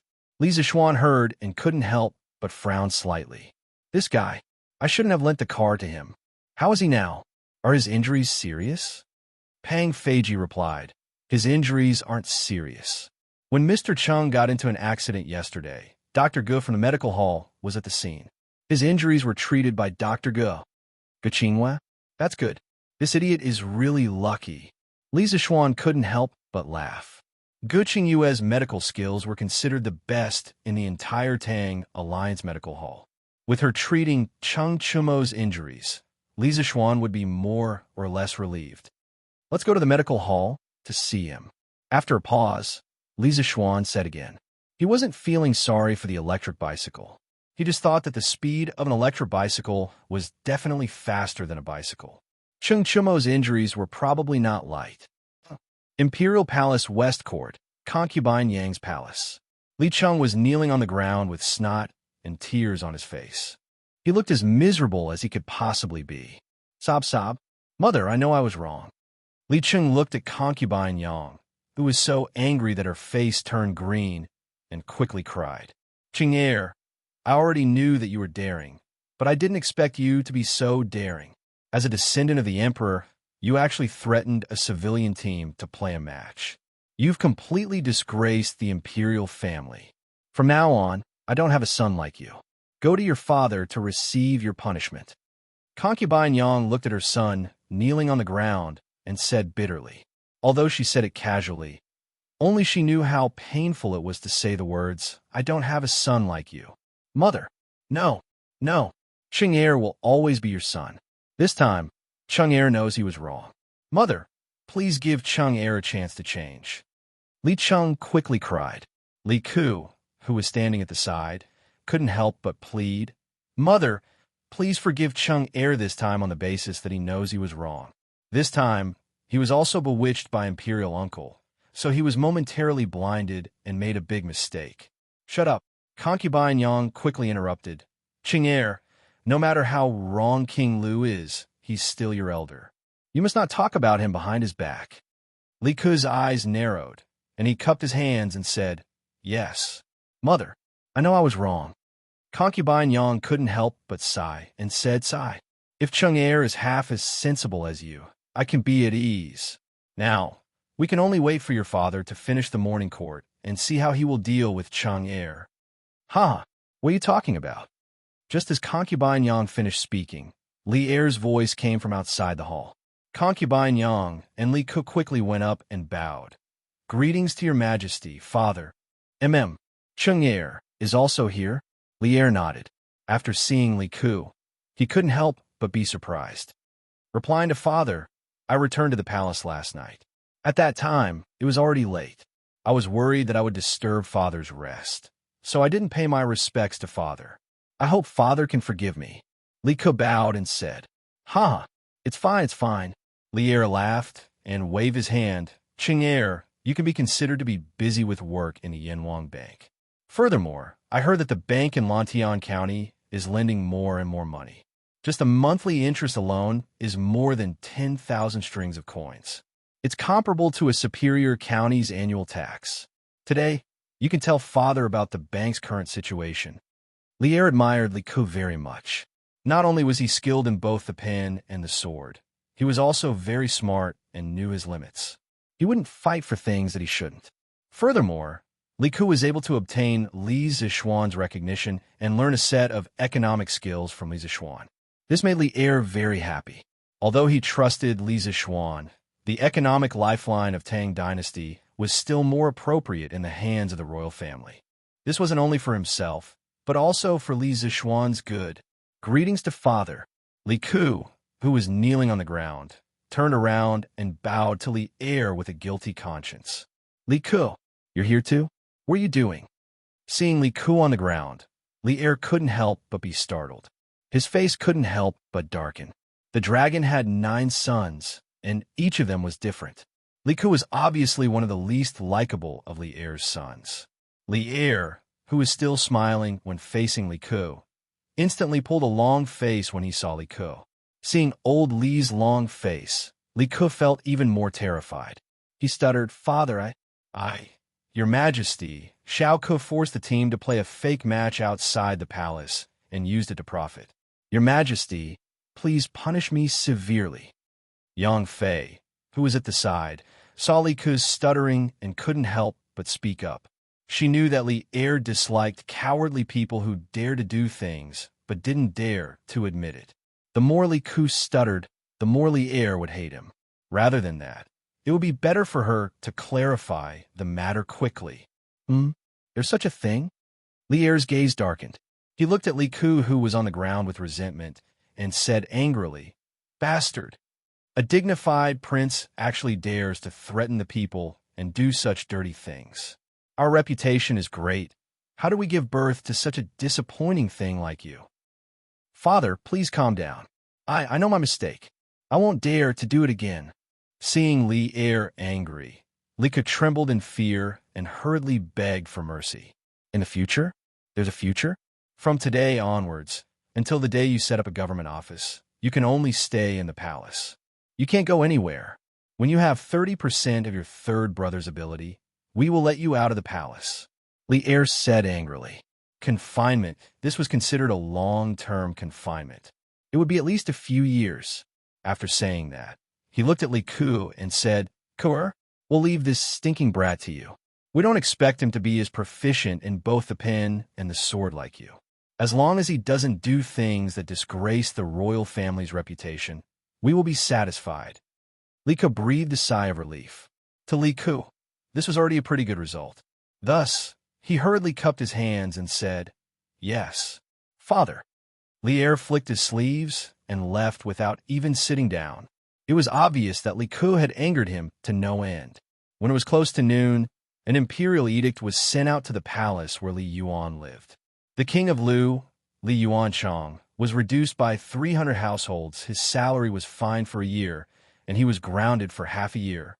It must be that after Li Er left Yang Fei's place, he investigated the whole matter clearly, so he added such an imperial edict. Compared to Li Ke, Li Yuanchang's punishment was obviously more severe. This fellow had been short of money recently and still had to pay 1,500 strings of coins to the bank. Now that he was punished by Li Er, it made things worse. He probably had a lot to cry about. Chapter 1457. Don't move. It might be a little painful to tear off the bandage. Bear with it. It's okay. Qingwei, just tear it off. If I make a sound, I'm not a man. Ouch. Who allowed you to call me Qingwe? Lu Guogong is a hero. How did he give birth to a lecher like you? Haha. Well, we've been through thick and thin together, right? We can more or less be called friends. It shouldn't be too much to call me Qingwe, right? Otherwise, why would you take the time to come over and help me change my bandage? If you think it's unfair, you can call me Chumo or Chonyo. Who's been through thick and thin with you? Yesterday, at most, you were in trouble. I am your savior, so you better show me some respect. I'm here to help you change your bandage because the other doctors in the clinic are too busy. Besides, I think it's good to call you a lecher. How is this good? If others hear this, how can I survive in Chong and in the future? Tang Union Medical Officer. As noon approached, the sharp-tongued but soft-hearted Gu Qingyue finally came over to help Cheng Chumo change his bandage. As for Li Zixuan, who came to visit Cheng Chumo at the clinic, he happened to hear this good show at the door. You could do whatever you want. What does it have to do with me? All right, I've changed your bandage. If you want to eat, you can ask the servant to buy some food and wine for you. Oh, you can't drink with this injury. I'll take my leave first. After changing Cheng Chumo's bandage, Gu Qingwe turned to pack her medicine box and said to Cheng Chumo, Qingwe, I can't even get out of bed now. How can I call the servant? Why don't you help me buy some food and wine? Cheng Chumo licked his face and pretended to be pitiful. Oof, lecher, you're really pushing your luck. Gu Qingwe rolled her eyes and left with her medicine box. Chumo, I'm here to see you. Cough, cough. What a coincidence. Dr. Gu is here too? In order to avoid being discovered by Gu Qingwe that he had been eavesdropping at the entrance of the academy, Li Zixuan hurriedly walked out. When he saw Gu Qingwe, he pretended to be surprised. Marquis, I'm here to help Ting too. Young Master Cheng changed his dressing. Dr. Sun still has something to do, so I'll take my leave first. You guys go ahead. In the face of Li Zixuan's sudden appearance, Gu Qingwe's face was a little flustered. She tightened her grip on the medicine box on her shoulder and said, Yes, Dr. Gu, if you have something to do, then go ahead and do it. Thanks for your hard work. Li Zixuan looked at Gu Qingwe with a smile and said, Who would have thought that the super strong woman who came to the Tang Alliance Medical Center to apply for a job would have such a panic side? Marquis, you're too kind. Saving the injured is the responsibility of us doctors. Gu Qingwe shook her head and said a few words, then left. When Li Zixuan walked to the sickbed, Cheng Chumo suddenly looked embarrassed and didn't know where to put his eyes. In the end, he simply raised his head and closed his eyes. Of all things, I shouldn't have knocked over your electric bike. Now, if you want to kill me, do whatever you want. Anyway, if you want me to compensate you with a new bike that's exactly the same, that's impossible. When this guy was flirting with Gu Qingwe a moment ago, he was still acting like a bootlicker. Now that he saw Li Zixuan, he suddenly became a dead pig that wasn't afraid of boiling water, piece of meat. The change of character was so fast that it was really jaw-dropping. Li Zixuan helplessly rolled his eyes and said, Who wants to kill you? When I borrowed your bike, I knew this would happen, but I didn't expect you to fall so hard. I heard from Sun Daozhong that your leg needs at least 7 days to recover. Do you want me to tell Uncle Cheng and ask him to send someone to take care of you?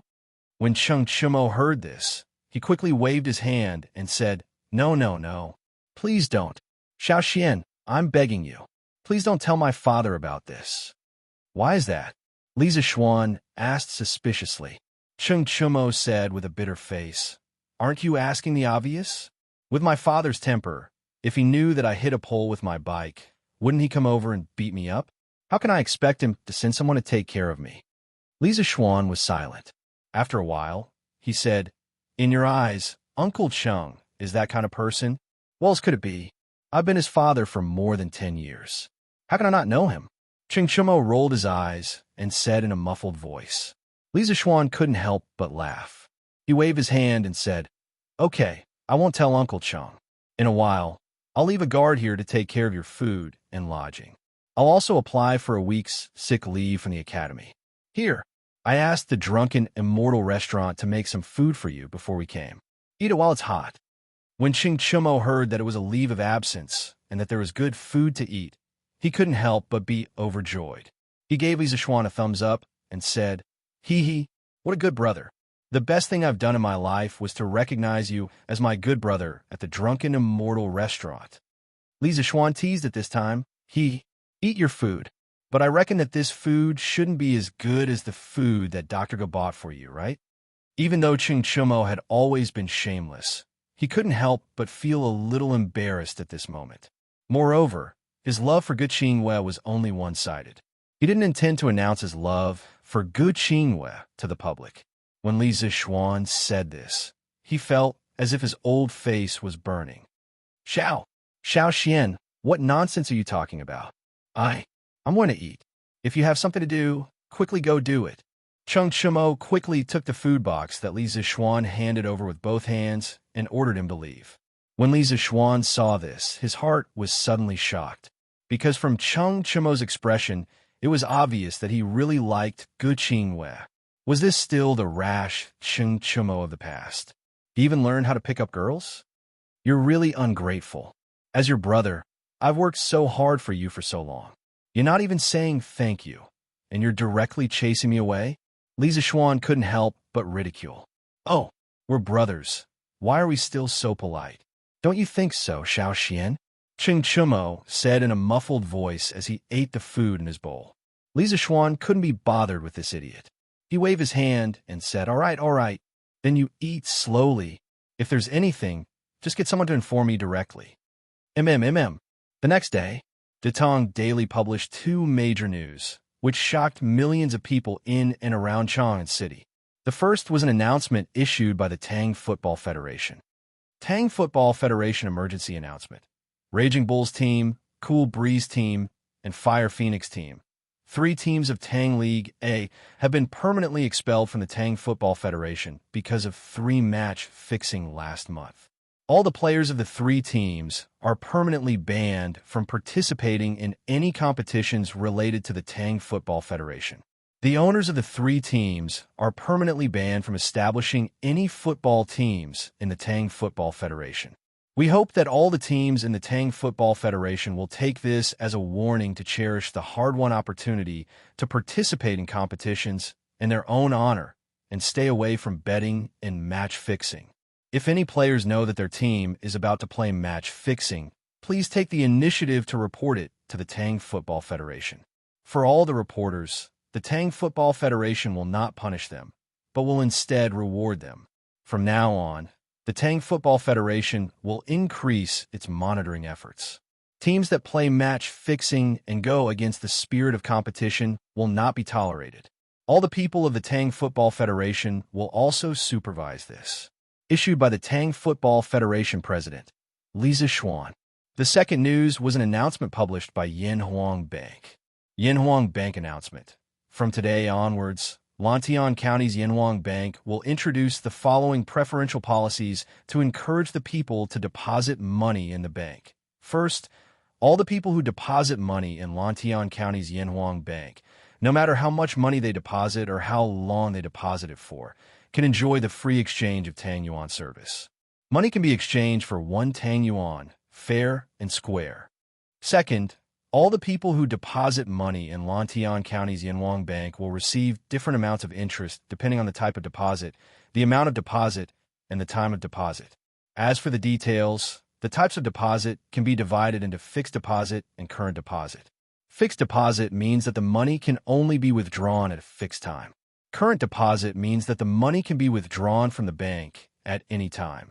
The annual interest rate for fixed deposit is 1.75%, which means that a fixed deposit for a year can earn 6 when in interest.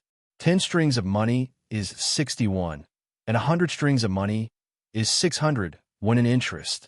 The interest rate for current deposit is lower at 0.3%. A fixed deposit for a year can earn 2 for when in interest. Yanhuang Bank will spare no effort to protect the vital interests of every depositor. The money deposited by the depositor will be recorded. The bank and the depositor will each have a passbook that is difficult to counterfeit. The depositor will withdraw money from the passbook. If the depositor loses any money deposited in the bank, Yanhuang Bank will unconditionally compensate the depositor in full. The new regulations will be implemented in Lantian County's Yanhuang Bank as of today. All the people of Lantian County can enjoy the preferential deposit policy. Please pass this message to each other and not miss this good opportunity. In addition, the new deposit policy of Yanhuang Bank in other states and counties will be implemented gradually. Please be patient. Issued by Lisa Schwan, Yanhuang Bank's head steward. After seeing these two pieces of news on the front page of the Tong Daily, the people were all stunned. These two announcements were issued by Lisa Schwan, but they represented two different circles. One was the football circle, and the other was the financial circle. But no matter which circle, these two pieces of news could be said to be super heavy news that could shake the earth and mountains. Countless people were discussing it. What? Team Raging Bull, Team Cool Breeze, and Team Fire Phoenix played fake matches? They are Tongjia League teams. How could they play fake matches? Sigh. If you ask me, they are really stupid. It was not easy for them to become a Tongjia League team. Just relying on the financial support from the businessmen every year is enough for their team to squander for a year. They just had to think about playing fake matches. Now, from the team owners to the players, they can forget about participating in the competitions organized by the Football Association for the rest of their lives.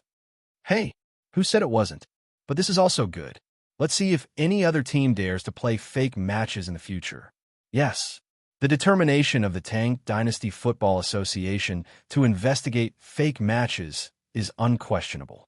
Let's see if any other team dares to play fake matches. After a team owner saw this news, he hurriedly shouted, "Quick!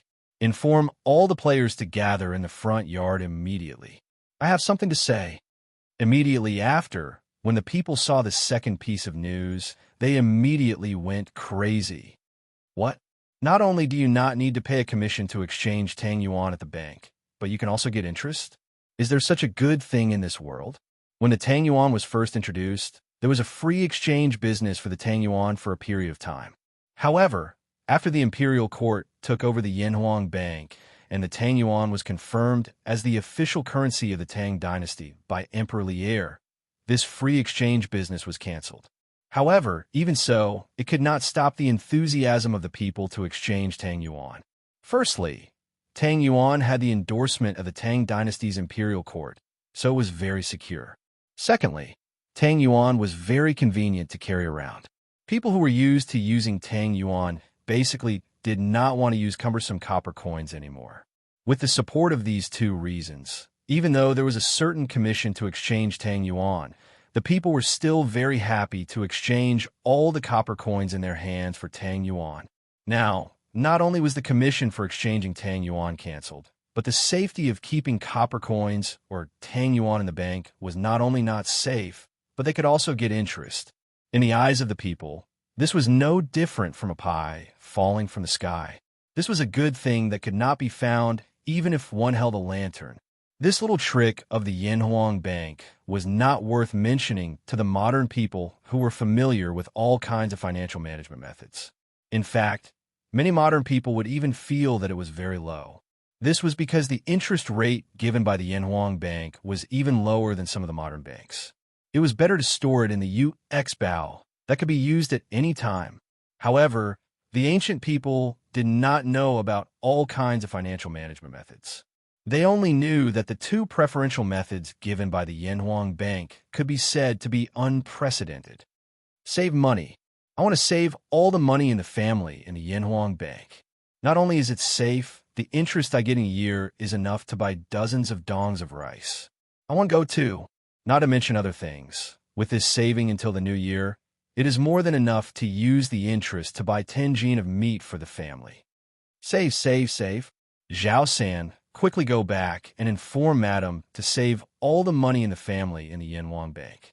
Not to mention that it is not safe to keep so many copper coins in the house. We have to take them out to dry every once in a while.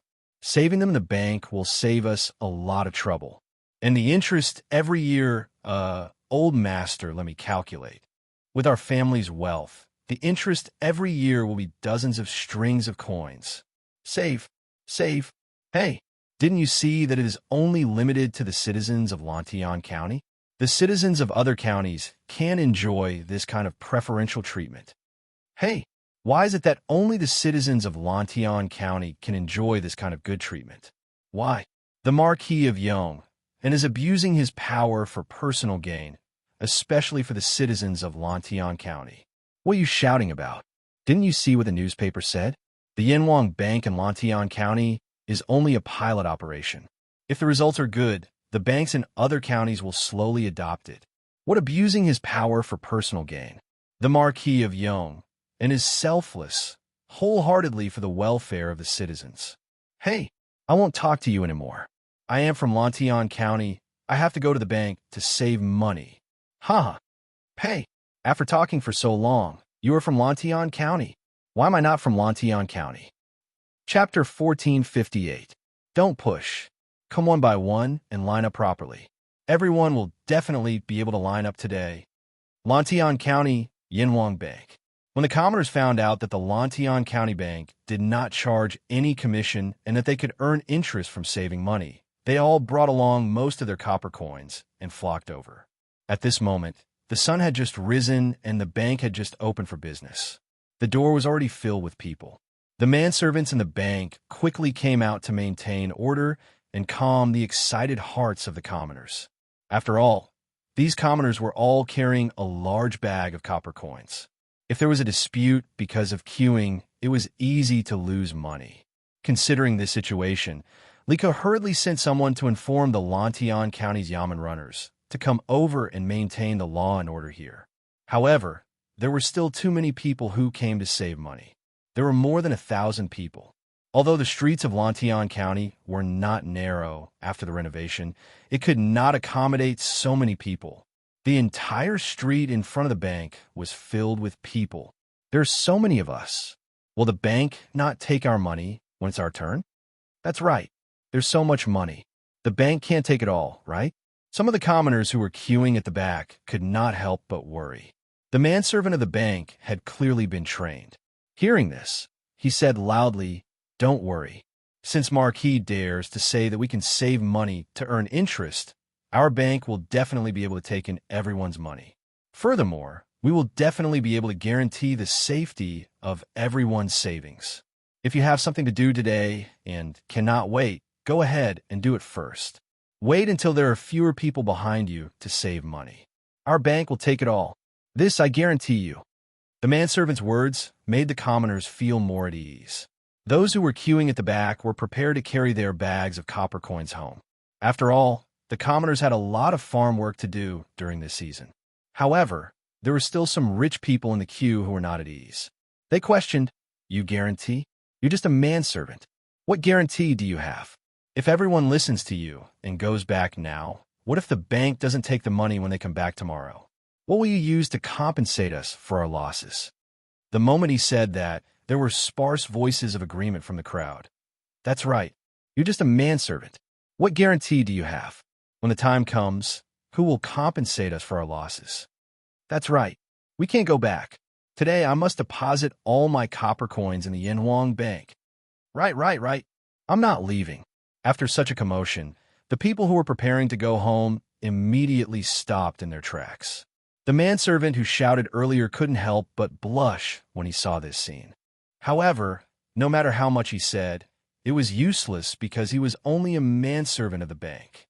If his promise is useless, then what about mine? At this moment, a young man walked out of the bank's hall and said expressionlessly, although his voice wasn't loud, it was loud enough to be heard clearly by everyone. "Who is this young man?" "Shut up. That's His Highness, King of Shu." "What? It's His Highness, the King of Shu?" Soon, someone recognized Li Ke. The chaotic scene instantly calmed down. Since everyone recognizes this prince, then this prince will make some things clear in front of all of you today. Li Ke looked at the crowd and said in a clear voice, "Waiving commission and saving money to earn interest is a preferential policy that the Yenhuang Bank of Lantian County has introduced to all the people in our county. This policy is long-term and will definitely not be gone tomorrow. I, in the name of the King of Shu, promise all of you, Your Highness is wise. Your Highness is mighty." After hearing Li Ke's solemn promise, the people immediately burst into cheers. After a while, the cheers gradually died down. Li Ke continued, Also, there is something that this prince needs to tell all of you in advance. That is, the deposit interest rate of the Yenwang Bank is not fixed forever. This month it is 1.75%. Next month, it may increase to 1.8%, 1.9%, or it may decrease to 1.7%. It may increase, and it may decrease. However, this prince can promise all of you that even if the deposit interest rate decreases, it will not be lower than 1.5%. Therefore, there is no need for everyone to rush to the bank to deposit money today. It will be the same when you have time to deposit money. Moreover, the interest rate might be higher by then. What? The deposit interest rate can still increase? Good. Can any of you calculate for me?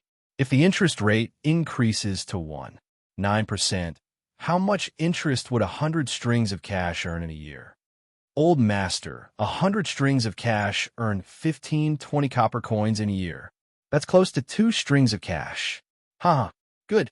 Then 500 strings of cash will be 10 strings of cash. Let's go. There's so many people today. Let's not fight with everyone to save money. That's right. There's no rush to save money. I still have to go up the mountain to water the white stack today. Yes. I'll save money when I have time. Hearing Li Ke's words, those at the back of the line, whether they were rich or ordinary people, all turned and left. Those at the front of the line did not leave. Although the deposit interest rate could increase in the future, it could also decrease at the same time. They might as well save their money in the bank today and be at ease. Seeing that most of the people had left, Li Ke could not help but heave a sigh of relief.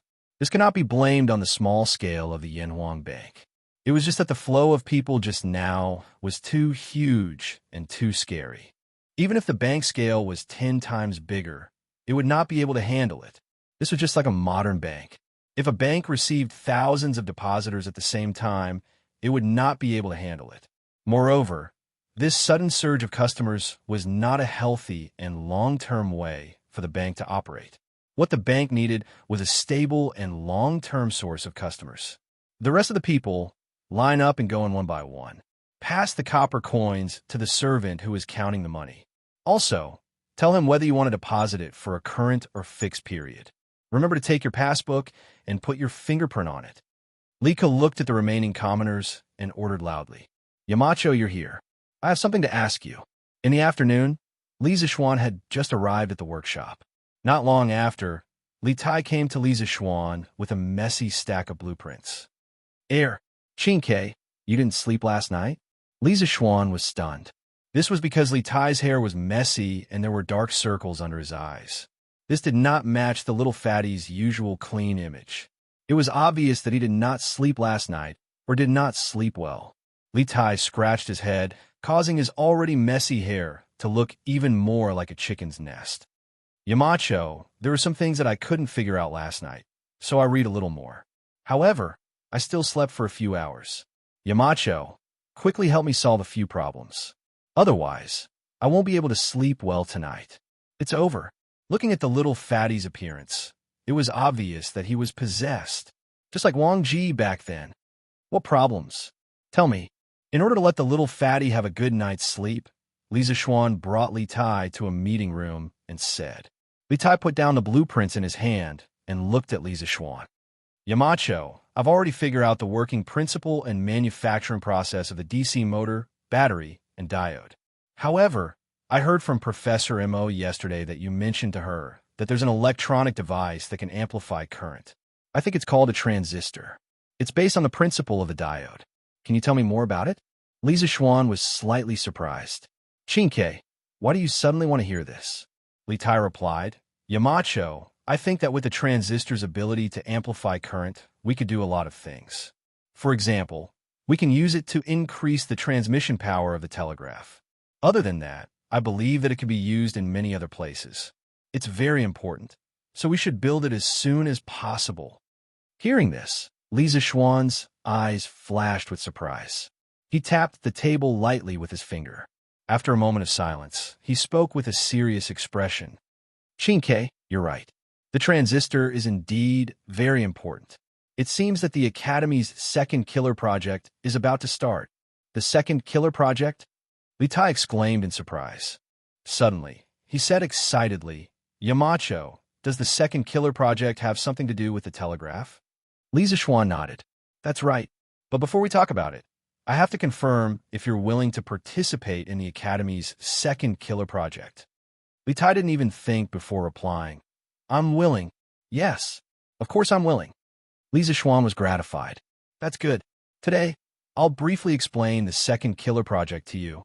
The main purpose of this project is to improve the existing telegraph so that it can achieve ultra-long distance wireless communication. This ultra-long distance should be at least 1,000 miles. 1,000 miles? Li Tai opened his mouth in shock.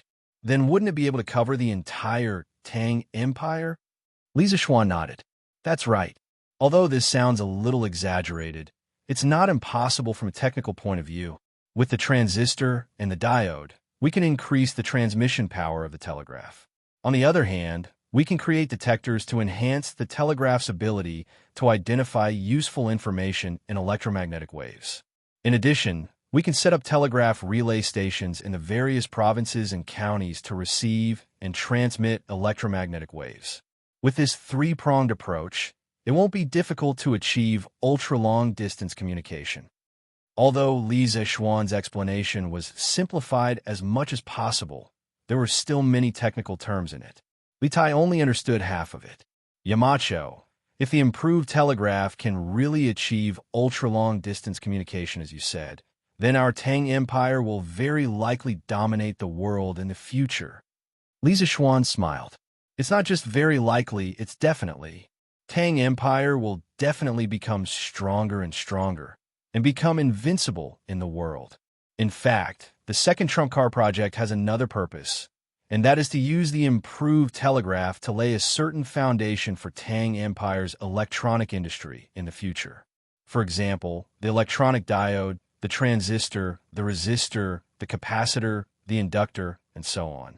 We have to find a way to produce some basic electronic components. Only then will we be able to produce more advanced and convenient communication tools than the telegraph. Li Tai listened attentively. Hearing this, he couldn't help but excitedly clasp his hands and say, Student Li Tai is willing to help Yamacho. Although he had given up on fighting for the throne, he was still a Tang Empire citizen. He hoped that Tang Empire could become stronger, especially after he learned geography at the academy. After he understood how big the aristocratic families were and how many countries there were, his desire to make Tang Empire invincible in the world became even stronger. The pride and national honor of the Tang Empire was incomprehensible to others. Li Zishuan smiled and said, You are talented and smart, and you like to study. Of course, this second trump card project can't be done without you. I just hope that you won't complain about being tired when the time comes. Li Tai shook his head and said, Yamacho, don't worry. I've survived the military training. There's no obstacle in this world that I, Li Tai, can't overcome. Quickly teach me how to make the transistor. That was why it was said that military training was the best way to train people. After going through the military training, the little fatty was filled with the courage to overcome all difficulties because he already felt that there was nothing more difficult than military training in this world. Li Zishuan nodded. He picked up the blueprint in Li Tai's hand and began to write and draw. It's not wrong to say that the transistor is based on the diode, because compared to the diode, the transistor only has an additional grid. The so-called grid is a mesh or spiral electrode made of metal filaments. It controls the electric field on the surface of the cathode, thus changing the cathode's emission of electrons or capturing the secondary emission of electrons. Chinke, you can make it like this. After Li Zishuan's explanation and step-by-step teaching, Li Tai finally understood the workings of the transistor and how to make it. After digesting it for a while, the little fatty frowned and said, Yamacho, after the transistor is made, how can I be sure that it can really amplify the current? Do I have to connect an electric lamp at the back and judge the strength of the current based on the brightness of the lamp? This question stumped Li Zishuan. After a long silence, just as Li Tai was about to lose his patience, Li Zishuan finally spoke. He looked at Li Tai with some sympathy and said, Of course we can't use this method. Firstly, it's not accurate, and secondly, It's too troublesome. Therefore, I think it's time to start Yanhuang College's third trump card project. Hearing this, Li Tai almost fell off his chair. After calming down, he said with some surprise, "The third trump card project? Yamacho, isn't this a bit too fast? The second project hasn't even started, and you're already starting the third?" Li Zishuan shook his head and said, "It's a bit too fast, but we have no choice. The Academy's technology is developing too fast, and many of the basic facilities can't keep up. We can only carry out the trump card projects together." Li Tai thought for a while and felt that Li Zishuan's words made sense. He sighed helplessly and said, "Yamacho, what's the third trump card project?" Li Zishuan said slowly, "The ammeter, the voltmeter, and some other basic instruments.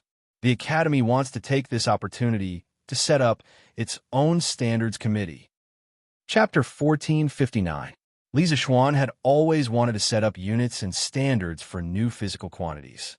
In addition to these, Li Zishuan also planned to let Yanhuang College set the standards for new technologies in the future. In Li Zishuan's previous life, a certain superpower had launched a trade war using technology as the vanguard in order to curb the rise of China.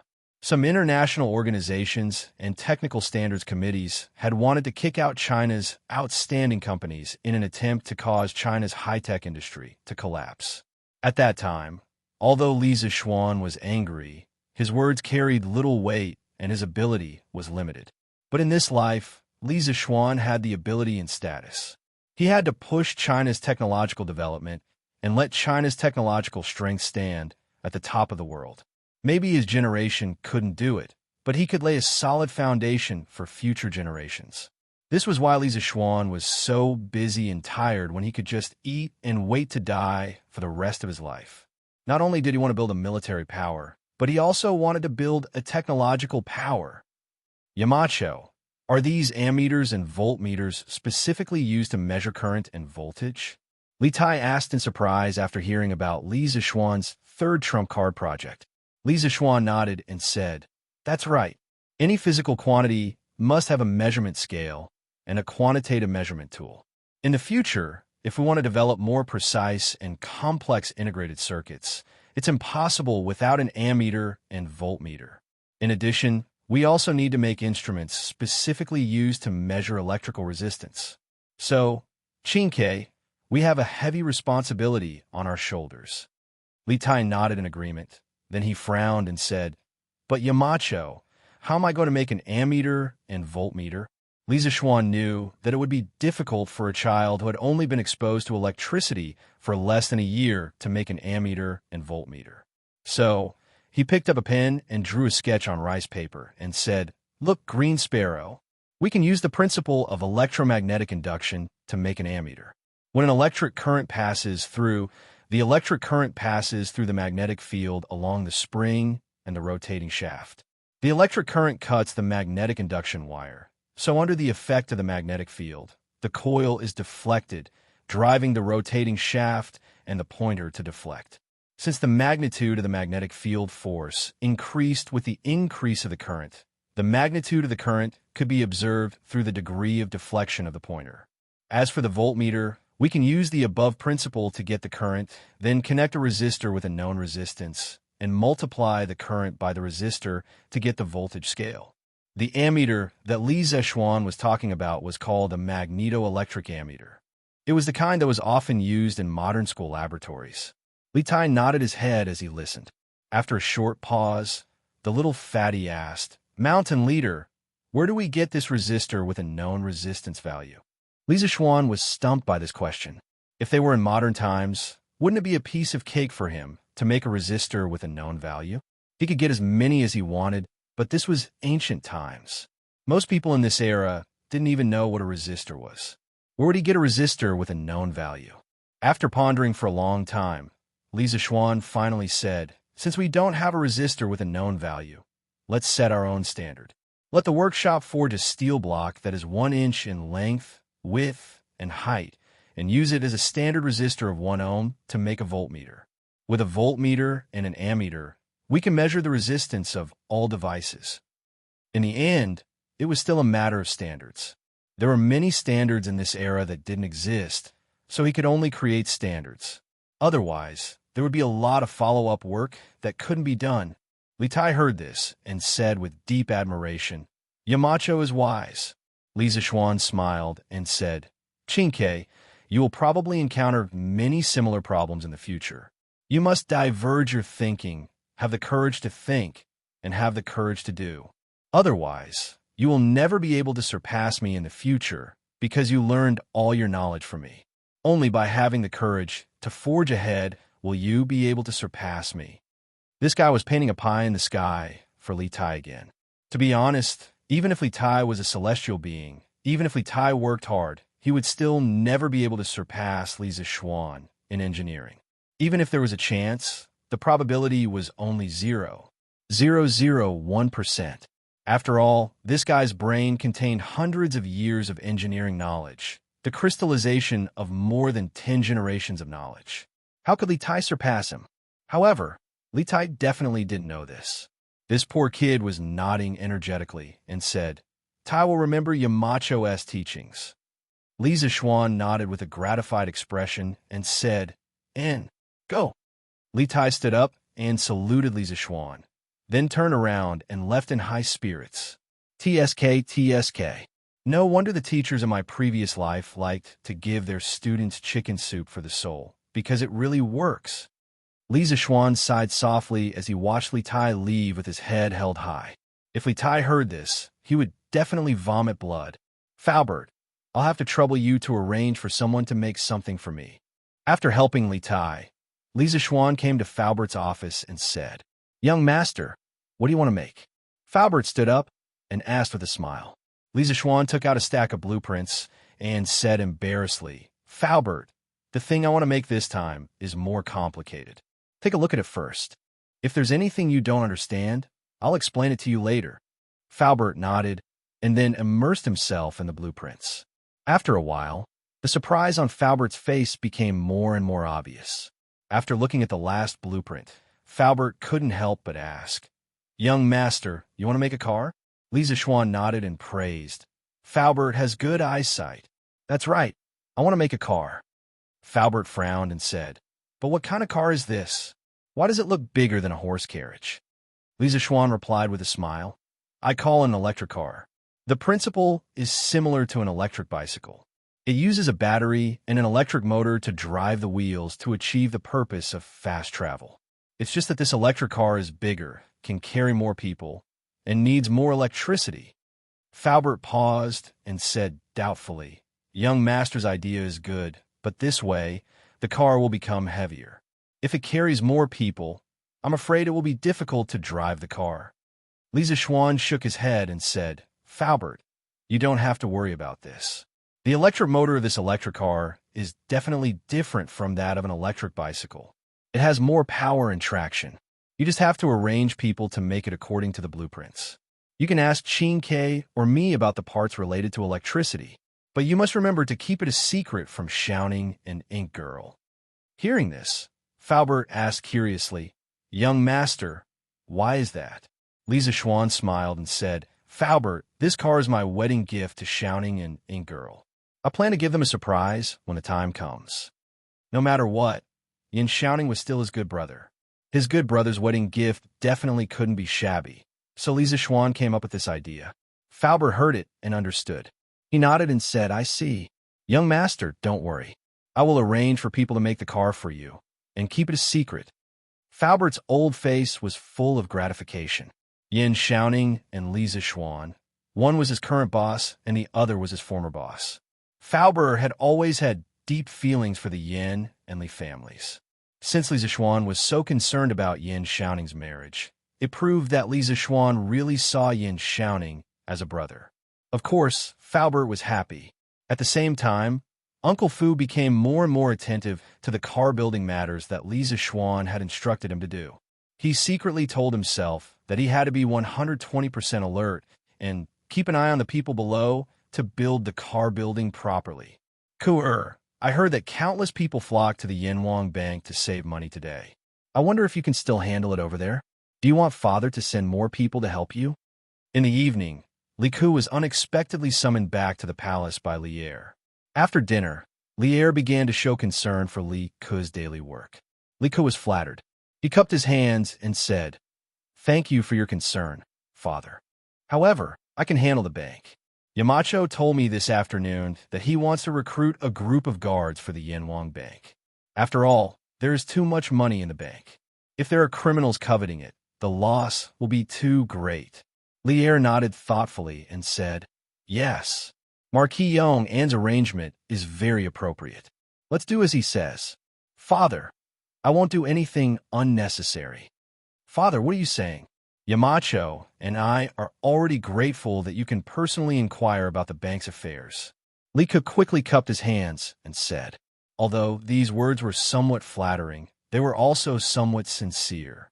After all, Lier didn't ask about the bank's affairs before. Don't flatter, father. I'm already tired of hearing such words." Lier waved his hand and said with a smile.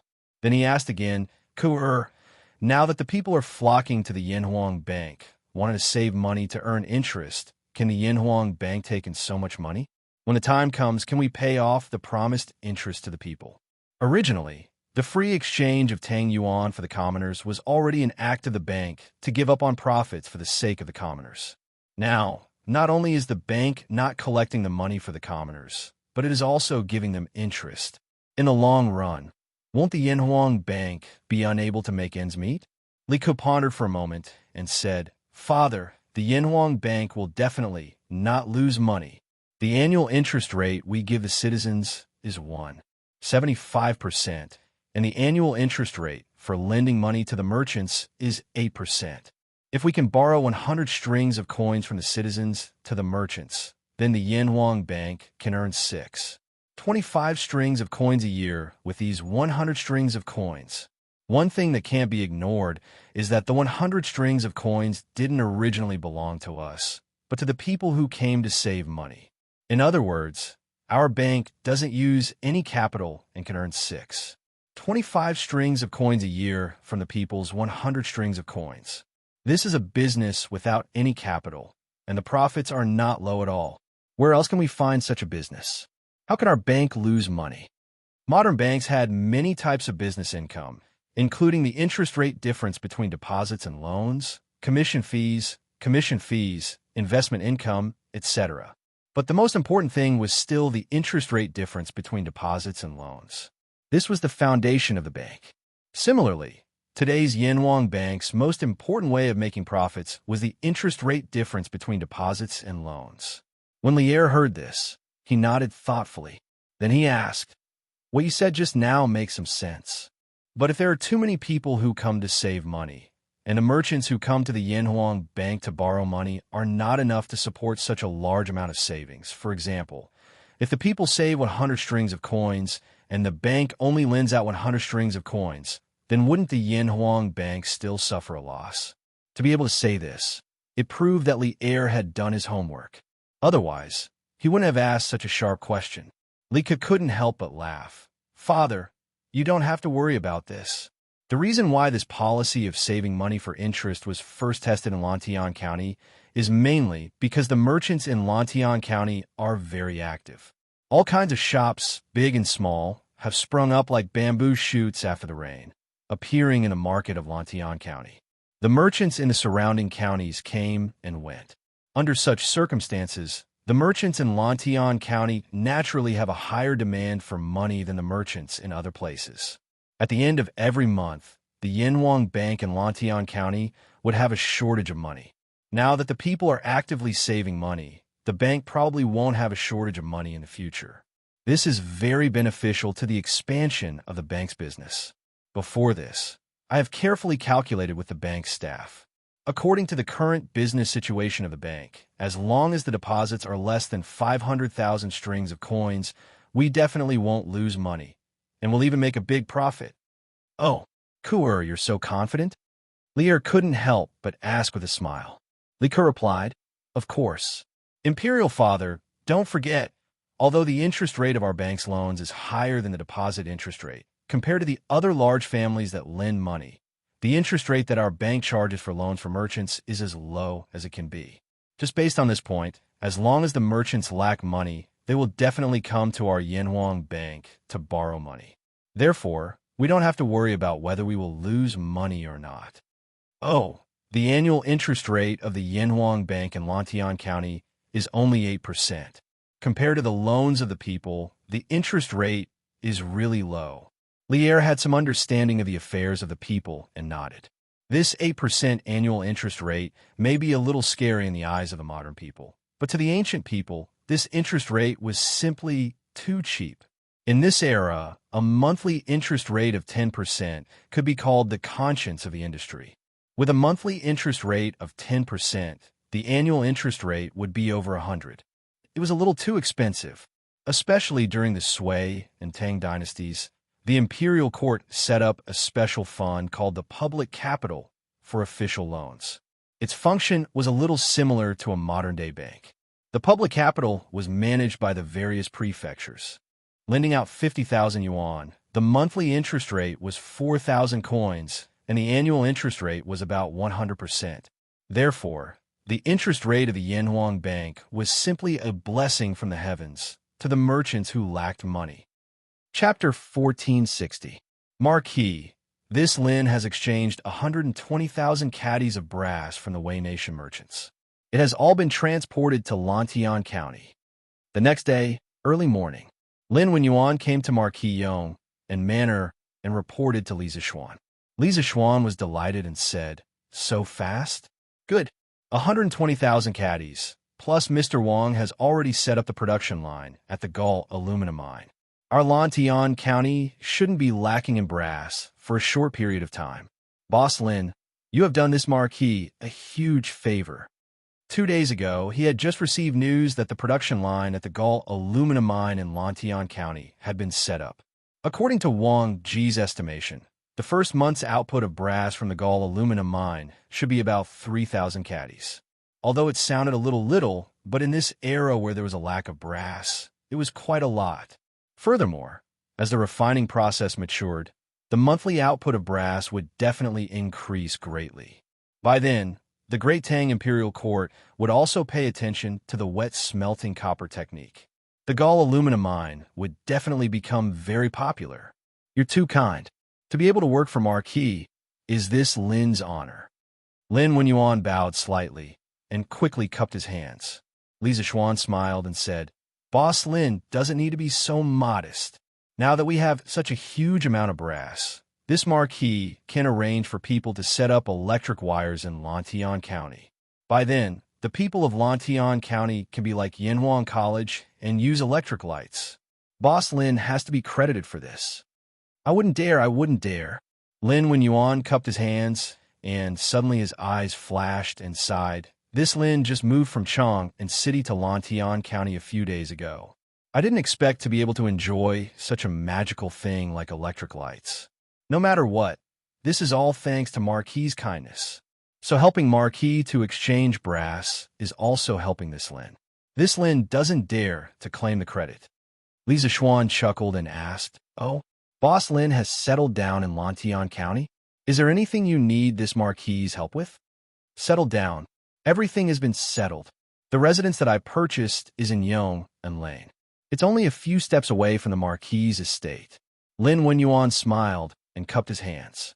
Although the population of Lantian County had increased explosively in recent months, it was basically hard to find a place to live, and the prices of the houses and shops had increased by a lot, especially in Yong and Lane where the Marquis residence was located. Those who could live here were either rich or respectable, and ordinary people simply couldn't afford to buy a house here. However, Lin Wenyuan was still part of the first batch of members of the Yanhuang Chamber of Commerce. With his wealth, it wasn't difficult for him to buy a house in Yong and Lane. As for why he wanted to settle his family in Yong and Lane, those who understood would naturally understand. "Oh, doesn't that mean Boss Lin is my neighbor?" Li Zixuan raised his eyebrows and smiled. Lin Wenyuan hurriedly said, I dare not. I just want to be able to listen to Marquis's orders better." Li Zixuan didn't comment on this, but smiled and asked, "Boss Lin, if you have any difficulties in doing business in Lantian County in the future, you can come and find this Marquis. This Marquis may be able to help you with some matters within the law. The officials of this era generally looked down on merchants, but Lisa Schwann had never looked down on merchants. The workshop's products sold well all over the world, and the prosperity of Lantian County today were all due to the merchants. Sometimes, Lisa Schwann was also willing to give the merchants some benefits to let them help him develop his territory. Thank you, Marquis. Lin Wenyuan's heart was instantly filled with a huge surprise. He stood up and cupped his hands towards Lisa Schwann. If Marquis has any errands in the future, I will definitely be at your beck and call. Lisa Schwann thought for a moment, then smiled and asked, It's already June. How is your son, Lin Hao, preparing for the exam? Hearing Lisa Schwann mention Lin Hao, Lin Wenyuan's old face was immediately filled with gratification. He cupped his hands and smiled. Thank you, Marquis, for your concern. My son has been diligently preparing for the exam under Han Zhao's guidance for more than half a year. He hasn't slacked off at all. This old man has watched this child grow up, but I have never seen him put so much effort into anything. From this, it can be seen that he really wants to get into a sacred place like Yanhuang College. Lisa Schwann smiled and said, You reap what you sow. With your son working so hard, he will definitely reap some rewards. Immediately, he felt that it was a bit inappropriate to say that. It was as if he was hinting that Lin Wenyuan would secretly recommend his son to get into Yanhuang College. So he quickly added, However, even if your son is careless and fails in the exam, it doesn't matter. Now that the Lin family is considered to be part of Lantian County, Lin Hao can directly study in the county school. There are many teachers in the county school who have taught in Yanhuang College. After studying there for a year and a half, and then getting into Yanhuang College, the success rate will greatly increase. Under normal circumstances, Lisa Schwann would not open the back door in the matter of college enrollment. In the past, royal children like Li Ku and Li Tai relied on their own abilities to get into Yanhuang College. Even if Lin Wenyuan helped Lisa Schwann do more things, Lisa Schwann would not open the back door for his son, Lin Hao, in the matter of college enrollment. Hearing this, Lin Wenyuan's eyes flashed with a trace of imperceptible disappointment. It was mainly because Lisa Schwann's first half of the sentence gave him hope. Otherwise, he would not have felt slightly disappointed. Marquis is right. When I decided to move my family to Lantian County, I also had this layer of consideration. After all, in other provinces and counties, it is basically impossible for a merchant's son to get into a local government school. Lin Wenyuan cupped his hands and smiled. At this moment, he had already thought it through in his heart. This was because compared to other merchants, he was undoubtedly much more fortunate. The prosperity of Lantian County today relies on the prosperity and vigorous development of commerce. Behind this, it cannot be separated from the efforts of merchants. This marquis will not be like other officials in other provinces and counties, ostracizing merchants and their sons. Lisa Schwann said with a solemn face, Marquis is righteous. Lin Wenyuan cupped his hands. Then, as if he suddenly thought of something, he said somewhat embarrassedly, Speaking of commerce in Lantian County, this Lin is planning to build an inn recently to provide a place for merchants to rest. However, in the construction of this inn, there are many problems. I wonder if Marquis can help. Build an inn? What kind of inn does Boss Lin plan to build? According to what Lin Wenyuan said, this inn was definitely not an ordinary inn. Otherwise, he would not have come to ask for help. Lisa Schwann could not help but ask curiously. Lin Wenyuan cupped his hands and replied, Marquis, this Lin plans to imitate the style of the Cloud Mountain Villa. With reinforced concrete and colored glass, this Lin plans to build a 6-story inn. The interior decoration will be a copy of the Cloud Mountain Villa's decoration. There will be sofas, transparent colored glass windows, and so on. I hope that Marquis can allow it. If it was someone in a higher position, they would definitely not agree. After all, people in a higher position were all tyrannical. They did not wish for someone to imitate their own home to build an inn. However, Lisa Schwann did not care about this. Instead, he was somewhat surprised that Lin Wenyuan could see the potential value of the Cloud Mountain Villa and discover it. He waved his hand and said, Boss Lin is using your own money to build an inn. How can this marquis disagree? If you like the architectural style of the Cloud Mountain Villa, I have some similar blueprints here. You can use them when the time comes. But then again, after Boss Lin's is built, it won't be cheap to stay for a night, right? When he was building the Cloud Mountain Villa, Lisa Schwann did not only design a set of blueprints, but also many backups. Now that he did not have the energy to build a house, it was not a bad idea to give it to Lin Wenyuan as a favor at little cost. Lin Wenyuan was pleasantly surprised. He cupped his hands and said, "Many thanks to Marquis for the blueprints. After this inn is built, this Lin hopes that it can become a big landmark of Lantian County. In terms of price, it should be slightly more expensive than other inns." Immediately, his face showed a difficult expression. He hesitated and said, "But this inn needs a lot of cement and craftsmen who know how to build cement buildings." This Lin boldly asks Marquis to help. Cement craftsman. Lisa Schwann's heart moved. He said, "The workshop has a lot of cement in stock right now. I can transfer some to you. As for craftsmen, this Marquis has an idea. What do you think?" Lin Wenyuan said respectfully, "Marquis, please speak." Lisa Schwann said slowly, "When Yinhuang College and the Cloud Mountain Villa were built, most of the craftsmen were local farmers in Lantian County. This Marquis thinks that if the style of the Cloud Mountain Villa can be liked by the merchants, this Marquis can let some farmers who know how to build a construction team to specially contract the construction of this style of building. Firstly, it will be convenient for you. Secondly, it will allow the commoners to have more income and live better lives. What do you think?" "Wonderful, wonderful, wonderful. Marquis' plan is wonderful." Lin Wenyuan's eyes lit up. He clapped his hands and said with a smile, "Marquis, you don't know. There are definitely a lot of merchants in Lantian County who have the same idea. They also want to build a clean and beautiful, tall and sturdy house like the Cloud Mountain Villa. However, they don't have cement or skilled craftsmen. If Marquis really wants to let the commoners form a construction team, there will definitely be a lot of merchants who will hire them." When Lisa Schwann heard this, he immediately said, "That's good. This Marquis will first let the Han family village and Plum village set up a construction team. Then, I will first supply a batch of cement to Boss Lin. After your inn starts construction, this Marquis will encourage the people of the other villages to set up construction teams and open a few cement factories to speed up the production of cement."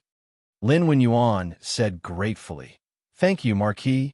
It's just that, if this Lin is so bold, I would like to ask Marquis to help this Lin give this Lin's in a name." Lisa Schwann said with a strange expression, "You want me to give you in a name? Are you sure?" Lin Wenyuan had a bad premonition in his heart. However, since he had already said it, there was no reason to take it back. Therefore, he braced himself and said, "Please give me a name, Marquis." Lisa Schwann was helpless. He pretended to think for a while and then said with some mischievous interest, "Then let's call it Dragon Gate Inn." "Dragon Gate Inn?" When Lin Wenyuan heard this, he was immediately suspicious. He thought to himself, "Why did Marquis want to name it Dragon Gate Inn? I heard that there's a Longmen County in Hudong Province's Jiangzhou. Could it be that Marquis has some connection with that place? I have to find time to take a look." Lisa Schwann didn't know that his little mischievous interest had implicated a big matter. Now that the brass was in place and the dozens of bicycles given to Lin Wenyuan had all been replaced, Lisa Schwann immediately ordered to start setting up electric wires for Lantian County. At the workshop, the second generation of bicycles had also entered the stage of mass production. As for the electric bicycles, Lisa Schwann planned to postpone it for a while. After all, it would take some time to set up electric wires and connect electricity to every household in the county. There was no point in selling electric bicycles before that. In addition, that afternoon, Lisa Schwann found Old Hu, Lu Qingfeng, and Lu Wanshan and told them about the joint construction team in Plum Village and the Han family village. "Young master, it's not a problem for us to set up a construction team to help others build houses like Yinshan Villa. However, the wheat in the fields is about to be harvested. During the busy farming season, no one in the village would be willing to work in the city." Old Hu scratched his head and said. Second Master Lu also nodded and said, "Xiao Hu is right. We farmers naturally have to prioritize our crops. We can't let our crops rot in the fields just to earn money in the city. It wasn't Hu Han Yun and Second Master Lu's fault for not giving Li Zishuan any face. It was just that farmers had always valued their crops more than anything else. This concept was already deeply ingrained in them, and no one could change it. Li Zishuan smiled and said, "Uncle Hu, Second Master Lu, there is no conflict between harvesting crops and working in the city. I didn't say that everyone in the village should join the construction team. That's not realistic. We only need a small number of young people who know how to build to join the construction team. The rest can still harvest crops in the village. Even if we don't have enough manpower, we can just pay outside the village to hire people to help harvest crops. We won't lose anything because the construction team will be very generous." Hearing this, the few of them looked at each other. Finally, Second Master Lu said, "That's a good idea. Young Master, don't worry. We will go back and recruit people to set up a construction team. When the time comes, we will go to the county to help people build houses." Li Zishuan nodded. Lu Qingfeng then asked hesitantly, "Young Master, where should we buy the cement needed by the construction team?" Li Zishuan smiled and said, "Lu Lijing, you don't have to worry about this. I've already arranged it. Also, I plan to choose a few suitable locations and open a few cement workshops. When the time comes, we won't be short of cement." Lu Qingfeng nodded and said, "That's good." Then, the few of them got up and left. Looking at their backs, Li Zishuan couldn't help but smile. He had always wanted to increase the income of the people. Previously, he had promoted bean sprouts and greenhouse vegetables. This year, he had promoted cotton. Logically speaking, farming could only provide food for the people. If he wanted the people to be rich, he had to think of other ways. The construction team was just a good start.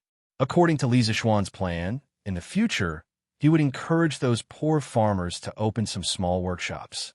When workshop production replaced the pure handicraft industry, production efficiency would be greatly improved. It would be difficult for the commoners not to be rich even if they didn't want to. Chapter 1461. The next day, a piece of good news came from the workshop. The transistor was completed, and Li Tai used a very crude ammeter to verify that it could indeed amplify the current. Li Zishuan heard the news and immediately rushed to the workshop. "Yamacho, it's done. It's really done. According to my preliminary measurements, after the current passes through the transistor's grid, it's amplified by about 5 times. If we connect a few more transistors, the amplification can be even greater." As soon as he walked into the laboratory, Li Tai greeted him with a face full of excitement. Li Zishuan walked to the test bench and saw a glass tube, slightly smaller than a fist, and a crude instrument. The instrument didn't even have a casing, and the magnets, springs, wires, and pointers were all exposed. There were only a few simple fixtures. Although Li Zishuan could roughly guess the function of the instrument, the appearance of this thing was really not flattering. As for the glass tube that was slightly smaller than a fist, it should be the world's first transistor, because the glass tube had 3 electrode connectors exposed outside. However, this transistor was too big. The transistors that Li Zishuan used in his previous life were all semiconductor, crystal transistors, which were only the size of fingernail. With the development of microelectronics, some crystal transistors could even be smaller than 10 nanometers in size. In comparison, the electronic transistor in front of him could be called a giant. Chinke, connected to the electricity for me to see. Li Zishuan knew that now was not the time to be picky. After all, under the current conditions, Li Tai was already not easy to make a transistor. It would be a bit difficult to ask for more, so he pointed to the transistor on the table and said to Li Tai, "Okay, Yamacho, wait a moment." Li Tai nodded in response and quickly started to connect the wires. After a while, he turned on a power switch and pointed to the ammeter. "Yamacho, look, the current at the cathode end is 0.7. Now I connect the ammeter to the anode end. Look, the current is 3.8, which is about 5 times amplification. This proves that the weak signal change on the grid can modulate the current from the cathode to the anode. Therefore, we can get the same current change as the input signal, but the intensity is greatly increased." Lisa Schwan saw this series of operations and couldn't help but clap his hands and sigh. Good, good, good. Chinke, I didn't expect you to be able to make a transistor so quickly. It's not easy. Now that we have a transistor, and a resistor with a stable resistance value, the Academy can start the work of modifying the telegraph. Li Tai thought for a while and asked, Mountain Leader, the factory has already made the resistor that you mentioned before. However, I feel that its volume is too big. If we need a bigger resistor in the future, its volume will be even bigger. If it is used in the circuit, it will seriously affect the volume of the entire product. Is there any material that can replace steel as a resistor? Previously, in order to make it easier for Li Tai to make the voltmeter, Lisa Schwan proposed to make a standard resistor with a length, width, and height of 1 inch of steel. However, although the conductivity of steel was not as good as copper, it was still good. The resistance of a piece of iron wire was very small, so it was not suitable to use it as a resistor. Modern resistors were mostly made of nickel-chromium alloy, while SMD resistors were made of metal powder and glass uranium powder mixed together and printed on a substrate by screen printing.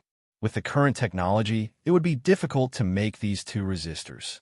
After thinking for a long time, Lisa Schwan said yes. Of course, there are materials that can replace steel. Chinke, you can mix carbon black, resin, and clay according to a certain ratio, press the mixture, and then heat treat it to make a resistor rod. The resistors made of this material are thinner than chopsticks, only about 1/4 of an inch long, but the range of resistance value can be very wide. It can completely meet the needs of any situation. The resistor he was talking about was called a carbon resistor in modern times, and its resistance value was represented by a color ring. Its material was cheap, its cost was low, and its resistance value was wide, but its performance was poor, so it was rarely used. In the market, it was replaced by more stable metal film resistors and SMD resistors. But for the current Tang Empire, it was already quite amazing to have carbon resistors. Carbon black, resin, and clay. Yamacho, can the resistors made of these materials be used? Li Tai was stunned. Carbon black, resin, and clay as resistors, no matter how he looked at it. It did not sound reliable.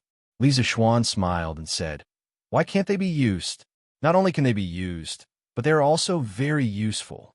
If you don't believe me, Chinke, you can find a craftsman in the workshop later to try and make a batch of resistors like this for you. Li Tai scratched his head and said, Okay, then I will find someone to try and make one later. Lisa Schwan nodded and said, Then this matter is settled. This afternoon, I will officially announce the start of the 2nd and 3rd trump card projects at the Academy. Chinke, you will also attend the meeting. Yamacho, what can I do at this kind of meeting? I'm not going. I still have a lot of things to do here. Li Tai heard and quickly shook his head. When it came to important projects like the trump card projects, the teachers of the Academy were basically in charge. The students only played the role of assistant. Li Tai felt that it was better for him not to attend this kind of meeting. It was a waste of time. However, Lisa Schwan still insisted, Chinke, you have to attend this afternoon's meeting. After all, the next 2 trump card projects can't be done without you.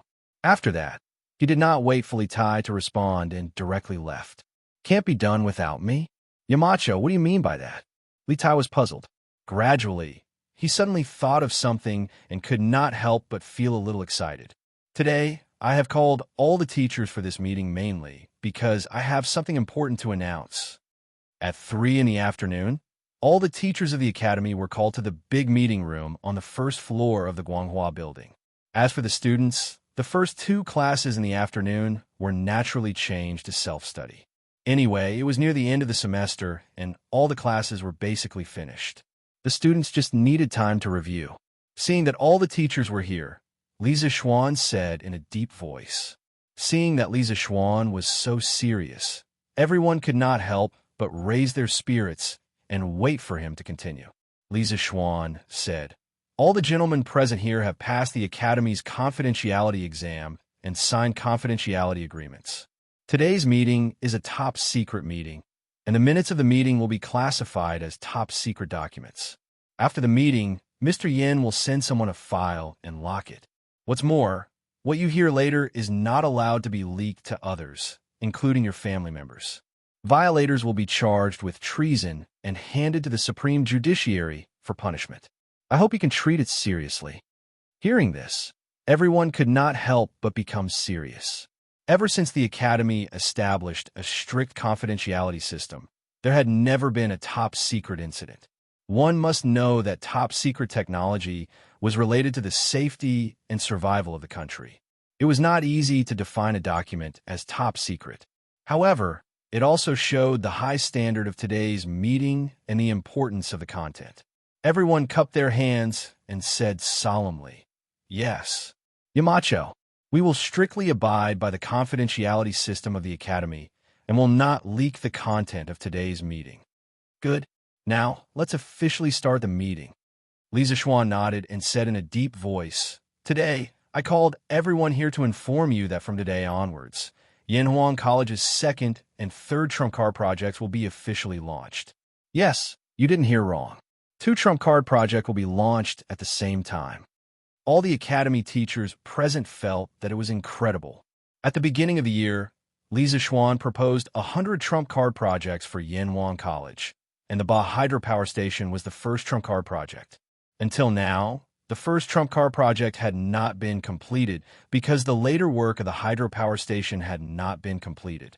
However, now Li Zixuan directly proposed 2 more trump card projects. In everyone's eyes, the progress was too fast. Moreover, at the beginning of the meeting, Li Zixuan defined these 2 trump card projects as top-secret projects. This kind of high standard made the Academy teachers feel a sense of seriousness. Yamacho, what are the contents of the second and third trump card projects? Will it be too much pressure to launch them at the same time? Mo Huai couldn't help but ask. Everyone else also looked at Li Zixuan. Li Zixuan replied, "Of course there will be pressure, but it must be overcome. The reason why I chose to launch 2 trump card projects at the same time is because I have sufficient reasons. Now let me talk about the specific tasks of these 2 projects. The second trump card project is to improve the current telegraph. First, we need to add signal amplification circuits to the telegraph to increase the transmission power of the telegraph. Second, we need to install detectors for the telegraph to identify useful information in the electromagnetic waves and enhance the telegraph's signal recognition ability and anti-interference ability. Third, we need to build telegraph relay stations in key states and counties to be used as transmission and reception relays of electromagnetic waves, further increasing the telegraph's communication range. The ultimate goal of this trump card project is to increase the telegraph's effective communication range to more than 1,000 miles, or even further. The workshop has already prepared the key electronic components needed for this project. Those who are involved in the project can go to the workshop later to understand the details. The communication range is 1,000 meters. Hearing this, everyone present couldn't help but gasp. 1,000-mile telepathic transmission. This was really equivalent to a 1,000-mile telepathic transmission. If this had happened in the past, they would have scoffed if they had heard this. However, in the past year at Yanhuang Academy, they had seen too many incredible things. Therefore, even if the teachers felt that it was inconceivable, no one refuted it. Seeing everyone's incredulous expressions, Li Zixuan smiled and said, "Although this sounds incredible, everyone has been at the Academy for so long. You all have a certain understanding of engineering, especially those in the physics group. You should know that the goal I mentioned just now is not completely impossible, right?" The group of physics students around Mo Huai all showed hesitation in their eyes, and their expressions showed that they were tempted. Mo Huai cupped his hands and said, "What Yamacho said just now is not completely impossible. The key question is, does the workshop have devices that can amplify power and detect electromagnetic waves? If there is, then the 1,000-mile communication range can be achieved." Li Zixuan smiled and said, "Mr. Mo, you can rest assured. Now, everything is ready. We only need one thing. Now let me talk about the third trump card project. From today onwards, the Academy will establish a standards of measurement committee. I will be the chairman, and Mr. Su Hongji, Mr. Mo Huai, and Mr. Wang Ji will be the vice chairman. The purpose of establishing the Standards of Measurement Committee is to establish measurement units and standards for some new physical quantities, such as current, voltage, resistance, and so on. For the third trump card project, first of all, we need to establish measurement units and standards for the three physical quantities of current, voltage, and resistance, and make measuring instruments. In addition, I plan to reformulate the units of length. From small to large, they are millimeters, centimeters, decimeters, meters, and kilometers. Among them, 3.07 meters is equivalent to 1 zhang. 1 meter is equivalent to 10 meters, 100 centimeters, and 1,000 millimeters. According to this conversion relationship, the Academy needs to make new measuring tools. In the future, all the projects of the Academy will use this new unit of measurement. This will be conducive to more precise production. The reason why we need to establish and carry out these two trump card projects at the same time is mainly because there are many cross-links between these two projects, which can play a role in promoting each other. According to historical records, 1 zhang in the Tang dynasty was equivalent to 3.07 meters. As soon as he finished speaking, there was a faint buzz of discussion in the conference room. Li Zixuan wanted to establish units and standards for the new physical quantities, but he also wanted to change the unit of length that had been deeply ingrained in everyone's minds. This was a bit difficult to adapt to. However, Li Zixuan's reason was too strong, because the new unit was indeed more precise than the previous inch, foot, and zhang. It was also more conducive to precision processing and precision production.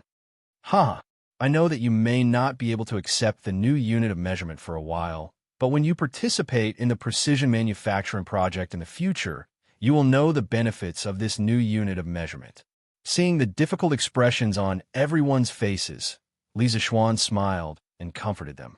Then he said in a deep voice, "Next, I will announce the personnel appointments for these two trump card projects. I will appoint Mr. Mo Huai as the chief designer of these two trump card projects, and Li Tai, Mo Chue, and Su Hongji as the deputy chief designers. The few of you must quickly select the outstanding students and teachers in the Academy who have outstanding results in mathematics and physics to join these two trump card projects as soon as possible.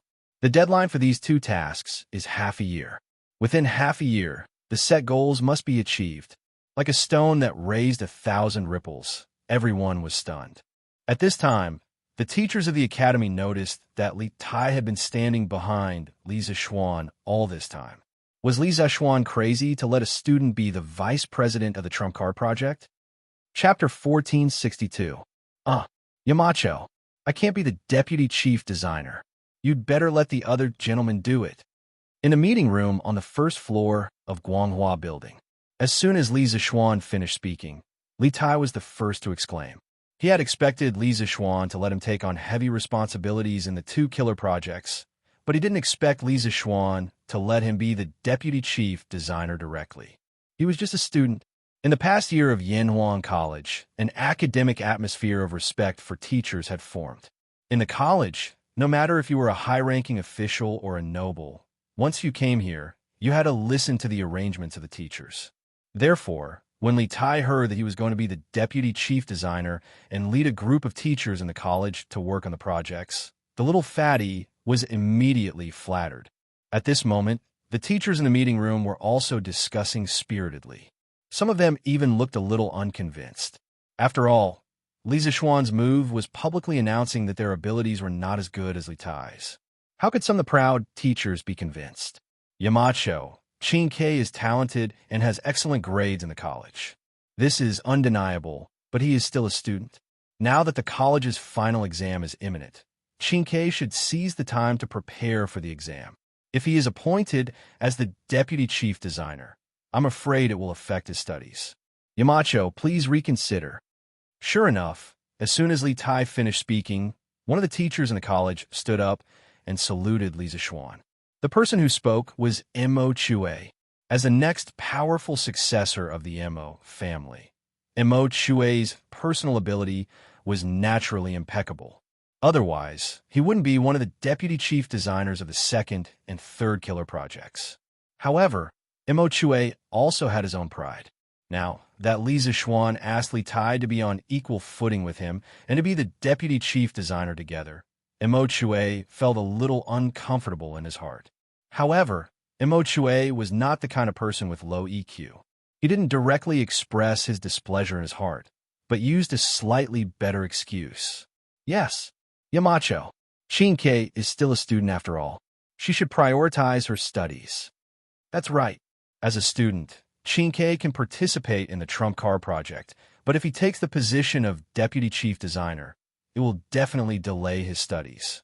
As soon as Immerse's voice fell, there was a sound of agreement in the conference room. Li Zixuan frowned and said in a deep voice, "Studies? Exam? Do the students of Yanhuang College study hard every day just for exams? Do you remember what I said on the first day of Yanhuang College last year?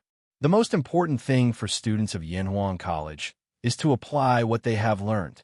I compiled engineering textbooks and imparted engineering knowledge to them, not for them to deal with midterm or final exams.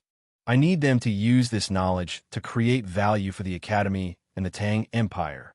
In Yanhuang College, Meng Wenhao and Han Li made outstanding contributions in quelling the rebellion in Guan City. Later, Ke Shiqing led the people of Shu County to build roads and mines and became rich through hard work. They're the pride of our academy. Even if their work affects their studies, they're still the role models of all the students of our academy.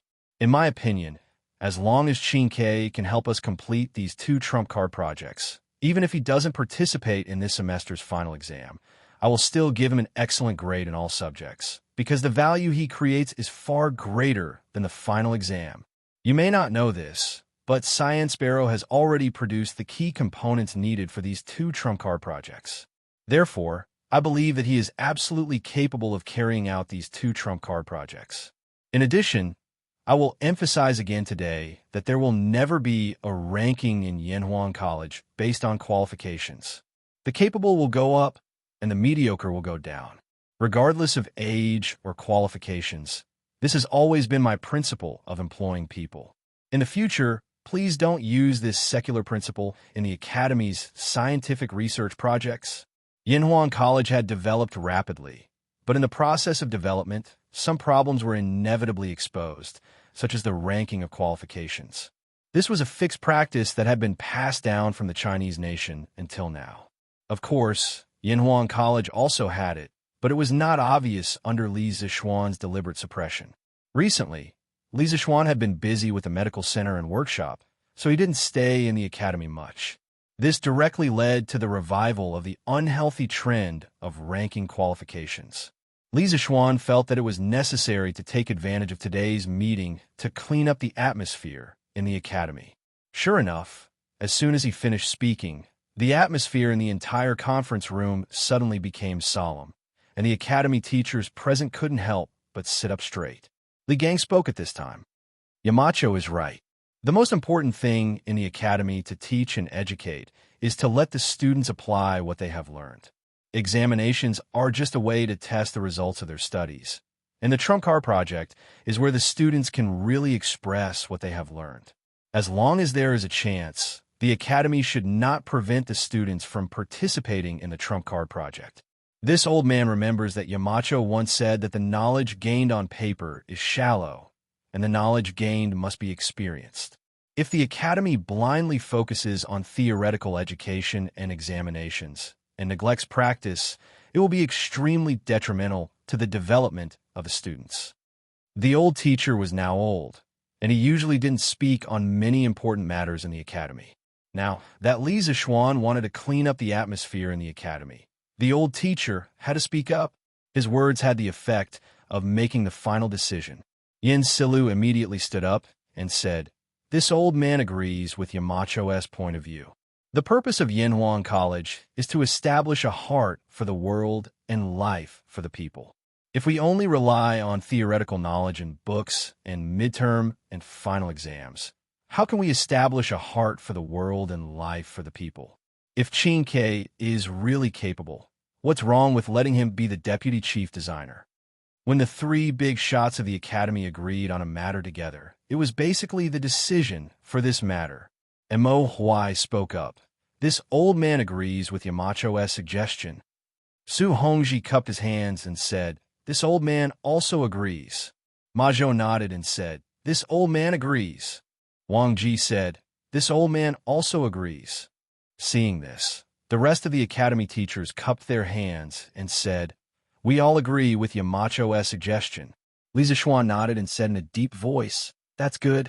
Since everyone agreed, then this matter was settled. From today onwards, all of you must work together to complete the second and third trump cards of the academy as soon as possible. For this, spare no effort in manpower, material, and financial resources. This is not only for the glory of the academy, but also for the Tang Empire to become invincible in the world as soon as possible. Yes, Yamacho. Everyone cupped their hands and agreed. Meeting adjourned. Li Zixuan immediately announced the end of the meeting and walked out of the conference room first. Li Tai hurriedly followed. The two walked out of Guanghua Building. In the corridor on the first floor, Li Tai hurriedly called out to Li Zixuan, Yamacho, please wait. Li Zixuan immediately stopped and turned around. He looked at Li Tai with a playful smile on his face and said, what's wrong? Qingke, could it be that you still don't dare to accept this task?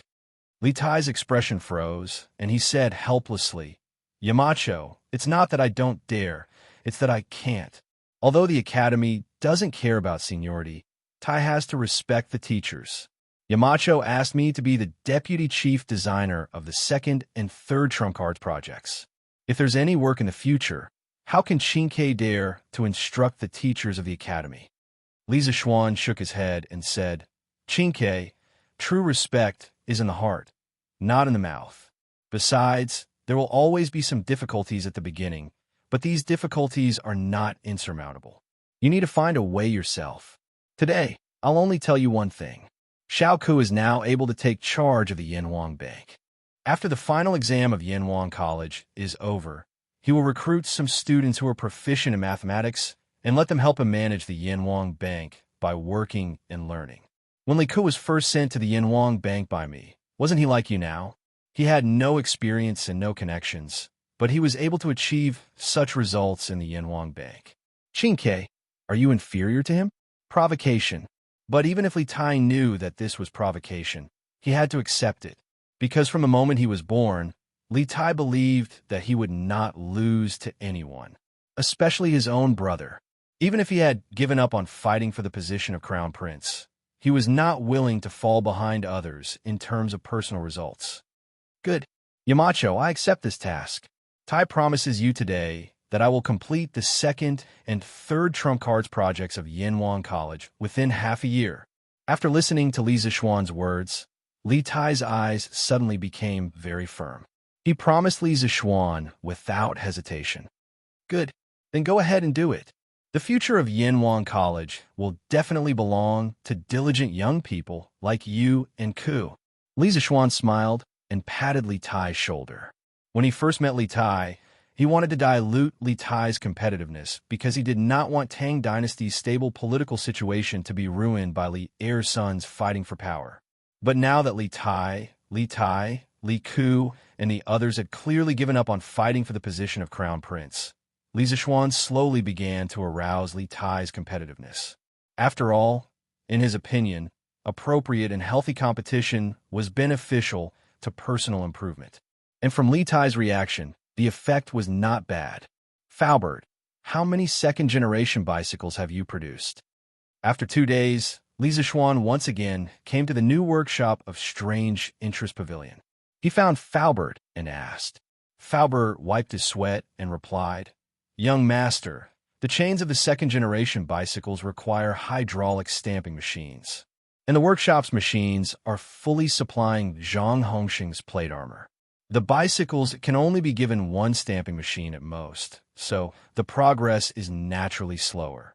These few days, we have only produced a total of 50 second-generation bicycles. The workshop is now manufacturing more hydraulic stamping machines to speed up the production of bicycles. Li Zixuan heard this and could not help but be silent. Speaking of which, the workshop now produced too many things. Cement, glass, carriages, steel, water wheels, first-generation bicycles, batteries, motors, generators, light bulbs, second-generation bicycles, plate armor, lances, and so on. The workshop was a little too big. Not to mention Faubert, even Li Zixuan sometimes could not take care of everything. Li Zixuan pondered in his heart. Perhaps he could assign some of the less technical tasks to the people of Lantian County to do. I got it. Faubert. When a number of second-generation bicycles reaches 100, send someone to inform me. We will sell 100 of them immediately. After a moment of silence, Li Zixuan opened his mouth and said, "Yes, young master." Faubert nodded his head and replied, "Oh, right, Faubert. How is the progress of the special bicycle that I asked you to produce?" Li Zixuan suddenly asked. The special bicycle that he was talking about was the wedding gift for Yin Xiaoning and Mo Lingwei, the electric bicycle. Faubert heard this and laughed. "Young master, the workshop has been using the stamping machines to forge the outer shell of the bicycle. I estimate that it will be done before the end of the month." Li Zixuan breathed a sigh of relief and said, That's good. Oh, there's one more thing. The workshop can't neglect the production of the batteries and DC motors. When Lantian County gets electricity and the second generation of bicycles start selling well, we will officially launch the electric bicycle. Then we will be able to recoup some of our funds and cover more places in Lantian County with electricity. Now that he had copper, he could bring the electricity from the Ba River hydropower station to the county seat of Lantian County. After all, his residence was in the city. He was busy coming and going, so he had to seek some convenience for himself, right? Faubert nodded his head and said, "Young master, don't worry. The battery and motor workshop has been producing.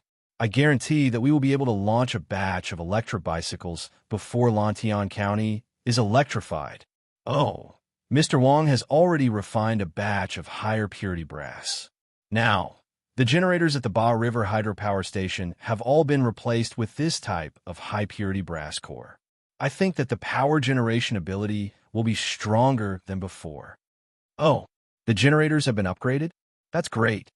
Li Zixuan heard this and said with a face full of surprise, "Now, everything is ready.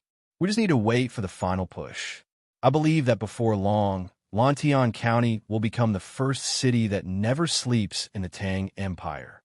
After listening to Li Zixuan's description, Faubert's old face couldn't help but be filled with yearning. He smiled and said with emotion, "Who would have thought that I would be able to see a city that never sleeps in my lifetime? Following you, young master, I can see all kinds of miracles." Li Zixuan couldn't help but smile and said, "Faubert, since you want to see it, then keep looking. There are more miraculous things to come.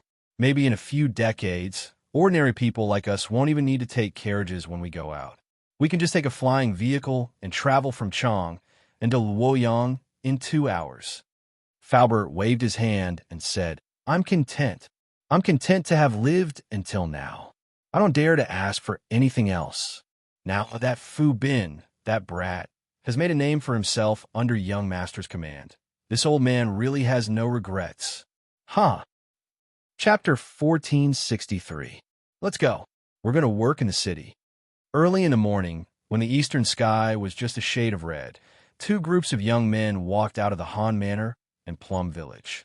The Han Manor group was led by Old Hu, while the Plum Village group was led by Second Master Lu's eldest son.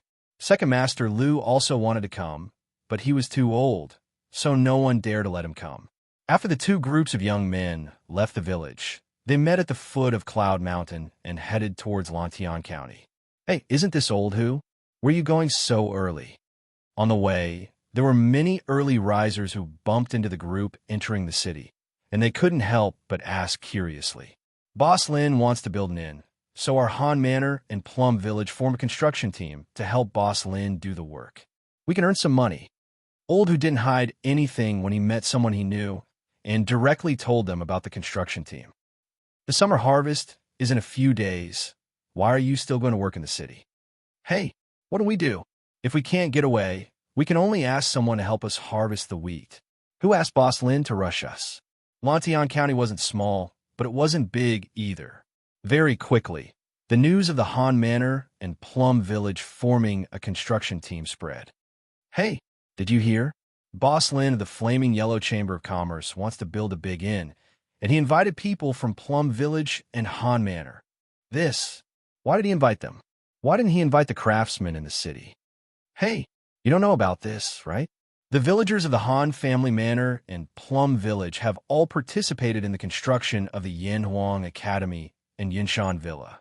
I heard that Boss Lin even went to the workshop of the interesting pavilion to hire a few craftsmen who specialize in construction. It seems like the inn he is going to build will definitely be extraordinary. Based on what you said, Boss Lin wants to build an inn the same as Yanhuang College and Cloud Mountain Villas? I don't know. But the wages that Boss Lin gave to the Han Manor and Plum Village's construction team shouldn't be low. Otherwise, why would the villagers of these two villages help him build an inn when the summer harvest is coming? Of course, Old Hu from the Han family manor said that they weren't willing to work in the city at this time, but they couldn't resist Boss Lin's urging. I think Boss Lin's salary must be very generous. TSK. When Yanhuang College and Yinshan Villas were being built, many people from the Wang family village also went there. We also know how to build those kinds of houses. Later on, we'll also form a construction team. If there's a boss in Lantian County who wants to build a house like that, we'll also take on the job. Our Liujia village also has people who can build that kind of house. We also want to set up an engineering team. I heard that the workshop of the Strange Interest Pavilion is also hiring. They're hiring a lot of people. The workshop is recruiting again? How could this be? I think there are already many people in Marquis's workshop. Hey, I heard that Marquis wants to build a power line from the Bar River all the way to Lantian County. This requires a lot of people. What? Does this mean that Lantian County is going to be electrified? That's great. In the past, when I saw that Yinshan Village was still brightly lit at night, I was very envious. Now that Lantian County has electricity, it will be like Yinshan Village at night. Everywhere will be brightly lit. That's right. I just don't know when our village will be able to use electricity. I've seen it before. Electric lights are much brighter than candles and oil lamps. I want to work at the workshop of the Strange Interest Pavilion. I'll work for a few days before the summer harvest. I can also earn quite a bit of money. I'll go too.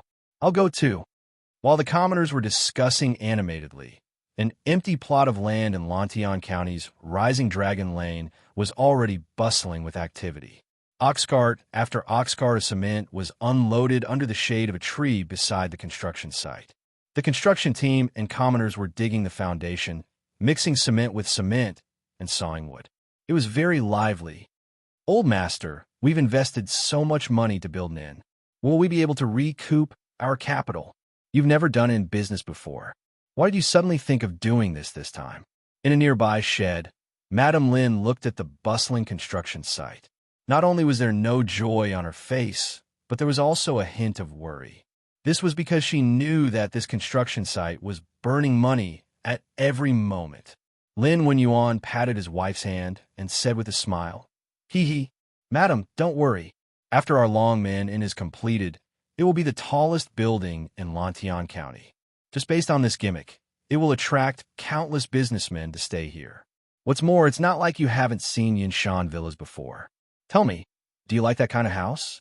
That kind of architectural style is hard to come by in the entire world. If we seize the opportunity to build it, do you have to worry about attracting customers? Madam, just wait and see. When our inn is completed, or even when it's only halfway done, there will definitely be many people who want to build houses like us. It's just that it's hard to say if they'll be able to get cement by then." At the end, Lin Wenyuan couldn't help but smile proudly. Although Li Zixuan planned to build a cement factory and increase the production of cement, there was still a period of time before the factory could be put into production. He could use his status as a member of the Yanhuang Chamber of Commerce to get a batch of cement from Li Zixuan in advance. This was a great opportunity. And in business, the most important thing was to seize the opportunity. Those who walked in front would have meat to eat, while those who came late could only drink soup. Seeing that Lin Wenyuan was so confident, Madame Lin heaved a sigh of relief. She said, "It's good that old master knows what to do. I believe in old master's foresight. Our Lin family has already made a fortune from the bicycle business. Now, with this Longman in, it's fine even if we lose some money." Lin Wenyuan laughed heartily. Speaking of bicycles, our Qin Yizhai's second-generation bicycles will definitely become a best-selling model. Madam, just wait and see. It's getting late. Let's go back to Qin Yizhai and see if the shop assistants have tidied up properly. Newspapers for sale. Newspapers for sale. The new generation bicycles developed by Curious Pavilion are for sale today. Those who want to buy a bicycle, buy a newspaper to read. Newspapers for sale. Newspapers for sale. Curious Pavilion's second-generation bicycles are for sale today. They run faster than horses and are not easy to overturn. Those who want to buy them now. At 7 in the morning, the sun had just risen. The city that had slept for an entire night had completely awoken. At this time, the citizens had just finished their meals and were preparing to start the day's work. On the streets, the newsboys' cries injected a bit of liveliness into the morning of Lantian County. It was just that the content of the newsboys' cries today was especially attractive. Bicycles? Strange Interest Pavilion has made a new bicycle? Run faster than horses? Is it that exaggerated? Is this second-generation bicycle really that good? Hey, that kid, give this old man a copy of the newspaper. Quick, quick, quick. Give this old man a copy, too. Once they heard that Curious Pavilion seemed to have made an even better bicycle, some of the bicycle lovers immediately clamored to buy a copy of a newspaper to read the details. The current Lantian County was no longer the poor and run-down county of the past. Countless businessmen had moved in and countless shops had sprung up. In addition, the roads in Lantian County had been upgraded and all of them had been replaced with cement roads. They were both flat and spacious. This had increased the popularity of Lantian County by a lot. The number of rich people living in Lantian County was not much less than Chang'an City. The number of people who could afford bicycles was also not a small number. After months of research and development, the workshop has produced a new generation of bicycles that are rear-wheel drive and chain-driven. Compared to the previous generation of bicycles, the second generation of bicycles is at least twice as fast in terms of maximum speed. It also saves a lot of energy and makes it harder to fall when braking suddenly. The second generation of bicycles has truly turned riding into enjoyment. From today onwards, the second generation bicycle will be on sale. There will be a limited number of 100 bicycles on the first day. Chang'an City's West City's Craftsman Pavilion, Lantian County's Chow family's Appraiser Pavilion, Lin family's Qin Yizhai, Zhang family's Elegance Pavilion, Liao family's Jade Treasure Hall, Feng family's Earth Treasure Pavilion, Lin family's Wisdom Depository Zhai, and Wang family's Jiubao Zhai will be on sale at the same time. The starting price will be 599 yuan. All customers can try before buying. Note, Curious Pavilion's new products will not be discounted with membership cards. However, membership card holders can still enjoy priority in queuing. Seeing the introduction of the second-generation bicycle in the newspaper, the commoners instantly exploded. The second-generation bicycle is rear-wheel drive. This is a good change. But what is this chain-driven thing? How come I've never heard of it? It's good that you've never heard of it. This is the latest technology developed by Marquee Workshop. If you've heard of it, then why are all the craftsmen in Curious Pavilion working so hard? TSK. The second-generation bicycle is twice as fast as the first generation. That's too awesome. It's just that the price is a little expensive. It's 599 yuan, and there's no discount. The product from Curious Pavilion are definitely the best. So what if it's a little expensive? As long as it's worth it. Besides, is 599 yuan really that expensive? Even a slightly better horse carriage costs more than that. In my opinion, it's better to buy a second-generation bicycle than a horse carriage. But I'm a little curious. What does the newspaper mean by the price starting at 599 yuan? Could it be that the second-generation bicycle has more than one price? I don't know about this. What I'm troubled about is that our bicycle was bought less than half a year ago. Now that there's a second-generation bicycle, what should we do? Haha, what's there to be troubled about, whether we buy it or not? Let's go take a look first.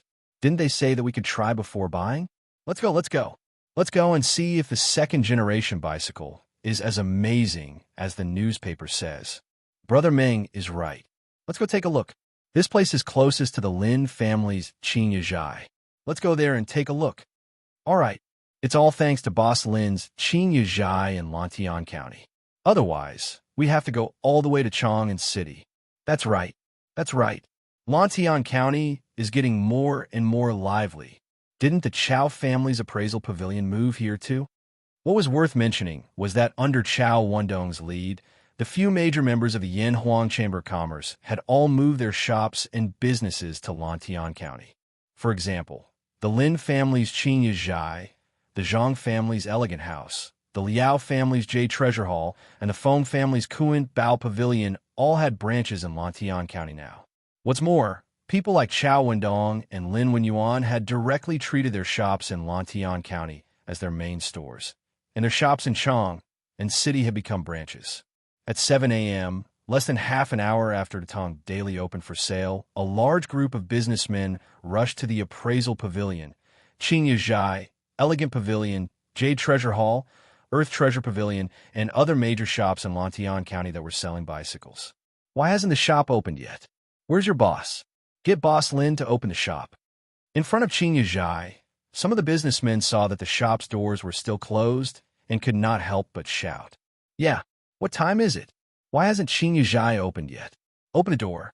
We want to buy the second-generation bicycles. Look, are those two bicycles the second-generation bicycles that the Datong Daily was talking about? That's right. The style is indeed different from the previous generation bicycles. Didn't they say that we can try them before buying? I want to try them. Hey, Boss Lin is coming out. Just as the customers could not help but want to try the bicycles, Lin Wenyuan finally walked out from the side door of Qingyazhai. He gestured with his hands and said in a clear voice, "Dear customers, please be patient. Our Qingyazhai will open for business in half an hour. Now, you can try the two new generation bicycles in front of the shop and see if the rumors are true. Everyone, please line up and come one by one. Please do not crowd." After he said that, some of the businessmen were immediately dissatisfied. Why must we open for business in half an hour? Can't we open for sale now? I don't want to try it out. I just want to buy it. That's right. I also don't want to try it out. I just want to buy a second-generation bicycle. Reality proved that there were many rich and willful people in the crowd. There were many people who responded to that rich young master. Lin Wenyuan said helplessly, "Dear customers, it's not that I don't want to open for business earlier, but Qingyazhai only opens for business at 9 a.m. every day. All the shops in this county also open for business in half an hour. How can I break the rules? Everyone, please be patient and try out the new bicycle first. You can line up later to buy it." Hearing Lin Wenyuan's words, everyone knew that it was impossible for Qingyazhai to open for business. Thus, they could only line up to try out the two second-generation bicycles. This young master came first. I'll try it out first. A well-dressed young master stepped out from the crowd and walked towards one of the bicycles. He nimbly got on the bicycle and sat on the seat. With a light tap of his foot on the pedals, the bicycle immediately started to move. Wow, easy to ride. This second-generation bicycle is really easy to ride. It's 1,000,000 times easier to ride than the previous bicycles. That rich young master's eyes lit up, and he shouted excitedly. The businessmen who were lining up at the back couldn't help but discuss among themselves. It does look a lot easier to ride than the first-generation bicycles. There's a reason why it's expensive. Of course, I've said it before, Strange Taste Pavilion's products are definitely the best. Although the things here are expensive, the quality is definitely worth the price. Haha, I'll buy this bicycle. Today, this young master must buy this second-generation bicycle. The well-dressed young master rode the bicycle and circled the empty space in front of Qingyazhai twice before getting off the bicycle and laughing loudly. Chapter 1464. Nice ride. It's really nice to ride. The feeling of stepping on the pedals is obviously different. It's completely different from the previous bikes. 599 strings isn't expensive at all. That's right, that's right. I feel that this second-generation bicycle is much more stable than the previous one. It also saves a lot of energy. Just step on the pedals, and the bike can move a long distance. Although it's a bit more expensive, it's totally worth it. If I can buy one, I'll definitely buy one. The newspaper said that the second-generation bicycle uses a chain to drive the rear wheel. The chain is probably the thing that connects the pedals to the rear wheel, right? TSK. Strange Interest Pavilion is really amazing. They can even make such an exquisite transmission mechanism. They didn't disappoint me. Huh, that's right. I also noticed the chain just now. The design is exquisite, and the manufacturing is even more exquisite. I'm afraid that only the craftsmen of Strange Interest Pavilion can make something like this. I must buy one of these second-generation bicycles. The newspaper said that 100 second-generation bicycles will be released today. I wonder how many will Chinyajai get? There should be at least 10, right? 1, 2, 3, 4, 5, 6. I'm ranked 6th. I also have a Yanwang Merchants Supreme membership card. I'll definitely be able to buy one today. Lantian County Market, in front of Chinyajai. After a group of customers tried out the second-generation bicycles, they were all full of praise. It could be said that if the conditions allowed, there was no one who wouldn't want to buy a second-generation bicycle. As for the previous generation bicycles, they would never want to ride them again. Of course, it wasn't that the previous generation bicycles weren't good. When the first bicycle was released, it still stunned everyone. It was just that the second-generation bicycles were even more stunning. Its dazzling edge completely overshadowed the many advantages of the first-generation bicycles. Boss Lin, why is there another bicycle over there? And the style seems a bit different? At this time, the first rich young master who tried out the second-generation bicycles pointed at a brand new and shiny bicycle by the side of Chinyajai and asked, "Yeah, that bicycle looks even better. Could it be that the Strange Interest Pavilion produced a more high-end bicycle? More high-end? The second-generation bicycles are already high-end enough. How much more high-end can it be?" Everyone looked in the direction of the rich young master's finger and couldn't help but cry out in surprise. Lin Wenyuan smiled and said, "That's the professional version of the second-generation bicycle, the super variable speed disc brake bicycle." The rear wheel of the bicycle was equipped with the latest transmission developed by Chi-Chu Ge. The transmission was made up of a toothed disc and a flywheel. The flywheel had 8 gears of different sizes, while the toothed disc had 3 gears of different sizes. Therefore, the bicycle could change between 24 different speeds. Not only was it fast, but it also saved a lot of energy. This kind of bicycle is extremely troublesome to manufacture. In the first batch of bicycles that Strange Interest Pavilion made, there were only 3 of them. Our elegant pavilion was lucky enough to get one. Due to the high cost of building a variable speed bicycle, we are temporarily unable to provide a test ride service. Please forgive us. Furthermore, this speed-changing bicycle has already been pre-ordered by someone. So today, only the ordinary second-generation bicycle is available for sale. Needless to say, this marketing strategy must have come from Li Zishuan. Since he had transmigrated from a modern world, he had also started to play with the concept of normal and high-end versions in Tang Dynasty. Oh, this bicycle can even change speed? It was too magical. It was too magical. When everyone heard this, their eyes couldn't help but brighten. The rich young master rubbed his palms together and looked at Lin Wenyuan, saying, "Boss Lin, a straightforward person doesn't resort to insinuations. Just tell us how much this variable speed bicycle costs. I am willing to raise the price by 500 strings of string of coins. I hope Boss Lin will be willing to part with it." Lin Wenyuan frowned. When he first saw the rich young master, he felt that he looked familiar. Now that he heard the rich young master introduce himself, he finally remembered who he was. He quickly cupped his hands and said, "So it's second young master Chai. Sorry for the disrespect." Who else could this well-dressed young man be other than Chai Lingwu? He had been living in Lantian County recently to watch football matches. His father, Chai Xiao, had just returned from a victorious battle in Shuafang last month and received a lot of rewards. The Chai family was in the prime of their lives. As Princess Ping Yang's favorite son, how could Chai Ling-Wu lack money? Of course, he had to buy the best car. Only then would he be able to show off in front of his bunch of friends, right? Boss Lin cut the crap. How much is this speed-changing bicycle? Are you selling it today or not? Hurry up and give me a definite answer. Chai Ling-Wu said impatiently. Lin Wenyuan was helpless. He cupped his hands and said, Second young master, the speed-changing bicycle workshop set the price at 1,199 strings of coins. However, this bicycle has already been reserved. I hope second young master can understand. If it really doesn't work, I will personally deliver the bicycle to Duke Xiao's residence when the next batch arrives. What do you think?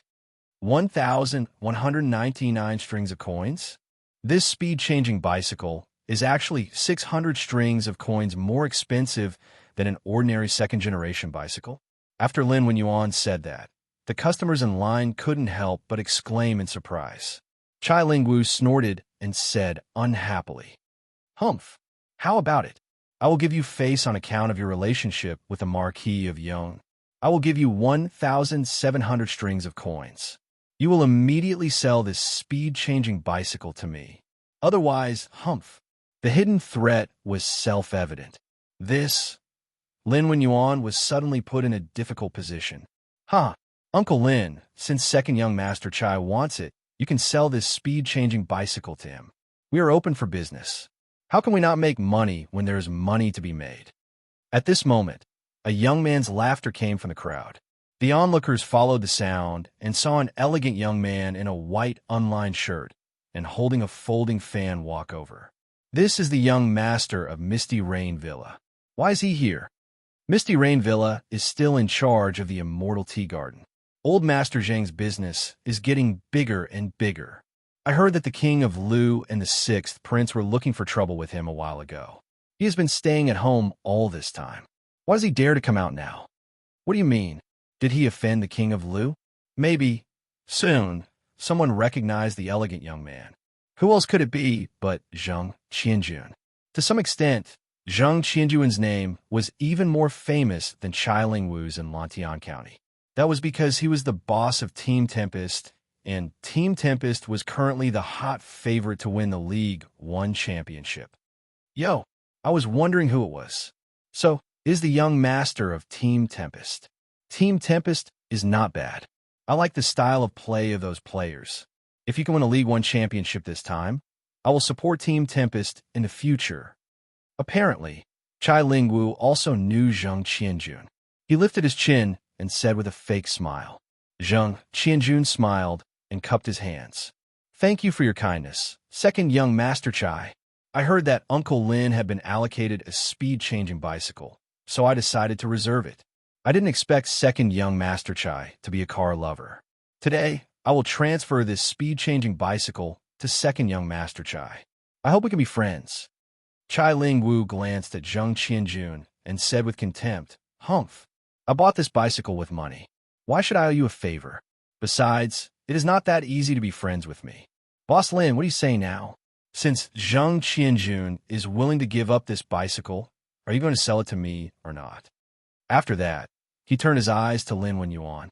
Lin Wenyuan was a little hesitant, but when he saw Zhang Qianjun nodding at him secretly, he could only cup his hands and say, since nephew Zhang is willing to give up this bicycle, and second young master Chai is the first, I will sell this speed-changing bicycle to second young master Chai.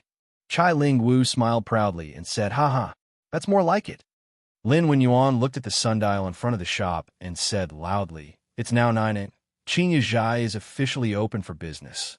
This time, nephew Zhang gave the Misty Rain Mountain Villa spot to me. So this time, Qinya Zhai will be given a total of 15 ordinary second-generation bicycles and 1 speed-changing version of the car. Everyone, please line up. Don't be discouraged if you can't get it. Strange House Workshop is speeding up production, and the next batch of second-generation bicycles will be on sale soon. Back then, Zheng Yinhong had used the shares of the Celestial Tea Garden to exchange for shares of the Yanhuang Chamber of Commerce, and became a member of the Yin Huang Chamber of Commerce in one fell swoop. This time, when the second-generation bicycles were released, the Zheng family also received some of them. However, the Zheng family did not have a shop in Chang, and so Zheng Qianjun transferred the 5 bicycles that the Zheng family received to Lin Wenyuan. Of course, in exchange for Lin Wenyuan's speed-changing bicycle, Zheng Qianjun reserved it. But who would have thought that Chai Ling Wu would come out of nowhere and snatch Zheng Qianjun's spot? 15 bicycles? Then I won't be able to get it? Hey, 15 bicycles. This is beyond my expectations. I'll definitely be able to get it. I made a fortune this time. After Lin Wenyuan finished speaking, there were howls and cheers from the crowd. But he had no choice. 15 bicycles was the most he could get. Chai Ling Wu was quite generous at this time. He asked the servant to leave behind 1,700 Tang Yuan, and then rode away on the speed-changing bicycle, leaving behind only a gust of wind and the view of his back to the customers. Oh, this speed-changing bicycle is so easy to ride. Chai Ling Wu's excited shout came from not too far away. Nephew Zheng, this is my fault. I should have hidden the speed-changing bicycle in advance. Otherwise, it would not have been snatched by the second son of the Chai family. Qingya Restaurant's main door was wide open, and the customers were lining up in an orderly manner to buy the bicycles. At this time, Lin Wenyuan came out and apologized to Zheng Qianjun. Zheng Qianjun waved his hand and smiled. It's okay, Uncle Lin. It's the same to buy the bicycles when the next batch comes. Anyway, we are all members of the Chamber of Commerce. It's more convenient than other people buying bicycles. The second son of the Chai family is not easy to deal with. We don't have to annoy him because of a bicycle. Lin Wenyuan quickly said, Nephew Zheng, you are a righteous person. Brother Yin Hong has a successor for having a son like you. Don't worry, nephew. As long as the Qingya Restaurant can get the speed-changing bicycles in the next batch, I will save one for you no matter what. Zheng Qianjun smiled casually. Then I'll thank Uncle Lin in advance for your kind intentions. It's getting late. I have to pay a visit to Marquis. No matter what, I have to thank Marquis in person for this incident. Lin Wenyuan knew that Zheng Qianjun was talking about the incident where Li Yuanchang and Li Shi tried to force the Fenglei team to play the match but failed. He nodded understandingly and said, Nephew, go ahead. However, I suggest that you seek help from Marquis in advance if you encounter similar incidents in the future. Marquis is a benevolent person. He will definitely uphold justice for us. Zheng Qianjun's eyes lit up. He cupped his hands and said, Thank you for your reminder, Uncle Lin. I'll remember it. After that, he bid farewell to Lin Wenyuan and left. What? Gone? Gone so quickly? How many bicycles did the appraisal hall prepare? Why are they gone so quickly? In Chang and City, in the appraisal pavilion, a group of customers gathered in front of the door and shouted, Dear customers, we got a total of 15 bicycles this time. However, most of them are sold in Lantian County. There are only 5 in Chang and City, so please come back a few days later. The servant in the appraisal pavilion bowed and smiled apologetically. What? Chang and City only got 5? Is this how the appraisal pavilion does things? Is Chang and City or Lantian County bigger? Besides, is your boss Chow from Chang and City or Lantian County? How can you betray us like this? A hot-tempered customer immediately roared. Dear customer, I'm very sorry. My master used to be from Chang and City. He moved to Lantian County last month and is now a Lantian County resident. The servant replied with an and said embarrassedly. The crowd instantly fell silent. Or rather, the atmosphere was extremely awkward. A similar situation happened in Chang and City's Qingyazhai. In the past, the citizens of Chang and City thought that they could enjoy the best products before foreigners because they were in the capital. However, this privilege gradually disappeared as Lantian County increased the status of merchants and gradually expanded the scale of business. Now, the citizens of the capital realized that their lives were not as good as the citizens of Lantian County. The supply of the new second-generation bicycles from Strange Taste Pavilion was actually more in Lantian County than in Chang'an City. Indeed, the river flows east for 30 years, and 30 years west for 30 years. Every dog has its day. What? Little Xian's workshop came up with a new type of bicycle. It's easier to ride, more energy efficient, and faster. Then why are you still standing there? Why don't you get someone to buy one for me? Do you think it's easy for me to go to court every morning? Cheng Manor. Cheng Yaojin had just finished his morning court session and was riding his bicycle back when he heard his second son, Cheng Chuyang, talking about the news that had spread throughout Chang'an City. He immediately slapped Cheng Chuyang on the back of his head and roared at him. Cheng Chuyang felt wronged. He rubbed the back of his head and said in a wrong tone, "Dad, the first batch of bicycles was very little. When I went there, they were already sold out. I had no choice. So fast. Looks like this second-generation bicycle is really better than the one I ride." Cheng Yaojin stroked his beard and muttered to himself. Then he said, "Let your big brother go find little Xian. Forget it. After breakfast, I'll go there personally." Chapter 1465. You can come to me directly if you encounter this kind of thing in the future. Although I won't bend the law because of our friendship, this is within the rules. As the president of the Tang Football Association, I have the responsibility and obligation to help you. Lantian County, Yo and Marquis Mansion's main hall. Li Zixuan said to Zheng Qianjun in a deep voice. He was talking about the matter of Li Yuanchang and Li Gui forcing Zheng Qianjun's Wind and Thunder team to play a fake game. Although Zheng Qianjun not only cleverly resolved the crisis of the Wind and Thunder team, but also resolved his own crisis by staying at home, Li Zixuan still didn't think it was the best way. This time, Zheng Qianjun had encountered a relatively stupid opponent. To be honest, Li Yuanchang and Li Gu were somewhat stupid when it came to scheming against others. Otherwise, they would not have lost thousands of strings of cash. If Zheng Qianjun had encountered a slightly smarter opponent, he and the Wind and Thunder team would definitely not have survived this calamity. Zheng Qianjun, who was sitting below, stood up and saluted. "Thank you, Marquis." He thanked Li Zixuan for helping him deal with Li Yuanchang and Li Gui, and also thanked Li Zixuan for his caring words just now. Li Zixuan waved his hand and said, "You're welcome. Sit down and talk." Zheng Qianjun sat down. Li Zixuan asked, "Qianjun, Mr. Zheng has been in Jiangnan for more than a few months.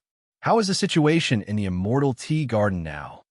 Zheng Qianjun pondered for a moment and replied, "Marquis, after my father returned to Jiangnan a few months ago, he recruited people to pick the tea leaves planted in the villa and sent people to look for fertile mountains with moist air. In the end, Lion Peak, White Vine Mountain, Lingyin Mountain, Wuyin Mountain, Hupao Mountain, and Maijiao Mountain were included in the Immortal Tea Garden. My father took your order and contacted the local county government and officials of the state government. Now, tea trees have been transplanted in these 5 places. We can send people to pick the tea leaves in early spring next year." When Li Zixuan heard that, he could not help but exclaim in surprise, "Old Heights Lord Zheng is really efficient. It seems that the Misty Rain Villa is indeed very influential in the Jiangnan area." Zheng Qianjun hurriedly said, "Marquis, you're exaggerating. Although Misty Rain Villa monopolizes the silk, porcelain, cloth, and grain business in Jiangnan, merchants are merchants after all. It is impossible for the officials of the state government to give face to my father. The reason why this matter was so successful was all because of your prestige, Marquis, that we were able to get through all the important points." Li Zixuan's eyes flashed, and he couldn't help but smile. "I'm afraid it's not because of this Marquis face, right? It's just that those state officials want to use the Immortal Tea Garden to make some political achievements so that they can be promoted in the future, right?" Now that the Immortal Tea was famous all over the world, Zheng Yinhong wanted to open an Immortal Tea Garden in the Hangzhou area, which was naturally what the local government wanted. Firstly, it could increase the local reputation. After all, Hangzhou in this era was far less famous than Hangzhou after the Qing dynasty. Secondly, the Immortal Tea Garden could also increase the taxes collected by the local government every year. These were all political achievements. Only a fool would not agree. In fact, what Li Zixuan didn't know was that White Vine Mountain, one of the 5 places that Zheng Yinhong circled, was the Longjing village in the future. In the 7th year of the Qing dynasty, the surname Lin moved to White Vine Mountain, and then other surnames settled in the village one after another. In the 35th year of the Qing dynasty, when the 5th ancestor of the surname Lin created the family record for the first time, the name Longjing village was recorded. Zheng Yinong hit the nail on the head this time. Zheng Qianjun, who originally wanted to flatter Li Zixuan, couldn't help but be stunned when he heard that. He said with some embarrassment, Marquis is wise. My father sent a letter before saying that the officials in the Hangzhou area did their best to promote this matter after hearing the name of the immortal tea. They must be planning to use the immortal tea garden to make Hangzhou famous all over the world. Li Zixuan waved his hand and said, That's enough. I got it. I'll have to trouble your father to think more about the immortal tea garden. Although he sent people to deliver several batches of tea leaves, the demand in Chang and still can't meet the demand. Many important officials in Chang and have complained to me that the immortal tea is hard to buy. Wait until next year. We must solve the problem of the shortage of immortal tea. Zheng Qianjun cupped his hands and said, Yes. Marquis. Li Zixuan thought for a while and said, Let your father handle the relationship with the local government well. Take note, I'm not asking him a bribe, and we don't need to bribe either. We just don't need to offend them. Usually, it's okay to give them a little favor. But if they are greedy and make excessive demands, just let your father send me a letter by pigeon. I'll deal with them. Li Zixuan understood this very well. In addition, he also knew that the king of hell was easy to provoke, the little ghosts were hard to deal with, and the strong dragon could not suppress the local snake. If he wanted to build a tea garden in Hangzhou safely, he had to give the local government some small favor. But if some local officials did not know how to appreciate kindness and asked for a yard after taking an inch, they could not blame Li Zixuan for being ruthless. Zheng Qianjun felt a chill in his heart. He cupped his hands and said, Marquis, don't worry. I'll tell my father what Marquis said. I believe my father will know what to do. Li Zixuan nodded and said, Well, then I'll have to trouble you and your father. Zheng Qianjun smiled and said, Not at all. This is what I and my father should do. But in Hangzhou, I don't want to have any conflicts with the local government. After all, peace makes money. Li Zixuan couldn't help but laugh and said, Ha, is that why you didn't get angry when Chai Lingwu robbed you of the speed-changing bicycle you ordered? Zheng Qianjun was stunned and then said embarrassedly, It turns out that Marquis knows about it. Li Zixuan got up and said, Lantian County is so big. How can I not know about it? Although a real man knows when to yield and when not to, some people's grievances should be avoided. I'll remember this for you. Later, you can go to the workshop and ask Faubert for a speed-changing bicycle. There are a few bicycles over there that I stopped. After that, he patted Zheng Qianjuan's shoulder, who stood up hurriedly, and then left. Hearing this, Zheng Qianjun couldn't help but be stunned. Although he knew that Li Zixuan's words were to win people's hearts, he still couldn't help but feel deeply touched in his heart. After all, in this era where the social hierarchy of scholars, farmers, workers, and merchants was very strict, Li Zixuan, as a marquis, was considerate to him to this extent.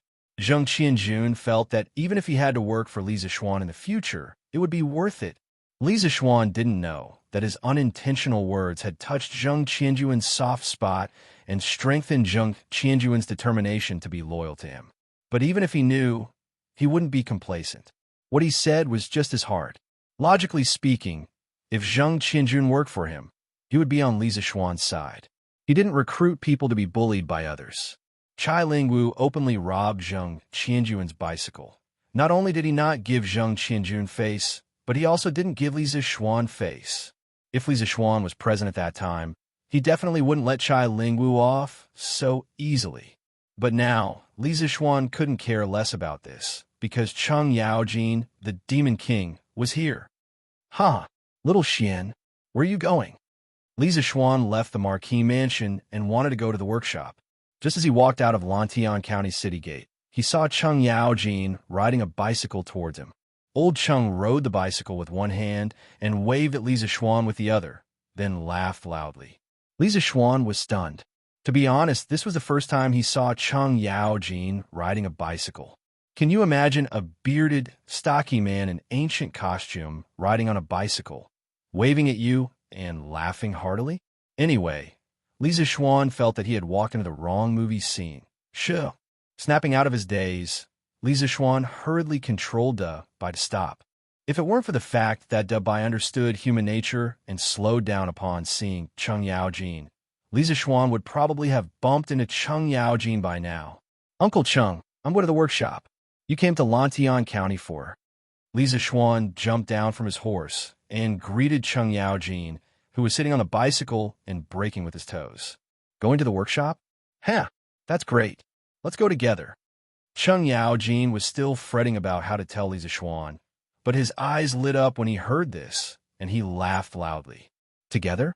Uncle Cheng, why are you going to the workshop? Li Zixuan asked suspiciously. Sigh. I say, little Xian, you're usually so smart. Why are you so muddle-headed now? Cheng Yaojin slapped his thigh and decided to go all out and tell the truth. Don't you think my bicycle is a little old and outdated? Little Xian, shouldn't you think of something? After saying that, he winked at Li Zixuan with a you-know-what-I-mean expression.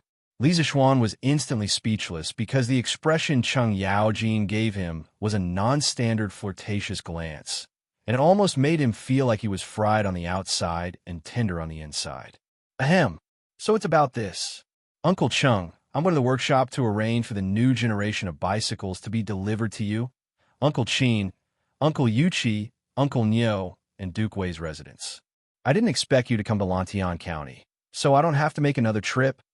Li Zixuan quickly understood the purpose of Cheng Yaojin's visit, and he quickly cupped his fists and smiled. The only person who could make it sound so dignified was probably this shameless old man, Cheng Yaojin. In any case, old generals like Qin Xiong and Niu Jinda wouldn't do such a thing.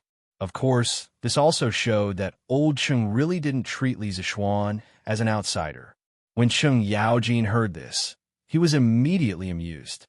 He laughed out loud and said, little Xian, you know me best. What are you waiting for? Let's go, let's go. After saying that, old Cheng hurriedly urged Li Zixuan to go to the workshop with him. Just like that, Li Zixuan rode a horse, and Cheng Yaojin rode a first-generation bicycle. The two of them, one in front and one behind, rushed towards the workshop. On the way, Li Zixuan couldn't help but secretly criticize Cheng Yaojin for not riding a horse and insisting on riding a first-generation bicycle. To be honest, this first-generation bicycle was really not easy to ride. There was no chain or gear transmission. Basically, one had to step on it once, and the wheels would turn once. It was too laborious to ride it, so Li Zixuan gave up on it after riding a few times. However, he didn't expect Cheng Yaojin to insist on riding it. Perhaps old Cheng was trying to be fashionable. Lantian County wasn't far from the workshop. It was only about 4 or 5 miles away. The two of them soon arrived at the workshop. Xiaoxi, where are the bicycles that I asked Faubert to keep? Hurry up and push one out. As soon as they entered the workshop, Song Xiaoxi came up to them. However, before he could say anything, Li Zixuan ordered, Young master, those bicycles are in the warehouse on the west side. I'll go get one now. Song Xiaoxi responded and quickly turned around to get the bicycle. Old Cheng wanted to go to the warehouse to pick a good bicycle, but he felt that it would be too embarrassing. He also wanted to save face, so he could only give up. Seeing Cheng Yaojin scratching his ears and cheeks, Li Zixuan couldn't help but laugh in his heart. In fact, the bicycles that he had deliberately intercepted in the warehouse were all the same. Even the color was the same. There was nothing to choose from. Not long after, Song Xiaoxi pushed a brand new black bicycle with variable speed disc brakes. Cheng Yaojin's eyes lit up, and he excitedly went forward. Good boy. The design of this bicycle is different from the previous ones. It's really a rear-wheel drive. What's the use of so many gears on the rear wheel? Old Cheng looked at the bicycle and muttered to himself. Li Zixuan went forward and explained with a smile, Uncle Cheng, the bicycle in front of you is the latest variable speed disc brake bicycle released by our workshop. Look at the knob on the handlebar. By rotating it, you can drive the chain to the gears of different sizes and change the speed of the bicycle. This bicycle has a total of 28 speeds to choose from. Not only is it fast, but it also saves a lot of energy, especially when climbing hills. If you adjust the speed knob to the appropriate gear, climbing hills will be very easy. When Cheng Yaojin heard this, he clicked his tongue in wonder and said, "Hey, this bicycle sounds quite magical." "That's not right. This old man heard from Chu Liang that your workshop had made a second-generation bicycle, but I didn't hear him mention that you have a bicycle that can change the speed of the bicycle." Li Zishuan couldn't help but laugh and say, "Uncle Cheng, the bicycle that Chu Liang mentioned was made by the workshop and sold to ordinary people. It also uses this kind of chain drive and rear-wheel drive, but it doesn't have this variable speed disc. This variable speed bicycle is a high-end bicycle released by our workshop. It's much more expensive and is only sold to a small number of customers. Today, the second-generation bicycle is on sale for the first time. Out of 100 bicycles, there are only 3 of these variable speed bicycles, and all of them are sold in Lantian County. Speaking of which, this kind of 24-speed bicycle, if placed in a modern era where materials were abundant, would cost 2,000 to 3,000 yuan for a slightly better brand. In this era where bicycles were just becoming popular, Li Zishuan didn't think it was expensive to sell it for more than 1,000 yuan. Hey, so that's how it is." When Cheng Yaojin heard this, he couldn't help but feel a little happy and said, "Hearing you say this variable speed bicycle is quite precious. Ha ha. Xiaoxian, you're really loyal. Chonyo didn't make you a brother for nothing. Yamacho, you're in the workshop. Quick, come over and help me solve a problem." Li Zishuan was about to speak when a little fatty with unkempt hair and a dirty face came running from the east courtyard. He grabbed his arm and was about to pull him to the east. "Hey, you're Wei Wang?" Old Cheng found the little fatty's voice familiar, and he felt that the little fatty's figure was even more familiar. When he took a closer look at the little fatty's appearance under the unkempt hair and dirty face, he was instantly shocked. He pointed at Li Tai and asked in disbelief. Chapter 1466. Xiao Xian, how did you torture Wei Wang to this extent? If His Majesty knew about this, he would not let you off so easily. In the workshop of Strange Interest Pavilion, Li Zishuan was pulled aside by Cheng Yaojin after he had helped Li Tai solve his problem. Uncle Cheng, why do you say that? How did I torture Qin Ke?" Li Zishuan was stunned when he heard this. Cheng Yaojin thought that Li Zishuan was too embarrassed to admit it. He pursed his lips and said, "Hey, this is not considered torture. When have I not seen Wei Wang in a clean, dignified manner? Look at him now. How is he any different from the ordinary craftsman in your workshop? If he did not speak up just now, I would not have recognized him. In the words of the literati, he is now unkempt and unkempt." In order to prove that Li Tai was indeed being tortured, Cheng Yaojin racked his brains and used a few idioms. Unfortunately, he still used them incorrectly. Li Zishuan was speechless when he heard this. He paused for a moment and said, "Uncle Cheng, Qin Ke is participating in a research project of the Academy.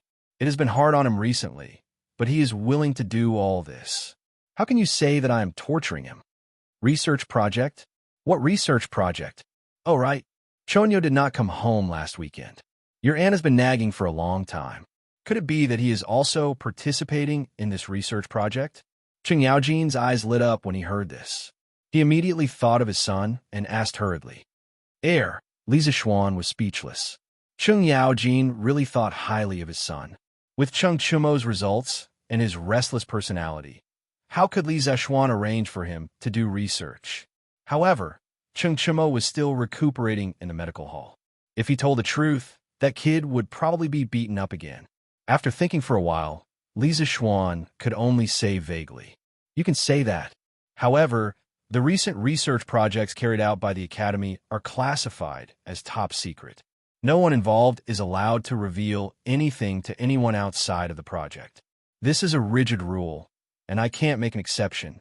I hope Uncle Cheng can forgive me." Top secret? What kind of project is so mysterious? When Cheng Yaojin heard this, he became even more interested.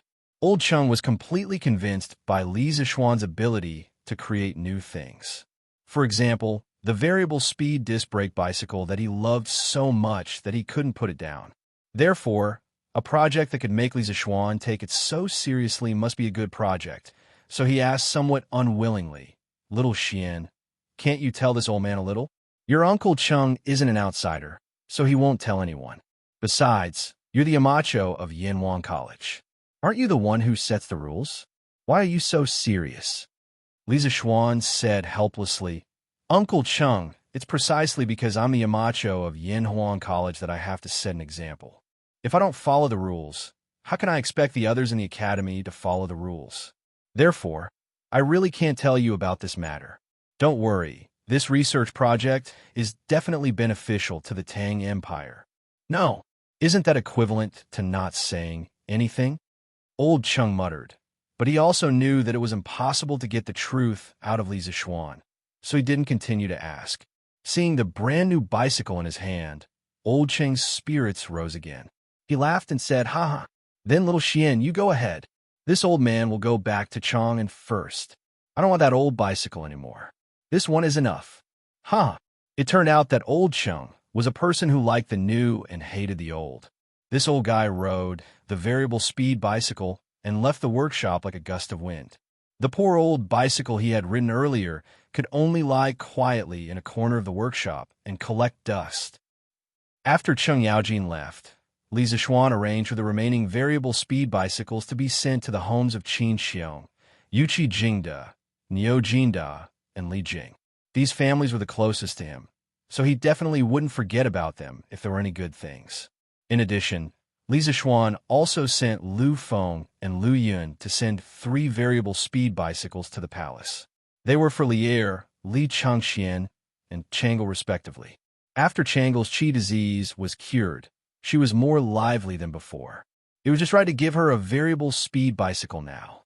"Qingke, I suddenly have an idea. Come and listen to it and see if it's feasible."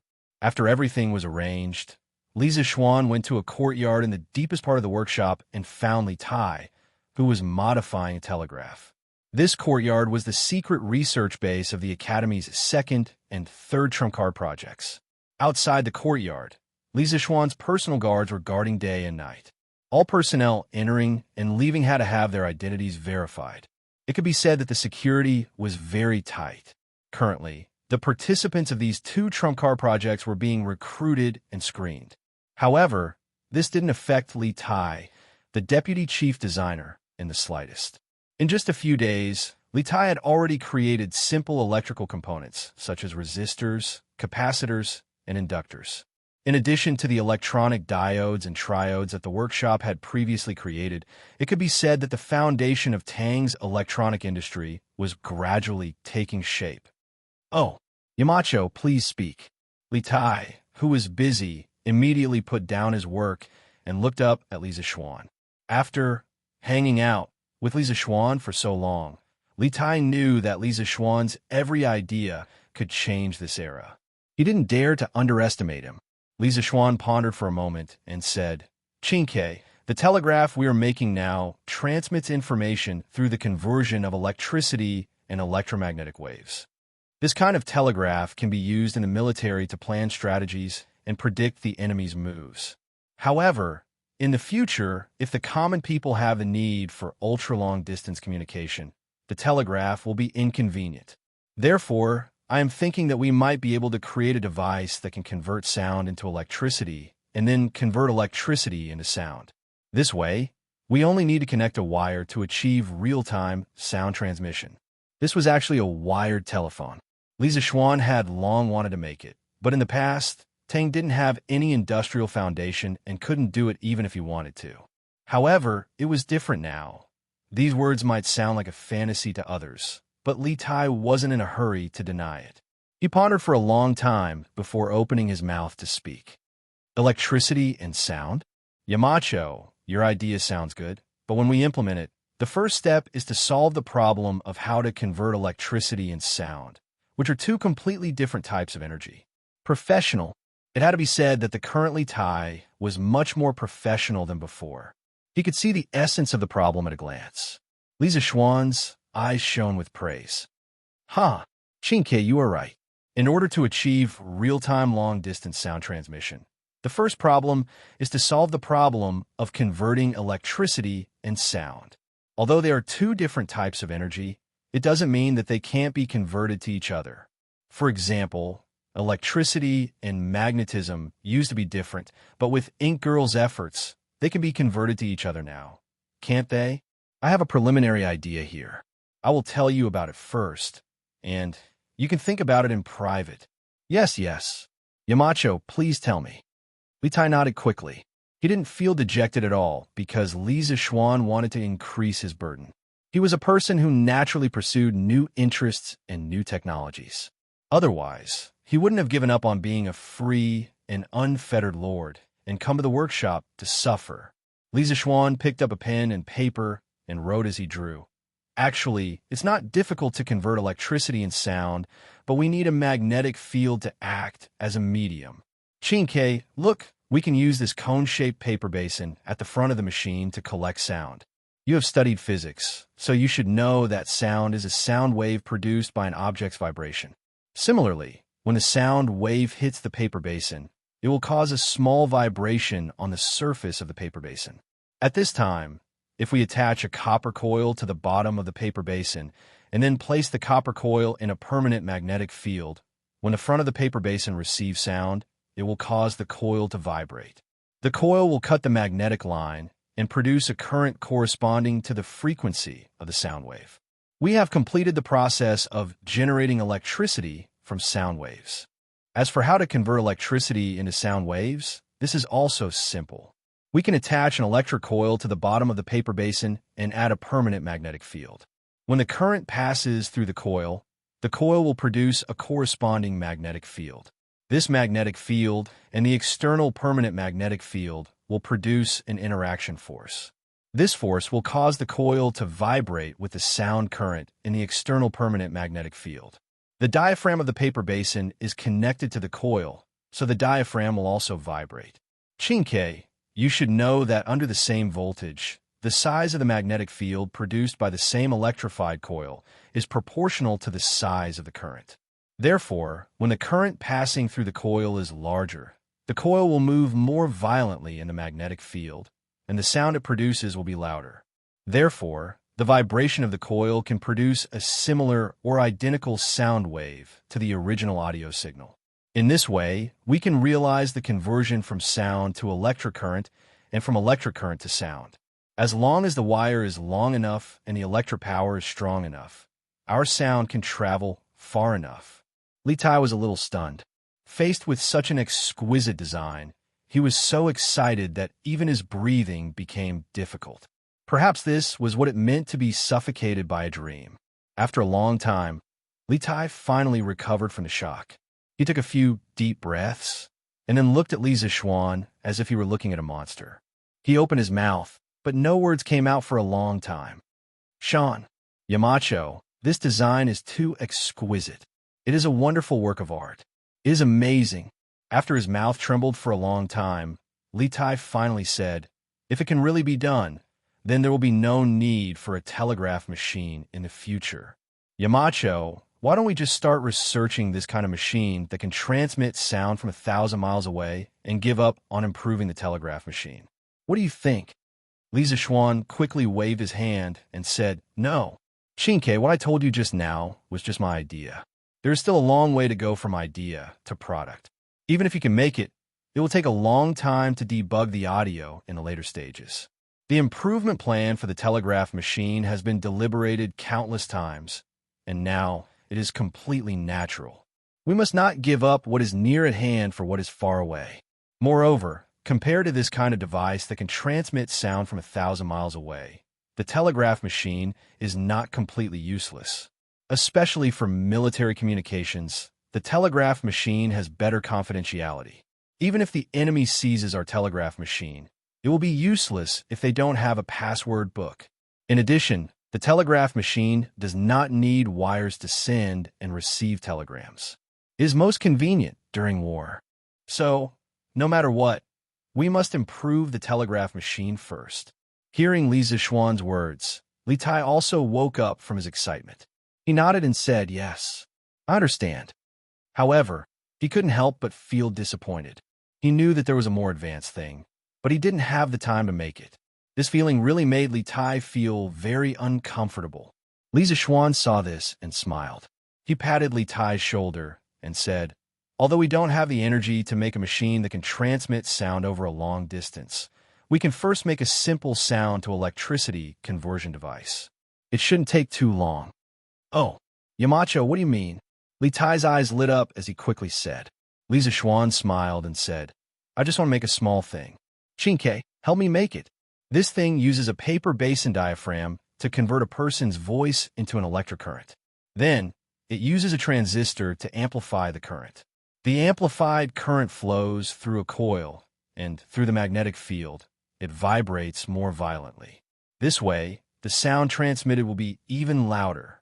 I call this thing a loudspeaker or a loudspeaker. Compared to those long-distance sound transmission machines, this thing is much simpler. If you have the time, try to make one first.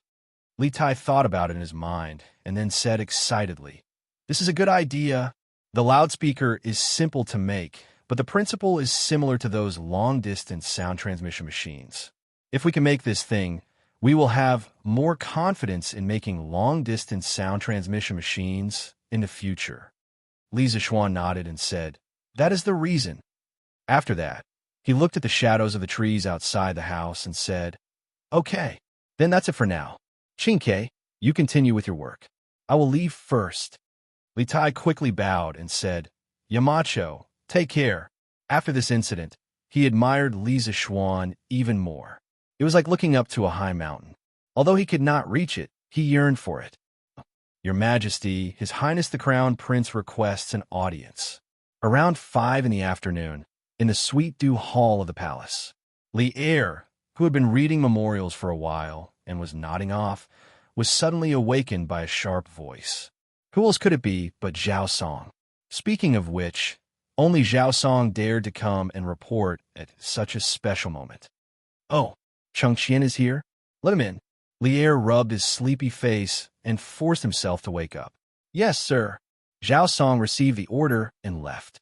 At the same time, he could not help but heave a sigh of relief. After a while, Li Chengxian came in. Moreover, he did not come in alone. Beside him was pushing a bicycle. Seeing this, Old Li immediately lost his sleepiness. Without waiting for Li Chengxian to bow, he said, "Chengxian, why did you push a bicycle in?" That's not right. There's something strange about this bicycle." Chapter 1467. Father, this variable speed bicycle is indeed different from the previous bicycles. This is the second-generation variable speed bicycle developed by Strange Interest Pavilion, the Marquis of Yong, and sent someone to deliver it to the palace. He asked me to give it to Father on his behalf. In the Sweet Dew Palace, Li Er walked down from the dragon bed and curiously sized up the bicycle. Li Chengxian hurriedly explained. The bicycle that Li Zixuan gave to Li Er was naturally different from the other variable speed bicycles. This difference was mainly reflected in its appearance. Li Er's bicycle had a 5-clawed golden dragon pattern on it, representing the emperor. In the entire world, only Li Er could ride it. Variable speed? Does that mean this bicycle can change its speed? Hearing this, Li Er was puzzled. "Oh, this, I have studied it in private. The Marquis of Yong's new variable speed bicycle uses the pedals to drive the chain. The chain drives the rear wheel to move forward. The rear wheel is equipped with large and small gears with different numbers of teeth. You can use the variable speed controller on the handlebar to let the chain ride on different gears. The smaller the rear wheel's teeth, the greater the transmission ratio. Stepping on the pedals, the number of revolutions the rear wheel makes will increase, and the bicycle will run faster." Li Chengxian hesitated for a moment before explaining to Li Er. It could be seen that Li Chengxian had done some homework before this. Otherwise, he definitely wouldn't be able to answer Li Er's question. Unlike Li Tai and Li Ku, Li Chengxian was more interested in Yanwang College's engineering. However, he was still the heir to the throne. He was usually busy helping Li Er deal with government affairs. In terms of engineering, he naturally didn't know as much as his two younger brothers.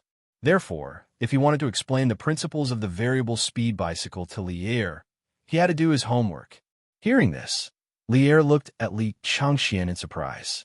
Then, he said with a smile that wasn't a smile, I didn't know that Changxian knew so much about engineering. Li Changxian said embarrassedly, Father, you flatter me. Actually, I don't know much about these things. It's just that before I came, I asked a few teachers who knew about engineering.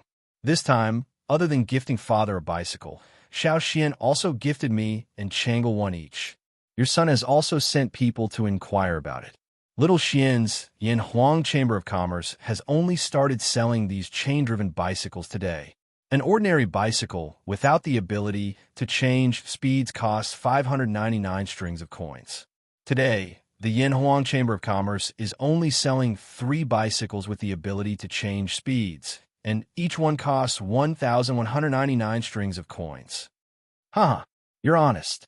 But that kid is selling his bicycle at such an expensive price. He really has the nature of a profiteer. Lier looked at Li Zishuan with some admiration. However, as he said that Li Zishuan was a profiteer, he looked at the bicycle with admiration and said, This variable speed bicycle is indeed not bad. I will accept it. But you and Chang'e have never practiced martial arts, so you have to be careful when riding. If this had happened in the Song and Ming dynasties, with the appearance of bicycles, the emperor would definitely not have allowed his children to ride them. This was because it would damage the prestige of the imperial family. However, the Tang dynasty was a very liberal one. The nobles of the Li Tang dynasty were greatly influenced by the Hu culture. For example, the nobles liked to eat mutton and did not like to eat pork or chicken. It was because of this liberal atmosphere that Li Er did not forbid Li Changxian and Chang'e from riding bicycles. Li Changxian smiled and said, Many thanks for Father's concern. Your son indeed does not know martial arts. However, Father may have forgotten that Chang'e has not only recovered from her illness, but also knows some internal martial arts. Father need not be overly worried. Hearing this, Lier could not help but stare blankly. He had actually forgotten that Li Lizzie's illness had recovered. Sometimes, when protecting someone becomes a habit, even when that person has become strong and no longer requires protection, you can't help but care for them and protect them. Lier was in this situation with Chang'e. Your Imperial Majesty, Princess Chang'e and Princess Gao Yang request an audience. While Lier was in a daze, Zhao Song walked in and bowed. Oh, quickly let them in. Lier recovered his wits, a trace of warmth involuntarily appearing on his face. He hurriedly said, Understood. Zhao Song accepted the order and left. Not long after, Chang'e walked in with a delicate little girl. Father, Gao Yang has missed you. Upon entering the hall, before Chang'e could even greet Lier, the little girl beside her ran up and hugged Lier's arm, acting spoiled. The little girl was about 3 or 4 years old. Her hair was tied into a small ponytail. Her delicate appearance was extremely adorable. This was the future Princess Gao Yang who would give Feng Yi a green hat. Lier could not help but rub the little girl's head. With a loving smile, he said, Ha ha, is that so? Father has also missed our Gao Yang. Finished speaking, Lier lifted Gao Yang up and kissed her. The stubble on his face immediately caused the little girl to tilt her head back. After teasing little Gao Yang for a while, Lier looked towards Chang'e and asked, Hey Chang'e, why are you looking for Father today? Chang'e said softly, Father, Chang'e just tried riding the bicycle that Brother Xiaoxian gave me. I realized that this variable speed bicycle is more than 10 times better than the previous one. However, the palace is only so big, and Chang'e is a little tired of staying here. I want to ride the bicycle to Chong and City for a stroll. I've specially come to ask for Father's permission. Father, Gao Yang wants to ride on Sister Chang'e's bicycle. Gao Yang also wants to go out of the palace to play. At this moment, Gao Yang tugged at Li Er's large hand and said in a childish voice. Seeing the 2 little angels looking at him with burning eyes, Li Er could not bear to refuse. He pondered for a moment and nodded. Yes, that's fine. Chang'e, you go. But you must return to the palace before 5 p.m. Chang'e said happily. Yes. Don't worry, Father. Chang'e is only going to the Warmtang Foundation to talk to Sister Yushi. I won't go too far. Lier nodded. Chang'e, on the other hand, brought Gao Yang and left. Li Chengxian looked at his sister's back as she left. Then, he looked at Lier with a worried expression and said, Father, do you want me to send some people to protect Chang'e and Gao Yang? Li Chengxian had always doted on this younger sister of his. Lier waved his hand and said, There's no need. I'll get Zhao Song to take care of them later. You can go about your business. When Li Chengxian heard that, he immediately felt relieved. He cupped his hands and said, Yes, I'll take my leave. At this moment, Lier nodded at Zhao Song. He did not say anything, but Zhao Song had already understood Lier's meaning. He quickly cupped his hands and took his leave. In the main hall, Lier turned his gaze to the speed-changing bicycle again. The more he looked at it, the more he liked it. Men love bicycles, regardless of the era. This kid doesn't make good use of his time to do proper things. Instead, he's always playing dirty tricks. Looks like I have to find time to teach him a lesson. For Lier to be able to sit in his current position proved that he was not a person who coveted pleasure. Although the bicycle made by the Curious Pavilion Workshop was good, it was just a small trick to him. He had the world in his heart. Therefore, after a moment, he could not help but mutter to himself. Chonyo, tell me, what kind of secret project has the Academy been working on recently? 2 days later, it was Friday again. Chung Chumo was a martial artist, so his recovery speed was several times better than the average person. His injuries were basically healed. Naturally, he had no reason to continue staying at Yanhuang Medical Hall. Thinking of last week's car accident, he did not return home. Therefore, on Friday afternoon, Chung Chumo went home. After dinner, Chung Yaojin called Chung Chumo to the study and asked mysteriously, Yes, that's right. Old Cheng's house also had a study. Some people like to fiddle with things the more they lack something. Chung Yaojin was cultured, so he had a study at home. He had collected many good books, but the dust on the books was probably an inch thick. He had hoped that his 2 sons would be able to improve themselves in their studies, but it turned out that he had thought too much. Therefore, the books on the shelves were even less read. This study naturally became a temporary meeting room for the family. What secret project? Dad, what are you talking about? After hearing Chung Yaojin's question, Chung Chumo was dumbfounded. Speaking of which, he had been picking up girls at Yanhuang Medical Hall this week. How would he know what had happened at the academy?